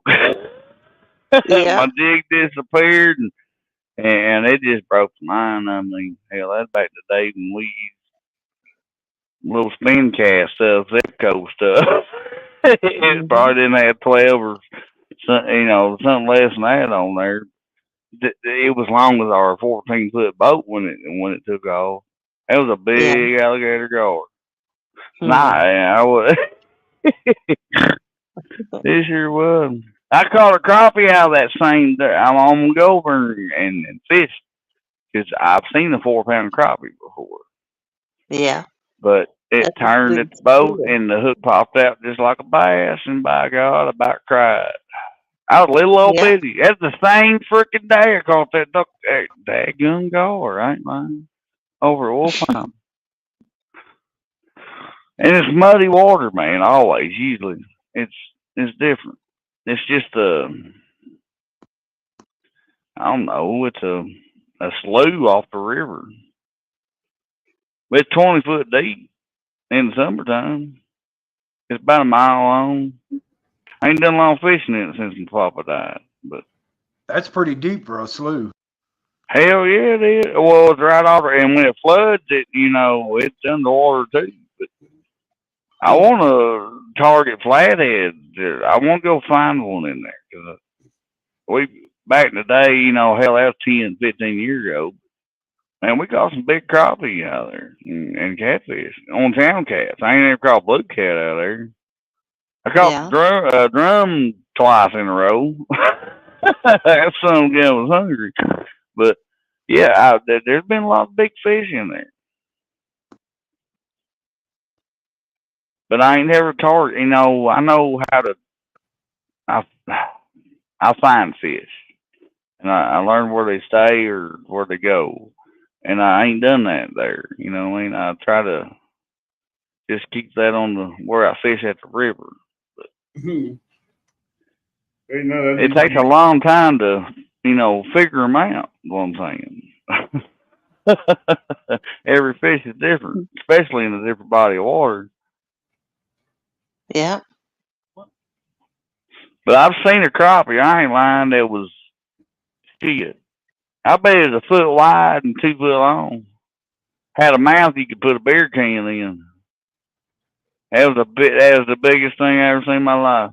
I'd love to catch a 2-pounder, you know what I mean? But by God, that was a record for here in Missouri. Mm-hmm. And it sucks because their mouth's just as thin as a little one, you know what I mean? But it wasn't that. It popped out because he turned the other way. I've seen it. Heck, we were fishing over at the lake one day, and they were doing a fish survey over there, shocking them up. And they shocked up this crappie. The guy picked it up, measured it, weighed it, looked at us and said, "Here's a state record," and tossed it back in the water. Well, yeah, y'all too. Hell, that's that baby maker, man. Yeah. I wouldn't keep a 4-pound crappie. I ate crappie all the time, man. I love crappie. That's one fish I do keep. You know what I mean? But no, there ain't no damn way. No, that's one more dinosaur that will keep on keeping on.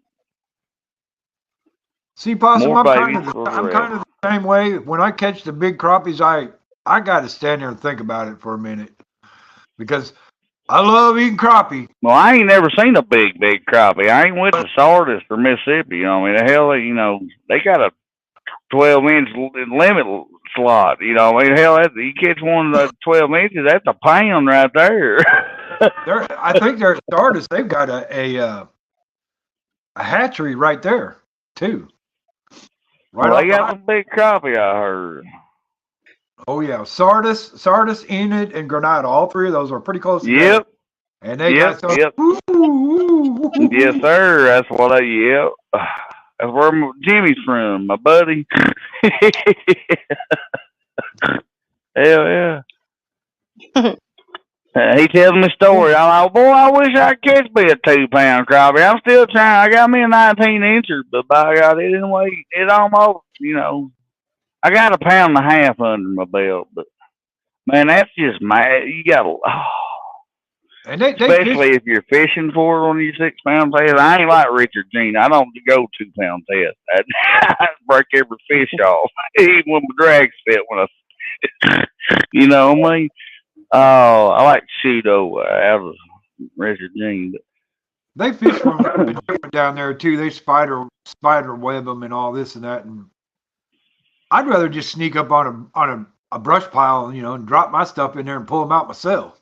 Yeah, I don't troll for them. I don't set a spider rig out. No, I'm not no fancy fisher like them. No, sir. I'm pitching a jig or I got a minnow out there. You know what I'm saying? Yeah, I mean, it might be the best way to do it down there, and I get that, but that's just not the way I want to do it. Right, and I ain't gonna go over here and fish your way. You know what I'm saying? Yeah, I'd still do my own. Yeah, yep. I heard that. It can still be done. I'm gonna jump off and take me a nap. We'll pull an Avid. Oh, well, yeah, I want to put these stakes on and get my old butt to bed, boy. They call it a drum. That's it. Yeah.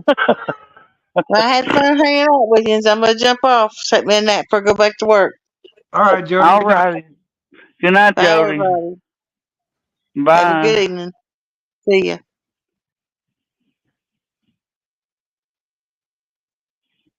You still wake up there, Avid? Valerie said, "Wake up, Avid." Howdy, Miss Avid. Valerie. I'm just not gonna interrupt you guys talking a lot neither. I'm here listening. I'm just not gonna interrupt. Well, you can do it anytime you want to. Is it more comfortable to listen with your eyes closed, Avid? My eyes are wide awake. That's a good one. I ain't heard that.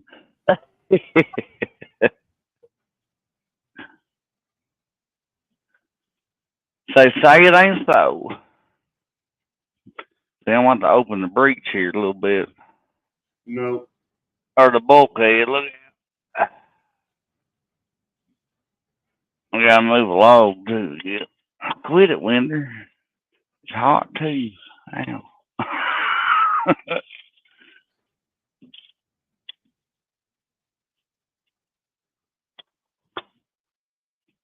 So, what is everybody's plans for tomorrow besides work? Boy, you got it right there on the head, right there.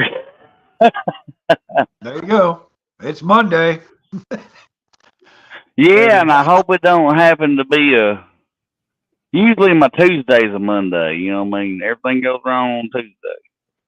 Monday usually goes pretty smooth. Tuesday is my Monday, so I'm not worried about Monday. Yeah, I'm telling you. I'll be hauling right, or I don't know. I'll be either in a green bean tomorrow or driving a truck. One of the two. I heard tomorrow's rice day. Hey, Possum. Look at Yeah. here. I got my new rod holders in yesterday. I'm waiting. Is that a takedown rod holder? Well, these are the ones that, Double Hook Angling does these right here. Yeah, I watched that. I do like them. I sure do. My big rods fit in them perfectly, just the way I want them to. And I love that little thing he puts up there at the end, you know what I mean, for your short rods. Yeah, yeah. Or your short handled rod, excuse me. Yeah, you put it up at the top there. Yeah, they work for the short ones. Heck yeah. I think I more like them rod holders. They really Yeah. Like I said, They good. Out of the ground.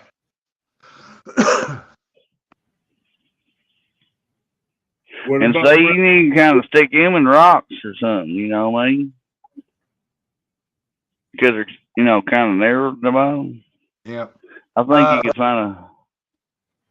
Dave sent me some sickle hooks, jig head sickle hooks. I think I'm gonna send you a couple of them, possibly have you try them out. The hell's a sickle hook? They're bent a little bit different than a regular hook. They have a more of a almost a V shape to them rather than a U shape on the bottom. Huh. I'll dig about 3 or 4 of them out and I'll send them to you so you can try them out and see how you like them. All right. That'd be cool. What time does Hog Leg go live? What's that? What time does Hog Leg go live? Hog Leg goes live at 5. 4 o'clock. 4 o'clock our time. 5 o'clock their Okay. time. 4 o'clock our time. Are you an hour ahead of me? No, we're all in the same time zone, but they're an hour ahead of us. Oh, okay. Boy, that stuff ain't messing with me. Yeah, yeah. That's why when everybody puts the thumbnail up, has the time on, I'm always going, is that Eastern or Central? Yeah. Well, you'll see mine. It got a C on it, usually. I think. I just learned how to put a damn thumbnail the other day on my videos. It's got a pic, or lines in the plus sign on my phone. You know what I mean? I don't know what that means. But I figured it out. I had to push it, and, well, by God. I know how to put a thumbnail on a video now. I thought, you know, like YouTube picked that or whatever. You know, I didn't know. I'm so dumb and simple. It's crazy.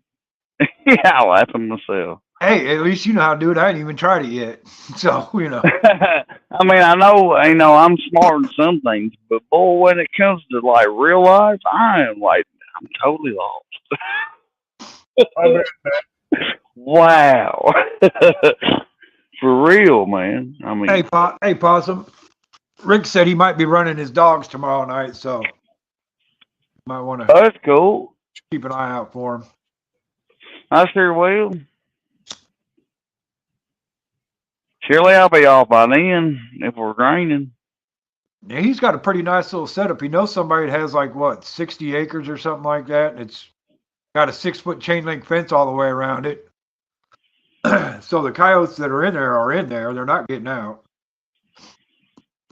I don't know about that, but well, I think he got one the last week, didn't he, or 2? Yeah, what it is there where the gate is there's a catch pin there, and you yeah, that's what he's talking about. Yeah, you run them in there, close the pin up, and let them sit in there and rest for a while. Huh. But then he said he's got another buddy that's a little bit farther south of him that has 425 acres. He said the dogs run that like crazy. He said That's a lot of. He said lot in the of night. land. He said in the night, them dogs run every bit of that 425 acres. Wow. Yeah. That's wearing a dog out there, boy. That's a lot of space. Well, they seem to like it. They come back happy. Well, that's why certain people buy certain, you know, beagles for rabbit hunting. You know what I'm saying?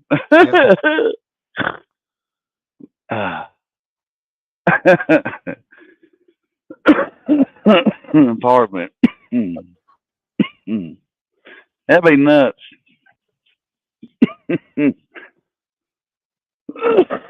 Excuse me. Had a bone in it. But see, around here now it's legal. You can hunt with night vision for coyotes, and they're, you know, it's all open all year. That's crazy. You can hunt them with night vision. All you gotta do is just look. See, the thing You is, can shoot at night and everything. I don't think you're allowed to hunt them up here at night. And I think the reason is they don't want you shooting dogs. You know what I mean? Right. Yeah, because they won't know what's looking to, you know.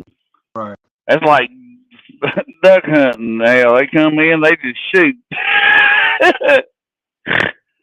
Well, you know, at one point in time, we had a problem with coyotes in this neighborhood right on the edge of town in Champaign.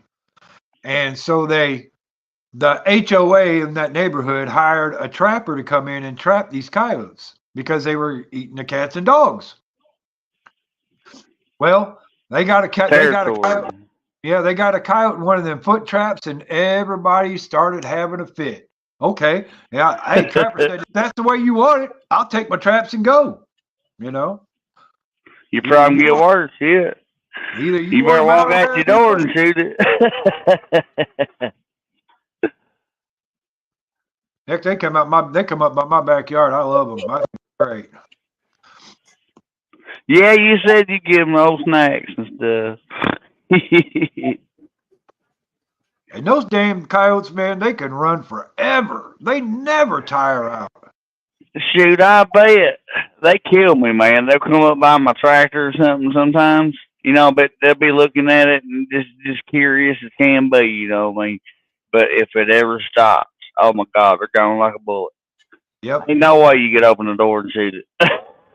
I'm telling you, when I drive through the country and all the corn and the beans is down and there's some of them out there today, man, they will run across that field, run for acres, nonstop, just like a bullet. Yeah, gone. Yeah. They something else. Heard a hoot owl tonight, though. I love that. Every time I go to the river, I hear a hoot owl. We got you one. Like catching fish too when I hear it, but yeah, well, I guess I did. But we got one that stays in the tree right here, and at night, if we sit out on the porch, you can hear him going from tree to tree, hooting around. Oh, they're just so pretty, and you know, I was watching a nature special on that on PBS about owls. Owls are the only bird that makes absolutely no noise when they're flying. Absolutely none. Hell. Not even in their wing flap, there's no noise. They had, and that's cool because we got some good, you know, 1.5 foot wings around here. Some big old 5-gallon bucket owls, I guess you call. Yeah, they had an expert, audio expert, come up, and they had a 50-foot run where they'd run birds across from end to end, and he would tape the sound that they would make, and then they shot an owl across there, and that blind was flat, no sound whatsoever. Guy says, "I'm not getting anything." I love their screech, man. It's kind of like an eagle. You'd never think that sound would come out of that bird. No. Unless you heard it. Kind of like a baby rabbit, you know what I mean? Yeah, a rabbit in distress, they say. Yeah, nobody would ever know a rabbit did that. It's just, I love learning, you know what I mean? And I love. Well, you know what? I did one thing. I did one thing one time last year. We have a crawl space under the house, and you got one of them little drop downs that you get in there and go under the house. Right. Yeah. There was a baby robin that was stuck in that little drop down. So I got down in there and I was, you know, trying to catch him and not having much luck. But as soon as I got a hold of him, that little bird started cheeping like crazy. And by the time I got turned around to drop him in the yard, there was 30 robins up in the tree looking at me. I was like, about to swoop down and go to pecking. I bet a dove do that to me. Here's your bird. I was just getting him out of the hole. There you go. They're going to dive bomb you. Hey, I'm telling you, wildlife got their back too, bull, by God. They speak They different. were all sitting right on the edge of the branch right there just looking at me. I'm like, okay. Yeah, they're ready to do some dive bombing. Sound like a movie I probably ain't seen, but ain't there a power line with a bunch of crows or blackbirds on one? I heard sometime. The birds. It's called the Yeah, bird. I ain't never watched it, but I've heard of it. But hey, that's a kind of a sign. I'm just saying. Yeah, that was back in the 70s. That movie came out back in the 70s. You know what? Really? Wow. You know what I've observed? Robins are the only bird that are strictly meat eaters. Songbird type. They don't eat seeds. All they eat is bugs and worms. Yeah, they're a hell of a worm catcher. I tell you what. Now I got sparrows in my yard. I got tons of sparrows, and you see them Ours are catching migrational, all I the time. guess. But the sparrows will eat the seed too. Robins won't go near no seed. They just want worms. Have you ever seen them? That's like a killdeer. They don't eat no seeds or nothing, man. They're Killdeer don't or eat killdeer, I guess what it's called. But go ahead, Abbott. I like watching robins hunt for worms. Yep. They'll hop and they'll Two listen. steps and look. 2 steps and look. Yep. Hop, hop. Turn their head this way. Turn their head that way. There's something else. They'll they be find one sitting out every time. They be sitting out there in the middle of the day, hopping around the yard. Next thing you know, whap! They're pulling a worm up, and I'm going, "Dang! Why can't I be like that?" I know. Hell, we've been out there all day, ain't seen nothing crawling on top. You know what I mean? Yeah, they're really. There's something else. It's kind of like Come up with a worm. He's like a monarch butterfly, I guess. He's like they're migrational. Like grass. We used to. They migrate. The monarchs migrate through here. Yeah, but their babies don't know where the hell they're going. No, they don't. But they instinctively do that. They sure show up, though, don't they? Yep. But we used to have a persimmon tree in our yard, and every year when they'd come through and migrate, that persimmon tree would get full of butterflies, monarch butterflies, for some reason. I've heard of that too. And it was just the persimmon tree. That was it. No other trees had any of them on. And there. I bet it was so thick it looked like a wave when they moved. Hey, they look like leaves. They look like that's what I did. Just tons of them on that tree. It's got to be a magnetical feel. It's like geese, man. You know what I mean? It's something they got to pull. They have to. The smell of the bark, the leaves. That's what I always do is figure out how everything works. You know what I mean? Or try to. Why they do this or why they do that or why that happens. But yeah, that's two things that's got me confused and puzzled. There's got to be a magnetical. They got to just feel it. Because their kids don't know where they're going. They just go there to have them, and then, you know, they wake up and like, well, hell, let's fly and catch the wind and let's go this way. Yeah, they're in Illinois going, I think I'm going to go to Mexico. Yeah. Well, they go a long, long way, I heard. Them butterflies. You know, think about it, though. Those butterflies fly over the Great Lakes coming over here from Canada, too. So that and they are so fragile, man, and so many vehicles kill them. You know what I mean? If there wasn't vehicles in the world, there'd be a lot more insects. You know? Yep. A lot more butterflies and moths. Yeah. Everything, you know, plays and key in the ecosystem.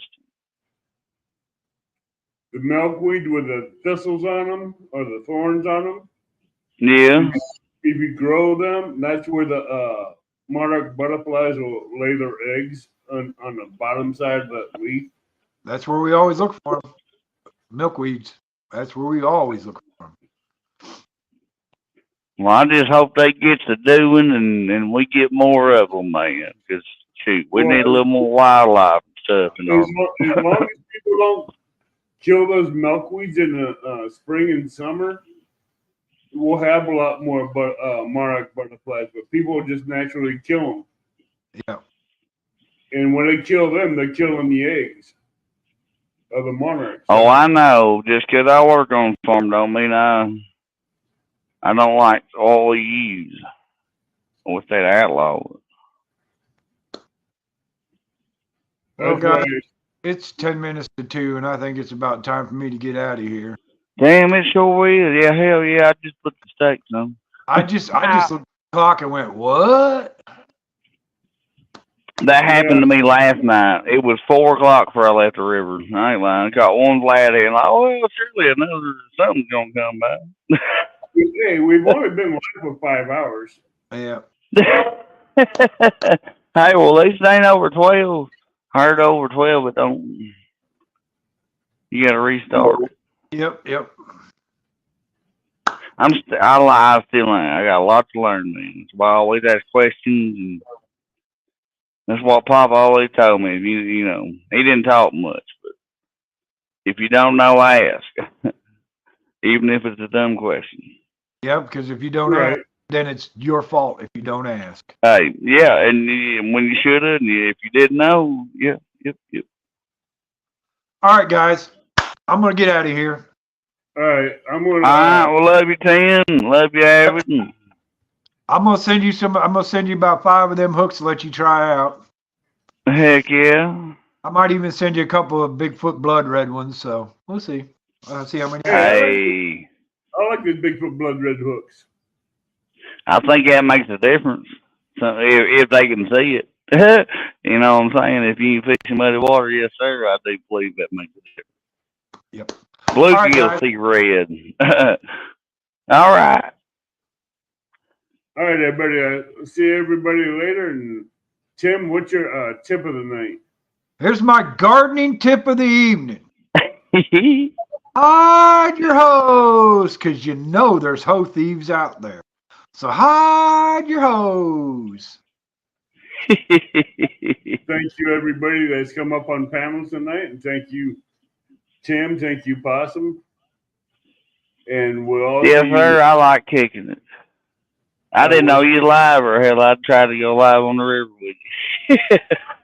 I won't do it again next Sunday, probably. Don't know yet. But keep an eye out. You might see me live. All righty. So, all right, guys. With that being said, he said, "Please that." Deuces, brothers. Yes, sir. With that being said, we'll see you all next week. Tight lines. Bye, y'all. God bless. Yes, sir. And tight lines. And good night, y'all. Love y'all. See you later. I love y'all too. Later, y'all.